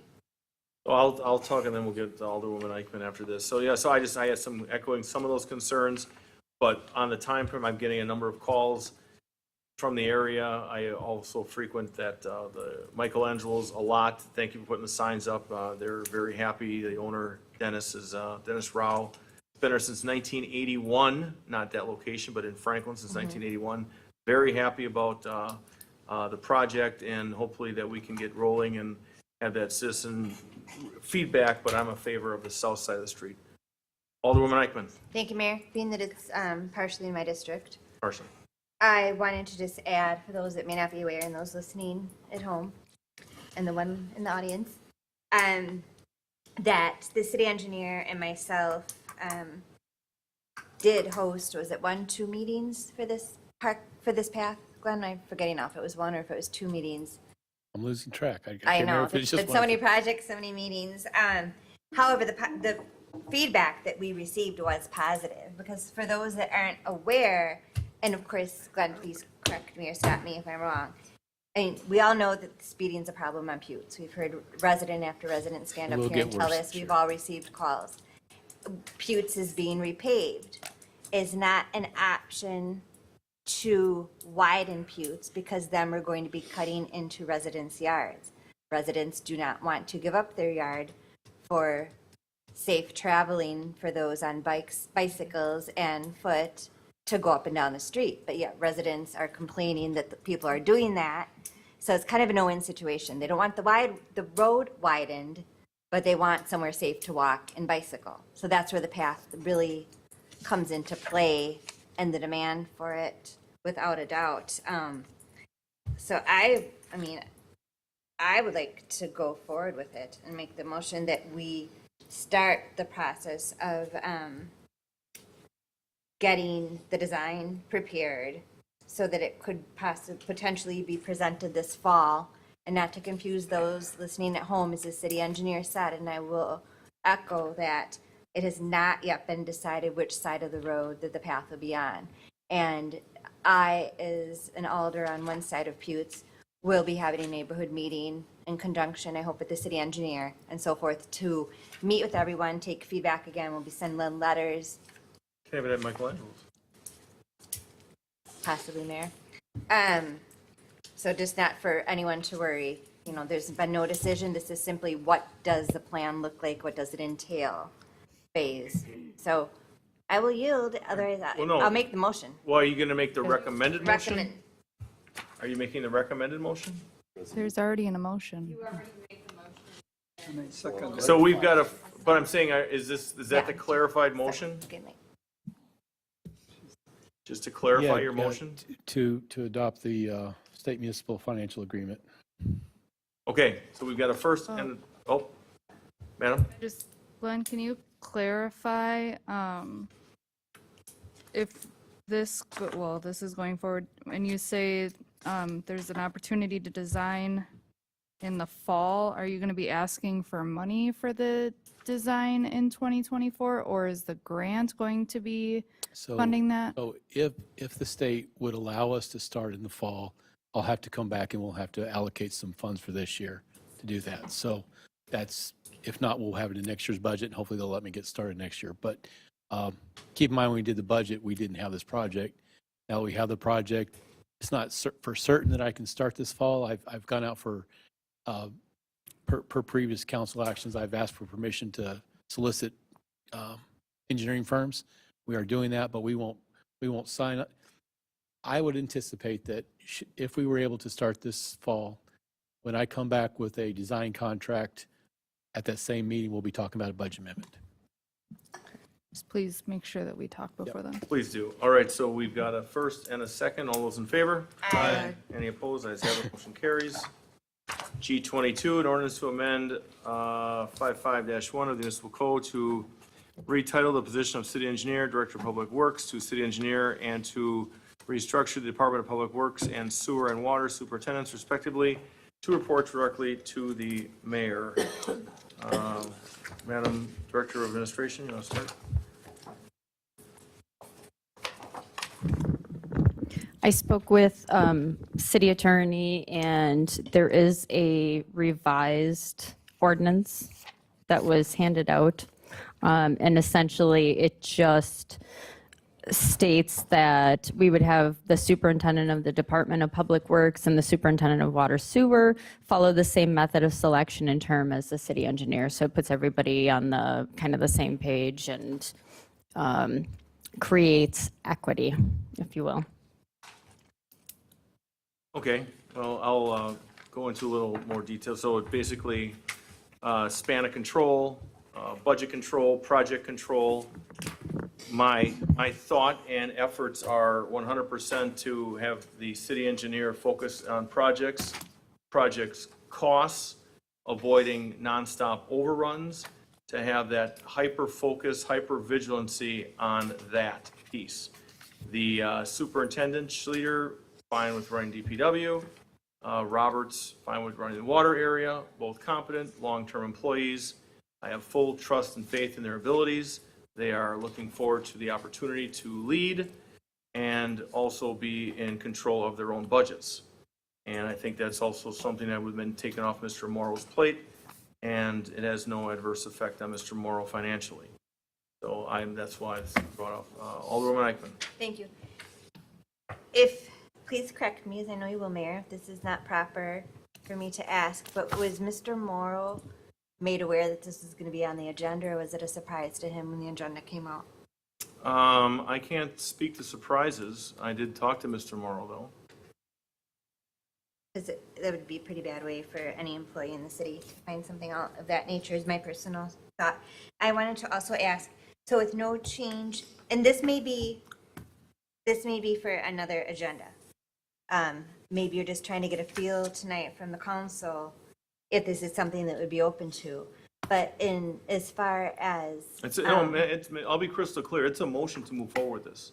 It's a Well, motion tonight to move so forward. there's with no this. change. So, for example, Kevin Schleter he'd be doing more duties. So we're asking people to do more duties and more work for no increased pay. What we're asking is the split right now, and at this point, everybody is fine with the split, okay? To continue with their current salaries and pay scales are fine. Nobody has a problem with that. This was brought forth.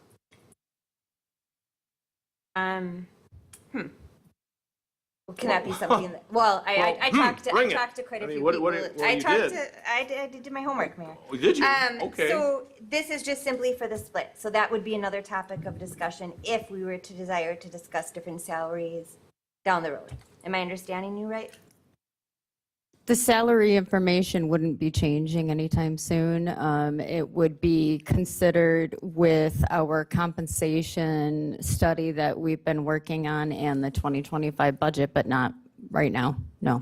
So we're asking somebody who doesn't have the role of running a department, both water and DPW, to now take on the additional responsibility. Well, I think that's for no increase. actually, I'm sorry. I wasn't done. So that's just for clarification purposes. As I was saying, so we're asking them, and correct me please if I'm wrong, I'm asking this more for clarification. I'm not trying to come across as rude or anything. It's just an understanding that's needed. So we're asking for two people to take on more responsibility in their roles for a pay when they didn't have that responsibility. Is that what we're saying? my understanding is both of those superintendents do run their departments.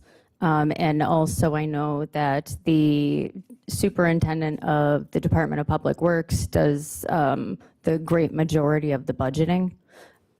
From my conversations with him, this is actually something that they have asked for. And it makes a lot of sense. When you have one person that is overseeing 5 different budgets, there's a conflict of interest there and there is an issue there. And it does make sense. And I understand that at some point before Franklin blew up into a city, there's villages, and even to this day, villages and towns that have one person wearing multiple hats. We're no longer in that structure, right? And so as such, this is actually the only area that's still situated as if we are in that structure, and it makes sense to change that. That I understand. That's not what the question that I have is. The question again is the income level. And I answered that for you. So they're doing more work without a pay No, increase. it's my turn now. So, they're not doing more work, okay? They right now run their departments. They run their departments, but they answer to the city engineer. What we're doing is saying you're gonna continue to run your departments, but you're not gonna answer to the engineer. He's not gonna oversee these two, and that's what we're gonna do. And they're both on board with it. We're not asking them, and I'm not sure why you keep saying that. You keep saying that they're not doing more work, okay? They are embracing the opportunity to have more control over their areas. That's it. Okay. I wish each could have been with us tonight. but that's okay. Oh, they're They probably would if it both wasn't asleep requested. right now. Alderwoman Day, then Alderman Barber. Okay, three quick things. So what I'm understanding from both the mayor and the city administrator is the job, duties, responsibilities, whatever you want to call it, for the superintendent of DPW and the superintendent of water are not changing. There's no change in their responsibilities and job duties. So we don't need to do new Nope. job, requirements or anything like that. Okay. Well, to clarify, so for example, and I've talked to Glenn about this, Kevin Schleter, who's a superintendent DPW, who appears at every Board of Public Works meeting, would then now be the representative, taking that from Mr. Morrow. So Okay. he's there anyway. Right, but then, yeah, and additionally, whoever, if it's the assistant city engineer, the city engineer would be there in their engineer role. So the expectation is that they're going to be partnering and working collaboratively together versus one person taking all of this on and then managing 3 departments and 5 budgets. My second question is, without having the org chart in front of me, my concern is, and this is based on the org chart, not based on people. My concern is the mayor is a part-time position. Would it be more prudent to have these positions roll up under the city administrator, who is here full-time, to be able to answer things perhaps when, I mean, our current mayor is fully employed. Our previous mayor was retired. So, I mean, it can go either way with that, but I'm wondering if, from a org chart perspective and from a continuity of city services perspective, if it's better to have more things roll up under the city administrator, who's a full-time position that's here all the time, as opposed to reporting to a part-time position. Yeah, so I can say that the employee handbook actually supports that in the mayor's absence, things would come to me. So department heads do come to me directly and ask me things in addition to the mayor, sometimes in lieu of. Okay. So it's already occurring, I guess, is kind of what I'm saying. But yeah, I mean, I know there's other, and this is going way into the weeds now, and I'm not trying to derail us, but just for future considerations, because I know there's a lot of other kind of moving pieces to some of this. There are a lot of the municipalities where the mayor is part-time. The department heads do report to the city administrator for that purpose. Right. Just for that continuity piece and like the confusion of, where do I go, when, how, and why. So like I said, it's org chart related, not personnel related. So that was my other question. right, you're right. I've seen that, and actually, it's even ones with a full-time mayor have different Yeah. org charts and reporting and that sort of thing as So well. I'm not suggesting revising the entire org chart. Don't, everybody Right. that listens back to this, that's a city staffer. I'm not suggesting that. I'm just saying that it's just something to consider in this instance, because you're making a change to consider, where it's better to fall for confusion and continuity. And then my third question came up because of the updated ordinance change that you have in front of us. So a few months back, there was an agenda item presented to us about the potential to remove the planning manager from the 55-1 code because of the job title of planning manager, not director. Now, we seem to be adding 2 people with the job title of superintendent. So it just kind of contradicts what we were talking about at that meeting. So if we kind of tabled the planning manager piece, or just for clarification about that piece. Well, they're superintendents now. Right. I understand that. No, they're on the org chart now. They just fall under the city engineer on that chart. So they're already in 55-1? I'm not exactly sure about that, but yeah, so on the chart themselves, they are on there. And the one that has the planning manager reporting directly to the mayor, there is no confirmation that that was actually approved and put forth by the council. Okay. I guess I'm just talking about the jobs that are listed in that code right now. Yeah. discussion a few months back was to remove the planning manager from it on the fact that they were a manager, not a director for equity purposes.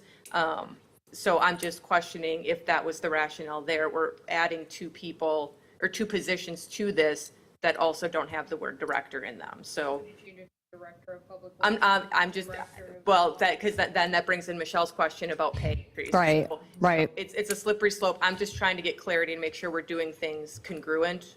You know, if we're going to remove someone because they don't have that title, then I don't know that we should add people that don't have that title. We just, for fruit for thought. Mr. City Attorney? It's not just director. Here's your chart. It's weed City clerk, commissioner, stuff like that. sanitarian, Civil defense director, weed commissioner, building inspector, et cetera. Right. And with regard to superintendents in the revised ordinance, that's the titles I found that they currently have. Correct. And so that's why it's. Right, right. The next section after 55-1, 55-2, mayor, period. References to statutes, mayor's the chief executive officer of the city, et cetera, et cetera. Then, except as may be otherwise provided by law pursuant to the Wisconsin statutes, all city employees shall be hired or appointed by and be subject to the supervision of the mayor or such a city officer or employee so designated and authorized in writing by the mayor. So that's all city employees anyway. Covers it, subjective. Courtney, you still have the floor, then Mr. Barber? Nope, I'm good. Thank you. Actually, it's objective, not subjective. Subjective, That means it's what? not objective. Mr. Barber? Finally, the buck stops with the mayor. I'm sure he wants it that way. So I'm inclined to say that the, should be reporting, if we're gonna go this way, have Glenn, who currently reports to you, and the other two would be a report to you directly. These are key areas in the city that need to be managed. You can also designate, like the personnel handbook right now says, it covers that kind of a situation where if on certain kind of things, they could go to Kelly and then come through you, but ultimately you are where it stops. And I want to make sure that that's the chain that's maintained. The other thing that I want to do is we don't have two in the room, we have Glenn in the room. And I'd like to at least not pretend that he doesn't exist, and at least ask him for what his input is on this. I haven't had a chance to talk to Glenn about it, other than the fact that this is all moving very quickly at this point. So I'd at least like to have your rundown on what this all means. We're talking about efficiencies here. We're talking about conflict of interest. We're talking about certain key areas. I would like to think that this is a good solution for that in the terms of bringing you up to be the engineer, which is a key area as far as I'm concerned as well. So I'd like your opinion on that, or what are your thoughts?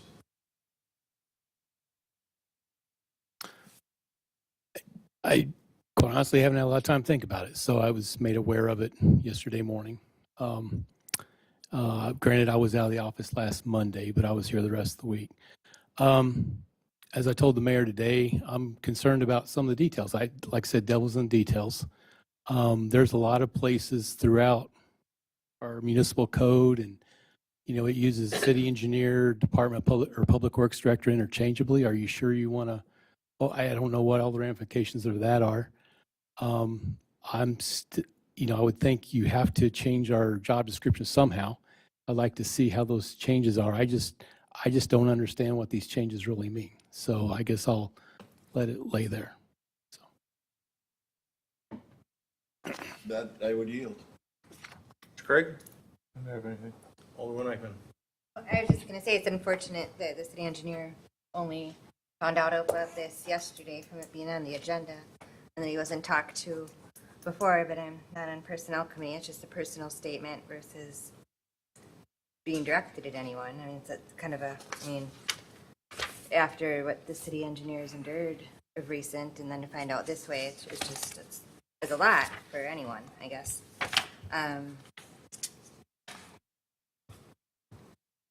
I'm not opposed to this. I mean, it's a huge city. We've got more and more and more projects, and the pipelines are growing ever so quickly. If we make this decision, it doesn't mean that it's necessarily set in stone forever. We could give it a try, revisit it if we feel it doesn't work. Or Glenn, go ahead. So may I add one comment? So I'm not completely opposed to this. I've always said that when Jack retired, that was probably the time to go through and do it right. I just feel like we're just rushing into something, and there's a lot of things that I don't think it's honestly well thought out. It just appears to be something quick, and I think there's a lot of ramifications I think needs to be thought through and should be talked about personnel committee, I would think. The ramifications for, again, go through the city code and just, search for city engineer and search for public works director and,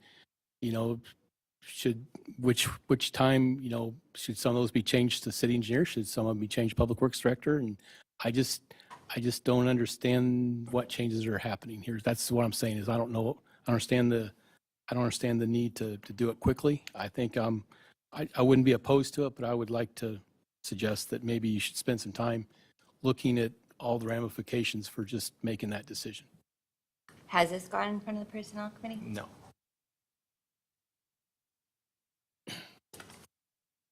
Oh, you. So just so now we're kind of going down another pathway here. The reason, again, I'll restate, is to keep a very hyper vigilant focus on projects that overrun nonstop. I think your span of control is too big. I told you that. And now we're looking at some options to keep the two superintendents running their own areas. I don't like all this what if and what else can we do to delay, and well, maybe we should bring it back to this and maybe we should do this. The time to do this is now. There's only changes are the two gentlemen that will be running their respective areas, thank you, are going to continue to do so. And that's it. And we're going to, their job duties do not increase, and they are embracing of this. And I don't know, other than throwing up delays by sending it back to anyone else, we make the move, we make the change. If we have to make changes as we go, whatever they may be, we do that right now. So I don't understand why, again, we're looking to delay because of a timing. Let me ask you this, Mr. Morrow. What would you have liked to known a month ago? What would make that different? I mean, to throw like all more what ifs in here? I mean, we came to you with huge concerns about projects. And what could I take off your plate to help you focus more on projects and not have this huge span of control with 3 departments and 5 budgets? So that's my whole point here. I think that's what's going to help you out. It's going to help all of us out. That's why I did what I did. Again, I think just a quick search in the municipal code, city engineer versus public works director. So trash contract, without looking, does that go to Kevin or would that stay under my control? I don't know. It's one of those issues that I think it should be looked at.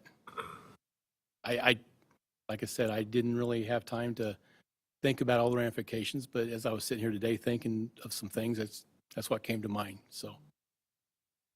Okay. So moving forward, since it's still under the city purview, it's still under the same team. If a question like that came up and you say, well, I normally handle the trash contract X, Y, and Z. Now that would normally fall under DPW. It would then fall under DPW. It would be, we could probably have a list of 1,000 things or 900 things that we could talk about and wonder who buys the pencils. I don't know. Who's going to buy the rubber bands for the garbage cans at St. Martin's Fair? These certain things that we came under, we'll deal with it. I'm just looking to help you out and take pressure off of you. It has no negative implication on your pay. It's got less duties, responsibilities, and you can then hyper-focus, laser focus on the costs, overruns, and project management that you need to do. That's why I'm doing this. And I don't understand why there should be a delay. Mr. San. Yes, I truly think that sometimes it's very helpful when you limit certain duties to some individuals so they can perfect that particular area instead of having to get distracted with so many departments. So it might be for the benefit of the whole. And to add to that, if there's things that we're gonna, when this change hopefully goes through, when you've got questions, Kevin, Mr. Roberts, we sit down and we figure it out. And this is not a huge scientific experiment through NASA. You tell us what you're not sure with and how you want to handle. We divvy up duties, responsibilities, and we move forward. Alderman Eichmann, then Thank you. Alderman Just a Day. quick question. So with the change in the municipal code to retitle the position, doesn't the job description then for each of these 3 city employees need to be written out and changed? Does that need to be put in our employee handbook, or what's the procedure on that? Because it seems for other roles and positions in the city it's needed. So wouldn't it be the same for this? Job descriptions aren't in our employee handbook. Well, no, but the job descriptions in general would need to be rewritten then, correct? Perhaps. We have actually a handful of job descriptions that have been rewritten and need to be rewritten as part of that compensation study. So, it's all a work in progress. Thank you. Alderman Day. Thanks.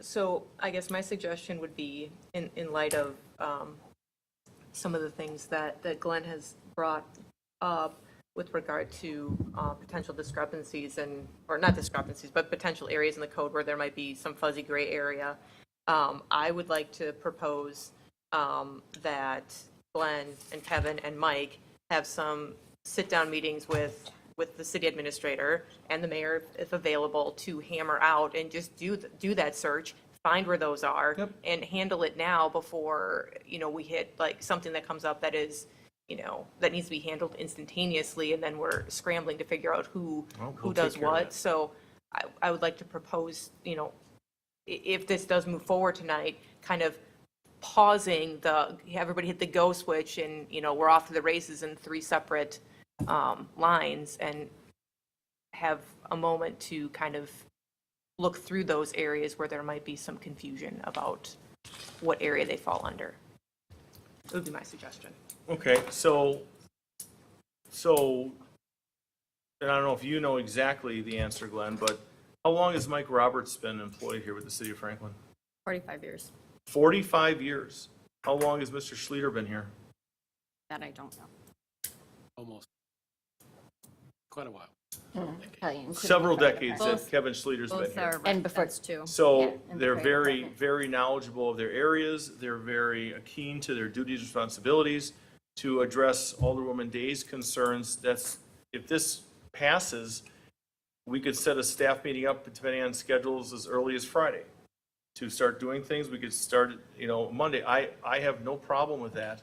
And we fully anticipated having those discussions, just didn't put it in here because we thought that was something very basic, very Captain Obvious. Right, and I had reconfirmed, I should say, with both of the superintendents that they understand that this will change things and that we would be sitting down and hashing this out in terms of the particulars.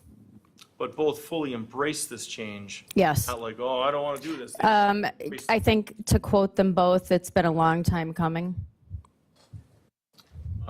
Alderman Barber, I'd like to make a motion to approve as stated with the addition of, with changes as necessary to other ordinances or codes that are in play. Second. we've got a first and a second. Could there be a roll call vote, please? Alderwoman Eichmann. Aye. Alderman Hassan. Aye. Alderwoman Day. Aye. Alderman Barber. Aye. Alderman Craig. Aye. 5 ayes, no noes, 1 absent. Motion carries. Thank Take a you. break. No. We're going to rock here. 23, G23, an ordinance to amend ordinance 2023-2569, an ordinance adopting the 2024 annual budgets for the Health Grants Fund and Donations Fund to provide additional resources and appropriations for various health grants and donations. So move. Second. Roll call vote, please. We have a first and a second. Alderman Craig. Aye. Alderman Barber. Aye. Alderwoman Day. Aye. Alderman Hassan. Aye. Alderwoman Franklin. Aye. 5 ayes, no noes, motion carries. G24, a resolution to supersede a state municipal financial agreement for a Wisconsin Department of Transportation project on South Lovers Lane Road, West Ryan Road, US Highway 45, State Highway 100, from South 60th Street to West St. Martin's Road in the amount of $370,000. Mr. Morrow.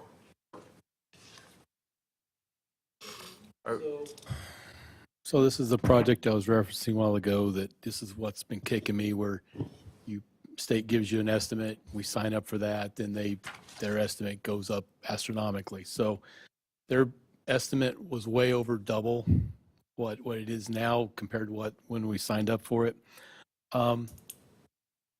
Sometimes the stars do align, and I was talking with the DOT staff as far as, what can I do to get this down to where we can afford it? I can't can't just keep issuing open checkbooks for these projects, yada, yada. So happens this year, there is funds coming back from the federal government. So just to illustrate this, when you buy gas, some of that money goes to Washington, D.C. It comes back to the states. States use their allocations. What's not used goes back to D.C. Then it's basically a free-for-all. And then typically those funds come back to states, and states gobble it up with DOT projects. For whatever reason, this time when it comes back, they're allowing locals to use it. The fact is that we're going to bid, or they're going to bid on this project this fall.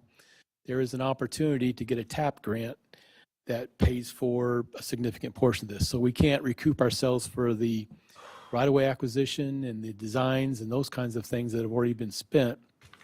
But what this one and the next one is allowing us to do is to take advantage of basically more than half the cost of what it was before. So we're like at $1.4 million is what we were anticipating. So this one, this council action covers the actual, let's say, the road aspects that what we're doing, the utility adjustments and some of those kinds of things. So we're still, and then the next one covers the pathway itself.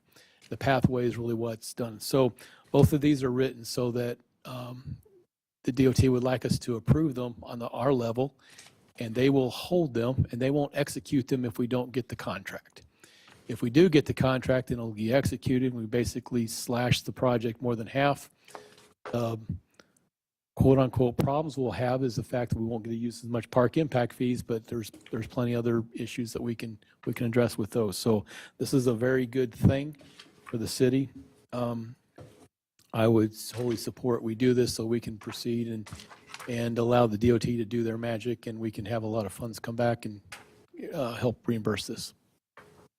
Madam Director of Finance. Yeah, Glenn, if you could just touch a little bit on if we were approved for the grant, when we would see that money. Are we funding this up front and then getting the money in 27, 28, or?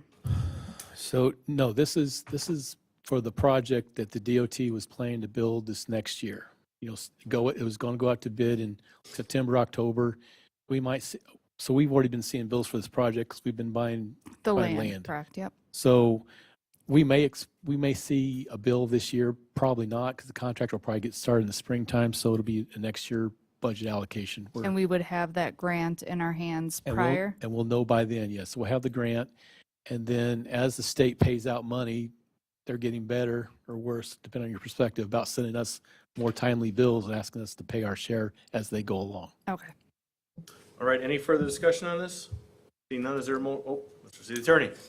If there is a motion to approve, I do have potential amendment to the resolution. Is there a motion to approve? I'll make the motion. Second. First and second, go ahead, Mr. City Attorney. With regard to the draft resolution in the packet, I would suggest to add to the be it resolved, at the end, put a comma, and hereby authorizes the mayor, comma, city clerk, and director of finance and treasurer to execute the agreement on behalf of the city, comma, understanding that such agreement supersedes the existing state/municipal financial agreement approved on August 15, 2023, period. Is that your motion? That's what the city attorney. The amended motion? Yes, I will continue to make my motion. The amended motion? Thank Yeah. you. Is there that second? Good. All those in favor? Aye. Any opposed? Ayes have it. We'll do one more, and then we'll take a break. G25, a resolution, this is right, it's attached to it, that's why I'm saying that. A resolution to execute a state municipal agreement for an infrastructure, transportation, alternatives program TAP project for Wisconsin Department of Transportation project on South Lovers Lane, West Ryan Road, State US Highway 45, State Highway 100, from South 60th Street to West St. Martin's Road in the amount of $302,800. Who's, same thing, Mr. Yeah, City this- Engineer? This is same concept. This is for the pathway specifically. Okay, pathway specific, anything further? And I would assume Director? that we'll have the same verbiage that the city attorney mentioned on the last one. Close. This one. All right, so Mr. City Attorney, if you want to make the recommended motion, please? Well, it would be a motion, option A, to adopt the resolution as stated on the action sheet, and to add to the, be it resolved on the draft resolution in the agenda packet at the end, comma, and hereby authorizes the mayor, comma, city clerk, and director of finance and treasurer to execute the agreement on behalf of the city. Period. Period, good. Is there a motion on that? So moved. First, second by Mr., I left the period in there and I just put that comma before. it. okay. When I said period the first time, I thought, man, that now there's a Seconded double by period. Alderman Craig. All those in favor? Aye. Any opposed? Ayes have it. We're going to take a break now. We're going to go offline. Come back at 11:30, please. Actually, in 5 minutes, 11:27. Recording stopped. Michelle, thank you for bringing this stuff in. That's 32569, in ordinance adopting the 2024 annual budgets for the capital outlay fund to provide carry forward appropriations from the 2023 annual budget for Ken Wendell Park Pavilion repairs in the amount of $65,000. Madam Director of Finance. This was brought forward to me from the Public Works Director. He intends to hopefully, finally this year, put a new roof on the pavilion. I know it's been in the budget the last couple of years, and asked that it just be carried forward again into 2024. Okay, any further questions on this? Is there a motion? So moved. Second. First and second, this is a roll call vote. Alderwoman Eichman. Aye. Alderman Assam. Aye. Alderman Day. Aye. Alderman Barber. Aye. Alderman Craig. Aye. 5 ayes, no noes, 1 absent. Motion carries. G27. A resolution authorizing Amendment 9 to Task Order 5 to Rupert and Milky Inc. for final services related to South Hickory Street within Tax Incremental District Number 8 for a professional fee of $9,150. Whose is this? Mr. Morrow. So this is in relation to a TID 8 project, Hickory Street. So there were some things that happened at the end of the project that cost some significant extra effort on Rupert Milky's part. We thought we could do it all within the existing budget, but with the way everything came out, that wasn't the case. So here's the final. Specifically, the 3 things that I would point to that cost extra effort. There was a storm sewer, and in the category you can't get good help these days, the contractor had a kid go out, grout the bottom of inlets, and got sloppy with the grout, and basically the entire pipe system had grout through it. So we took a lot of extra effort to have to inventory CCTV and work with the contractor. Part of that, we penalized the contractor, and we talk about that in the next motion, so to mostly pay for that effort, but that didn't cover everything.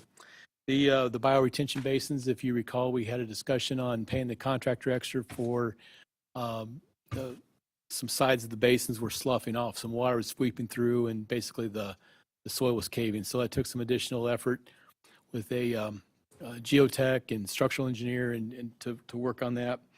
And then lastly, it doesn't sound like a lot, but MMSD has required that we have these green plants in place, and they didn't make it through the winter. So we had to go out and inventory and that sort of thing. So if you consider all those, the above value services were 23.2, but we were under on what I call the median work for Oakwood Road. So if you consider that, if we deduct that out, and then so in reality, if you consider the 669 that we penalize the contractor, it's really only $2,100 extra, but the actual effort for the when you finish the change order and basically finish the job, this is the final process. It's $9,150, and I fully support paying this. The project is still under budget, but this is just trying to clean up all of the final accounting, and we'll talk about that in the next one too. Excellent. Any further discussion? Seeing none, is there a motion? I'll make the motion. I'm sorry? Danielle Brown. I just want to say that the council action requested does state that it's contingent on adoption of a budget amendment elsewhere on this agenda. After this, the city engineer and I talked, and I looked in our general ledger, and the purchase order encumbrance had already been carried forward, so we don't need a budget amendment. We still have additional funds in the TID fund for this. Okay, we've got a first. Is there a second? Second. A first and a second. All those in favor? Aye. Any opposed? Ayes have it. Motion carries. G28. So this is a unit price. I got to read it. A resolution to award final change order number 6 to Buten Peterson Construction Company Incorporated for the Franklin Corporate Park, South Hickory Street improvements for $2,754.70. Mr. Morrow. So this is Butine Peterson, was the contractor. It's a unit price contract, so you pay them for whatever quantity, good estimates are made in the beginning, and if additional undercutting has to be done, you do it right there, and you pay them extra if some things can be saved, and so forth. So everything is measured, and we pay them for actually what's installed. The project came out a few extra materials than what we anticipated, and if you're curious, on page 471, I circled where we penalized the contractor the $6,900. So when you consider the extra quantity of materials that were installed, plus the deduct, the total is $2,754. So once you do this, the project is done. We can close everything out. Thank you. Is there a motion on this? Motion to approve. Second. First and a second by Mr. Craig. All those in favor? Aye. Any opposed? Ayes have it. Motion carries. There is no G29 because apparently it was doubled up. Yes. Interesting. G29 and G17 are the exact same item. Excellent. And we did 30. Look at us. Woo-hoo. I have to prolong this so I can eat. Oh, yeah, Right? G31. What, Mr.? What was the? What's going on with 29 again? G29 and G17 are the exact same item, so you can just no action on 29. We already have. We already a acted bonus. on 17. We got a bonus. Yes. All right, G31. What about 31, huh? Jim Taylor. A motion to enter closed session pursuant to Wisconsin Statute 19.85 sub 1 sub G to confer with legal counsel for the common counsel who is rendering advice concerning strategy to be adopted by the body with respect to Polish Heritage Alliance, Inc. versus City of Franklin, Milwaukee County Circuit Court Case Number 2023, C. Charles v. Victor 9073, a litigation matter which is in process and pending at this time, and to re-enter open session at the same place thereafter to act on such matters discussed therein as it deems appropriate. Is there a motion to go into closed session? So moved. Second. We have a first by Mr. Barber, second by Mr. Craig. Roll call, please. Alderman Holfer? Oh, Absent. he's with Olson. I'm trying to call the rock here. Alderwoman Eichmann? Aye. Alderman Hassan? Aye. Alderwoman Day. Aye. Alderman Barber. Aye. Alderman Craig. Aye. 5 ayes, no noes, Aye. 1 absent. Just going into closed session. Motion carries. We're creeping into closed session. Okay. It's 11:48 PM. We are now in open session. Is there a motion? Oh, Mr. City Attorney, could you read the motion and then we've got a first coming? Potential motion is to proceed as discussed in closed session. Move to approve. Second. First and a second. All those in favor? Aye. Any opposed? Ayes have it. Motion carries. G32, a motion to enter into closed session pursuant to Wisconsin State Statute. Not yet, you guys, sorry. Well, you're welcome to come in, but you have to come back out. All right, Sorry. just hold on, everybody. A motion to enter closed session Unless you go pursuant to to license. There's more of them. Wisconsin State Statute 1985, sub 1, sub F, considering financial, medical, social, or personal histories or disciplinary data of specific persons, preliminary consideration of specific personnel problems, or the investigation of charges against specific persons, except where Par B applies, which, if discussed in public, would be likely to have a substantial adverse effect upon the reputation of any person referred to in such histories or data or involved in such problems or investigations, and to re-enter open sessions in place thereafter to act on such matters discussed therein as it deems appropriate. So move. Second. We have a first and a second. Roll call, please. Alderman Craig. Aye. Alderman Barber. Aye. Alderwoman Day. Aye. Alderman Hassan. Aye. Alderwoman Eichman. Aye. 5 ayes, no noes, 1 absent. Motion carries. We're Recording creeping. stopped. Okay, we're in the close, and we'll, We're on. okay, it's 12:01 a.m. on May 22nd, 2024. May 22nd. It is May 22nd, 2024. Happy birthday, Alderwoman Eichman. Thank you. Thank you for bringing treats.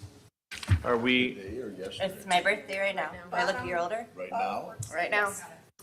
okay, we are back on, and the motion would be motion to approve the reimbursement as discussed in closed session. Motion to move. We have a first Second. and a second. Let's go roll call, please. Alderwoman Eichman. Aye. Alderman Hassan. Aye. Alderwoman Day. Abstain? Alderman Barber. Aye. Alderman Craig. Aye. 4 ayes, 1 abstention, 1 absence. Motion carries. Excellent. All right, now we will go and move forward to H, licenses. What is this? There's special meeting there. All right, license committee, who is taking this? Mayor, once we get settled, I will. Okay? So, Alderwoman Eichman? Alderwoman Day and I met for a special license committee meeting due to it simply being the time of year where we've got a lot of renewals and so forth on the license committee.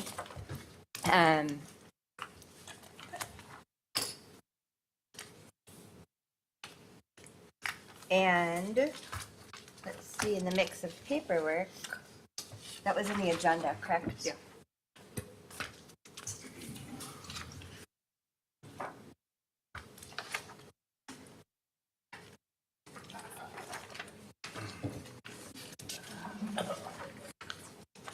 I don't see where. There you go. Can I borrow someone else's if I don't have mine? Or you could yield to Alderwoman Day. No, it's not. Which one you want? You can Well- have mine. Oh, I have it in here. All right. Alderwoman Day, please correct me if I'm wrong. So, on any of this. So, again, Alderwoman Day and I met on May 14th, 2024 from 5 p.m. We adjourned at 11 p.m. Early night for us. For the following applicants. New operator the first on the list, applicant for the Bowery Bar and Grill. Motion was made for the recommendation for approval to council by myself. It was seconded by Alderwoman Day. Then if we go down the list, the rest of that page, which contains 1, 2, 3, 4, 5, 6, 7, 8 operator news, then going on to page 220, or in your packet, page 491. We have the next one. Oh, they're all approved but the last one. Do you want to just go like that? Yeah, all were approved except for the last operator new, as the record did not match the background check. So that's just pending right now. Then if we move along to page 492 in our packet,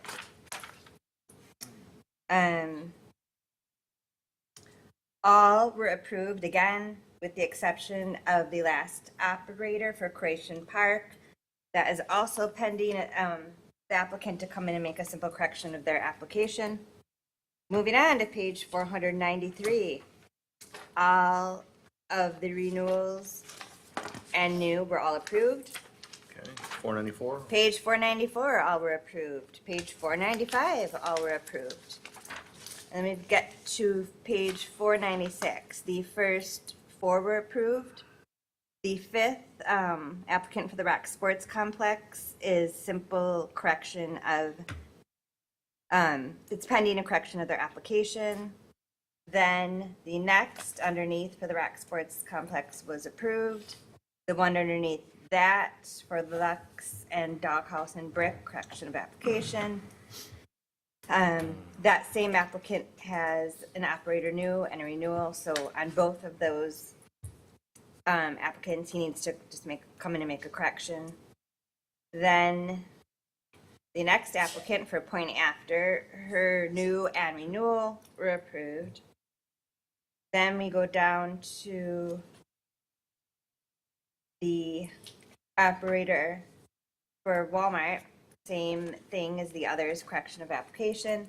Then on page 496, the last operator renewal was approved. Move on to page 497 of our packet, and all were approved. Go along to page 498. All were approved with the exception of the second from the bottom, applicant for Crossroads Pizza and Subs. Again, they need to come and make correction of their application. The clerk's office does make these notifications to those that have to do that.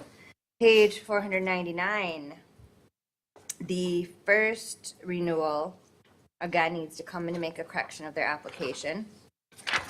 Just to throw that out there, that's often done when on the application, we ask the applicant to list any arrests that have ever been made. Often somebody will put none, and then the background check that we do shows the other. Things come up that they didn't list, and so they have to come in and make that correction. So aside again of that first one on page 499, everyone else on that page was approved. Then we go along to page 500, and the first 5 were all approved, and that is when we adjourned that evening for the special license committee meeting at 11:05. So if we have a motion to approve all of those? So move. Second. And a first and a second, all those in favor? Aye. Any Thank you. opposed? Let's have it. Then for this evening's license committee, Alderman Craig will be taking over. Cool. We'll finish up with the extraordinary events. We had 4, 5, 6 amusement device operator applications. One, the second from the bottom on page 510, needs to correct their application. All other amusement device operators were recommended for approval. The fixed full-service retail outlet entertainment and amusement license for On Cloud Wine was also recommended for approval. And then, should we do those, sir? Mr. City Attorney. Can somebody turn his, Weren't there specified points with regard to on-cloud wine, such as council approving hours of being open, as well as an annual approval that would terminate on June 30 every year, and this one would terminate June 30, 2025? Weren't those conditions stated? Yes, I'm sorry, I don't have my little cheat sheet that had all those specifications as. And there might be another one, but just in case, it would. Selling beer and wine. I mean, I have mine. Wait, now Yeah, the if- the clerk is saying there is another one. Well, it was for that 8105, it was for a, one, and we went through the Department of Revenue, we talked to them. it's 12:10, Mr. Barber has left the room. Right, and that's what I think I mentioned to Alderman Craig, because I had asked him for, I made the points, sent them to you, and asked to check with DOR, and now it's good. You're saying DOR approved them. Yep. Were there any other besides hours of closure or being open? And also that it's a 1 year through June 30 approval by the city? And they're selling fermented malt beverages and wine. Correct. Okay. I think, As the code for this, Yep. for the municipality dictates. for retail sales, Yes. even though it's a bar. Well, Well, not. I mean, it's more than just a bar. we did, when I talked to the Department of Revenue, she suggested that we put I can go get it, is the files and that. Well, Yeah. are we good with this? Yeah. I'm, I mean, it was the recommendation from the city clerk. attorney and the city clerk for the new form from. Right, we had already approved it in the past. It was just this new form that came out from the state, the AB 105 form, Yeah, it was was- simply why it had to be revisited. Okay, so the proper forms were filled out and you guys decided to move forward, right? It was already Approval? approved. yes. Okay, good. But I didn't specify any hours. They have for the municipal code, I think it's 1-8. Something, I don't remember it exactly. Can be revisited later as far as technicalities go. But it is being Well, recommend. He was already approved, okay? Okay, it's already As of- approved. Yeah, as of May 1st, the state came out with this AB 105 that he has to fill out.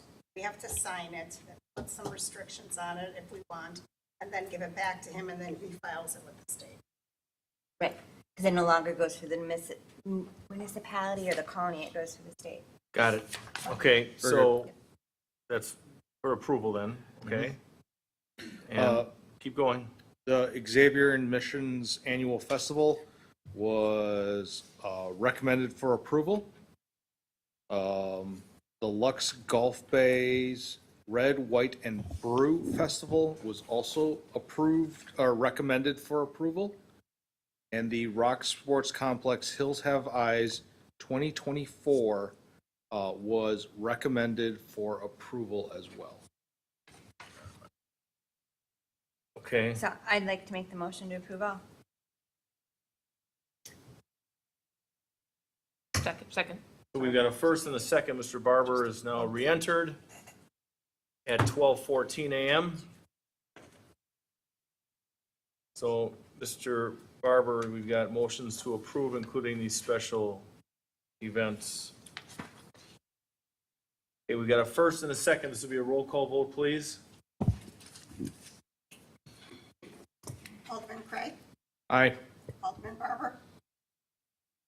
Same. I wasn't here for the discussion.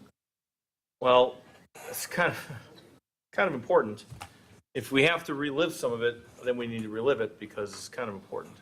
But I guess we'll, Roll with it. oh yeah, yeah, just continue. He I don't know, that's, Can I vote on something that wasn't part of the discussion? Well, you chose to leave, so I guess we can revisit. I guess. Why don't, I'll tell you what, Mr. City Attorney, you want to go through them real quick, what the ones that, These are all, for this motion, starting on page 510. Right. And it's the first license, second, third, all extraordinary entertainment, the on-cloud wine with specified closing hours, and that the approval by the city of Franklin is good annually through June 30th, 2025 for the first one. And was there another one? No, because he has to come Okay. back every year. Okay. All right, but no other point then. no other point? Okay, so those were the only points. The American Entertainment Services, it's on hold because it needs to complete something. Correct the This is all application. per reports by License Committee and Alderman Craig. The next one, Games Are Us, Inc., that's recommend approve. The first 4 items on page I guess I don't 511 need- are all recommend approve. I don't have to go through all of it, I trust the committee. My only question was on the extraordinary events. Did the committee recommend that these be approved? Yes. As the written up, decibel rating and a timeline that was proposed? As the committee members, I don't recall a discussion on that. Alderman I Day, got could you in there comment on late. it, or Alderman Craig? Sure. So for Red, White, and Brew Festival, we discussed that with regard to sound, that we would put a similar parameter on the approval that we did for the concert series, where there would be the sound check done prior to the event.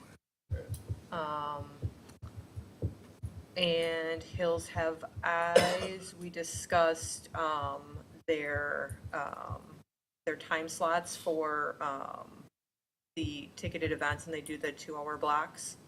And their last block is 10 to midnight. The ticket office closes at 11.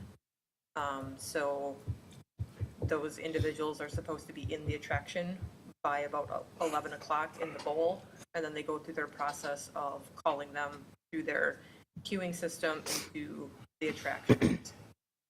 They indicated that the music that comes from the DJ and the PA system from that area, as well as the chainsaw, would end hard stop at midnight. I'm not prepared. What's that? I'm prepared to vote. Okay, great. So we're going to go roll call now. Can I First and a second, ask a right? question? Did I miss Hold on. anything? No. I'm just checking with my other license to make sure that I didn't miss anything. Those, I believe, No, were I mean, the, we have a lot more details on. yeah, I can go into more AT&T details, but I before. think that's what you Well, were he said he's asking. prepared. The Madam? chainsaw stopping at midnight is, you all agree with that? And they also said that the train horn they're not using, I know, was a thing from the past. Madam Was, Director of Administration. thank you, was a decibel set, a decibel level? Because I know that Chief Learman's going to request those specifics that were approved, so that way we know how things should be. Chief Learman. We did not. I would be comfortable putting forth for Hills Have Eyes, the 55 decibel as the, hold on, Michelle. When the applicants were in front of us, they talked about decibel readings from those monitors, and they were all, that was under that. 51, 48. Yeah, so I'm comfortable if PD needs a hard number, I would make my motion for that one to be a decibel level of 55. With the applicant being here.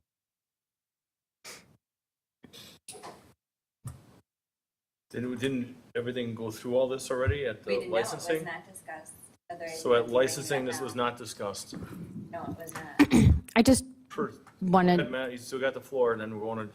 thank you. I just wanted to say that this was part of the request when we were in front of the council in the recent past This is something, a hard number that the staff and the PD are looking for. So just, it doesn't matter to us what it is. It just has to be defined so we know what to enforce. Still has the floor. That's why I have my hand up and I'm waiting, Mayor.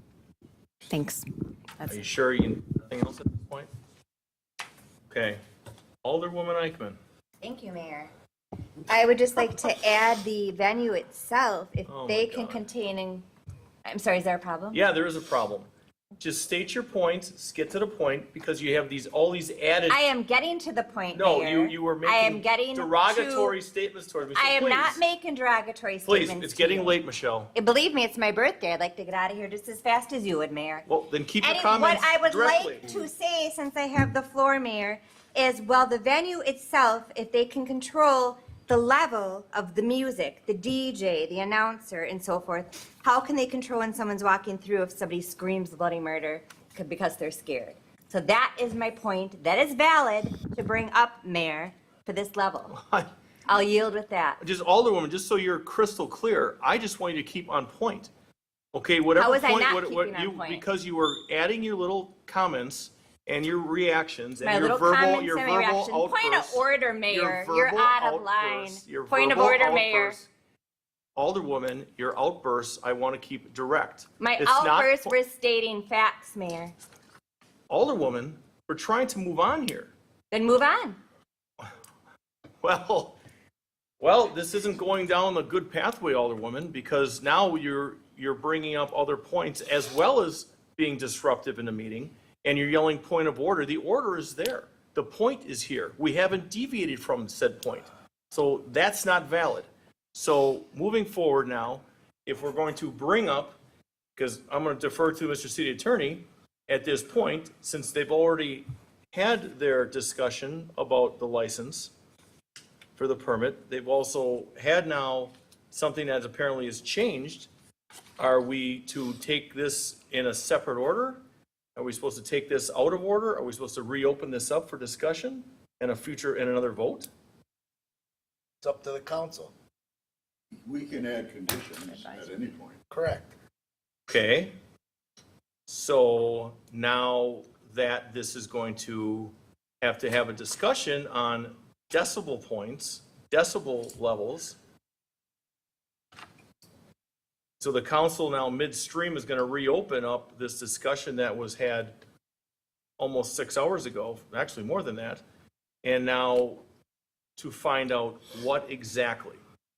We're to find out exactly the decibel amounts that are going to be permitted for this event, Hills Have Eyes. The decibel limit. And, well, to be honest, to get clarification, now I'm hearing this for the first time, and I was there, to call up, if this is how we're going to do this, does the council wish to have Mr. Atkins come up here and explain what it's going to be? I mean, that's the only way I think it can be handled properly. Yes.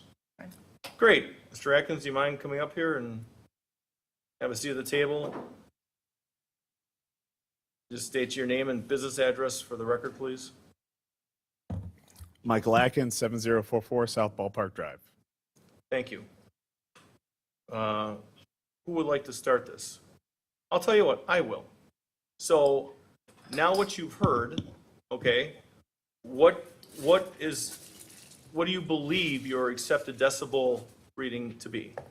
So what was discussed in licensing was referencing the RSG sound study, which was an average decibel reading, not a trigger event, not anything other than an average decibel reading, which read east, north, and west in that order, 51, 48, 46.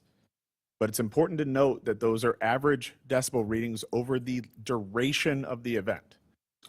For the day? For the duration of the event. Oh, so from start to finish of the Yes. entire 10 events? Yes. 10 dates? Okay.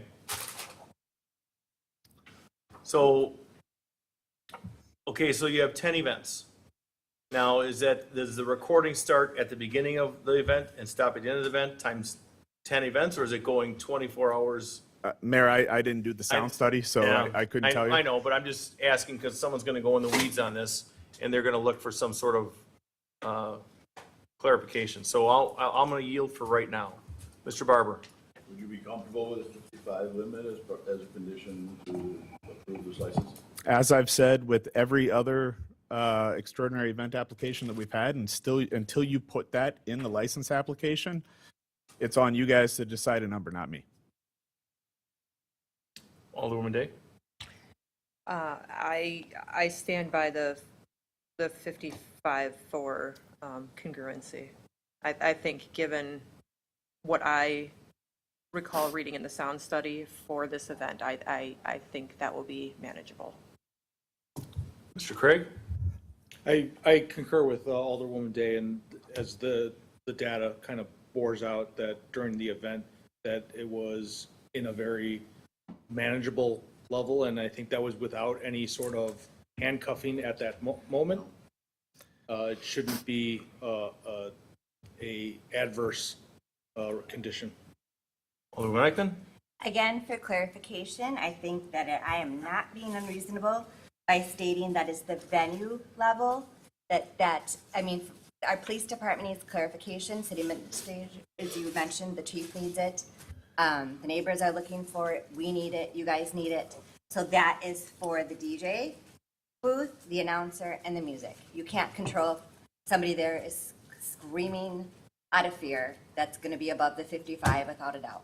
I just want that clear. Sure. If I may, I'll quote right from the RSG sound study. This is from page 12.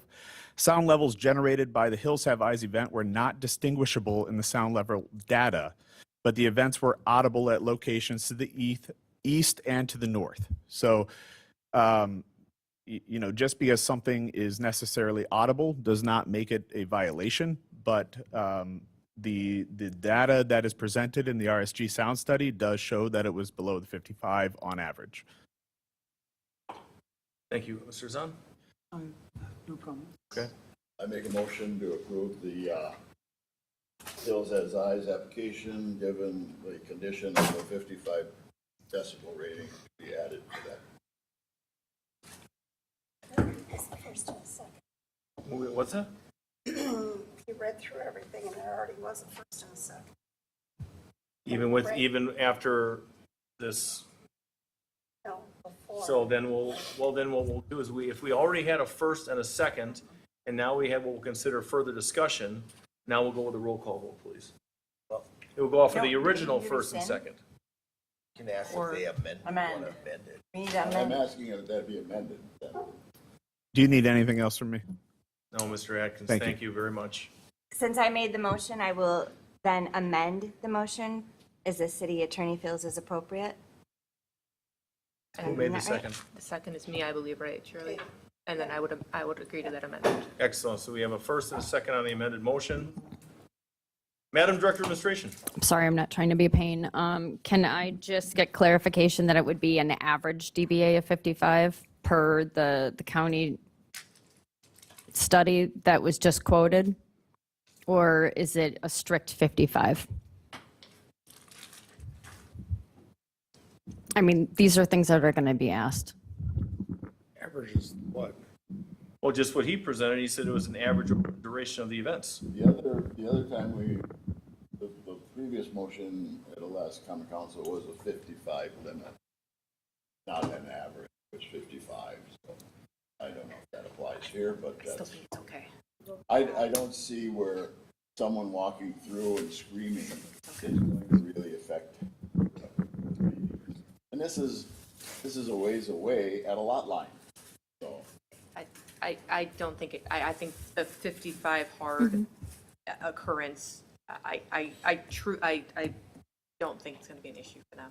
Okay, thank you. I just, like I said, I just need to have clarification for staff. So we have a first and a second.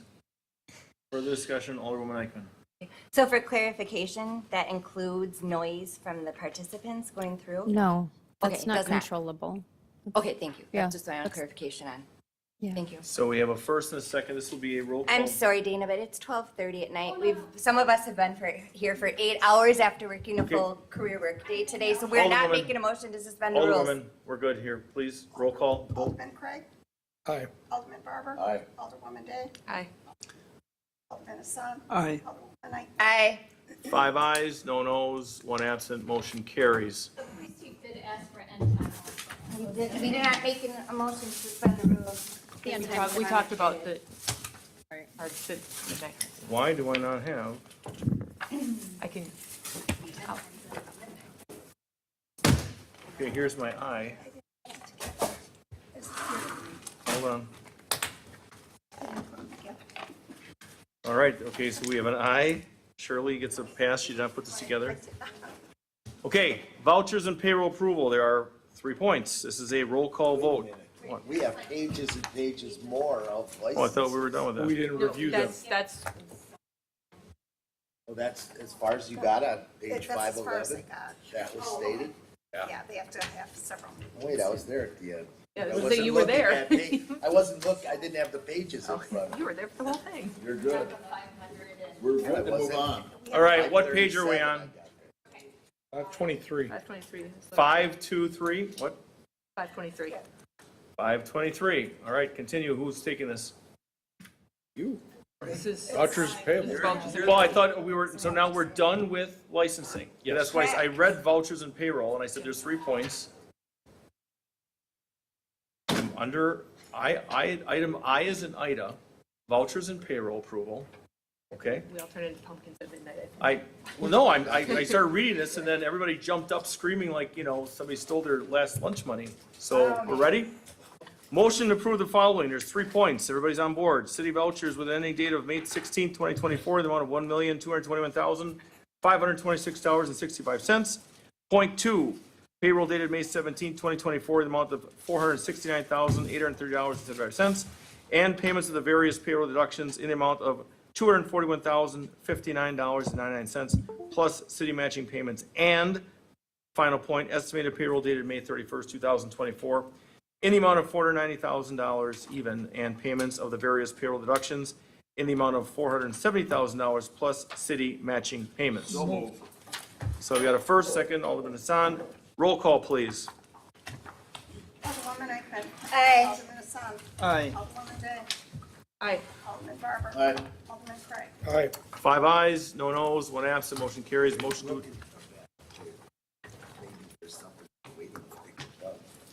they're actually just being amused by us probably. What, is there something that's specific here? Was that a roll call vote to approve all extraordinary events? Everything has been approved. Yes, they just did, Hales Have Eyes separate. Because the other one has the sound check. The sound check, Mike. Okay, so the red, white, and blue is with the sound check? Right. Yes, like the other one. As discussed, thank you. Motion to adjourn. So moved. Second. All those in favor? Aye. Any opposed? Ayes have it. Please take us off record at 12:33 a.m. Recording stopped. Concert series.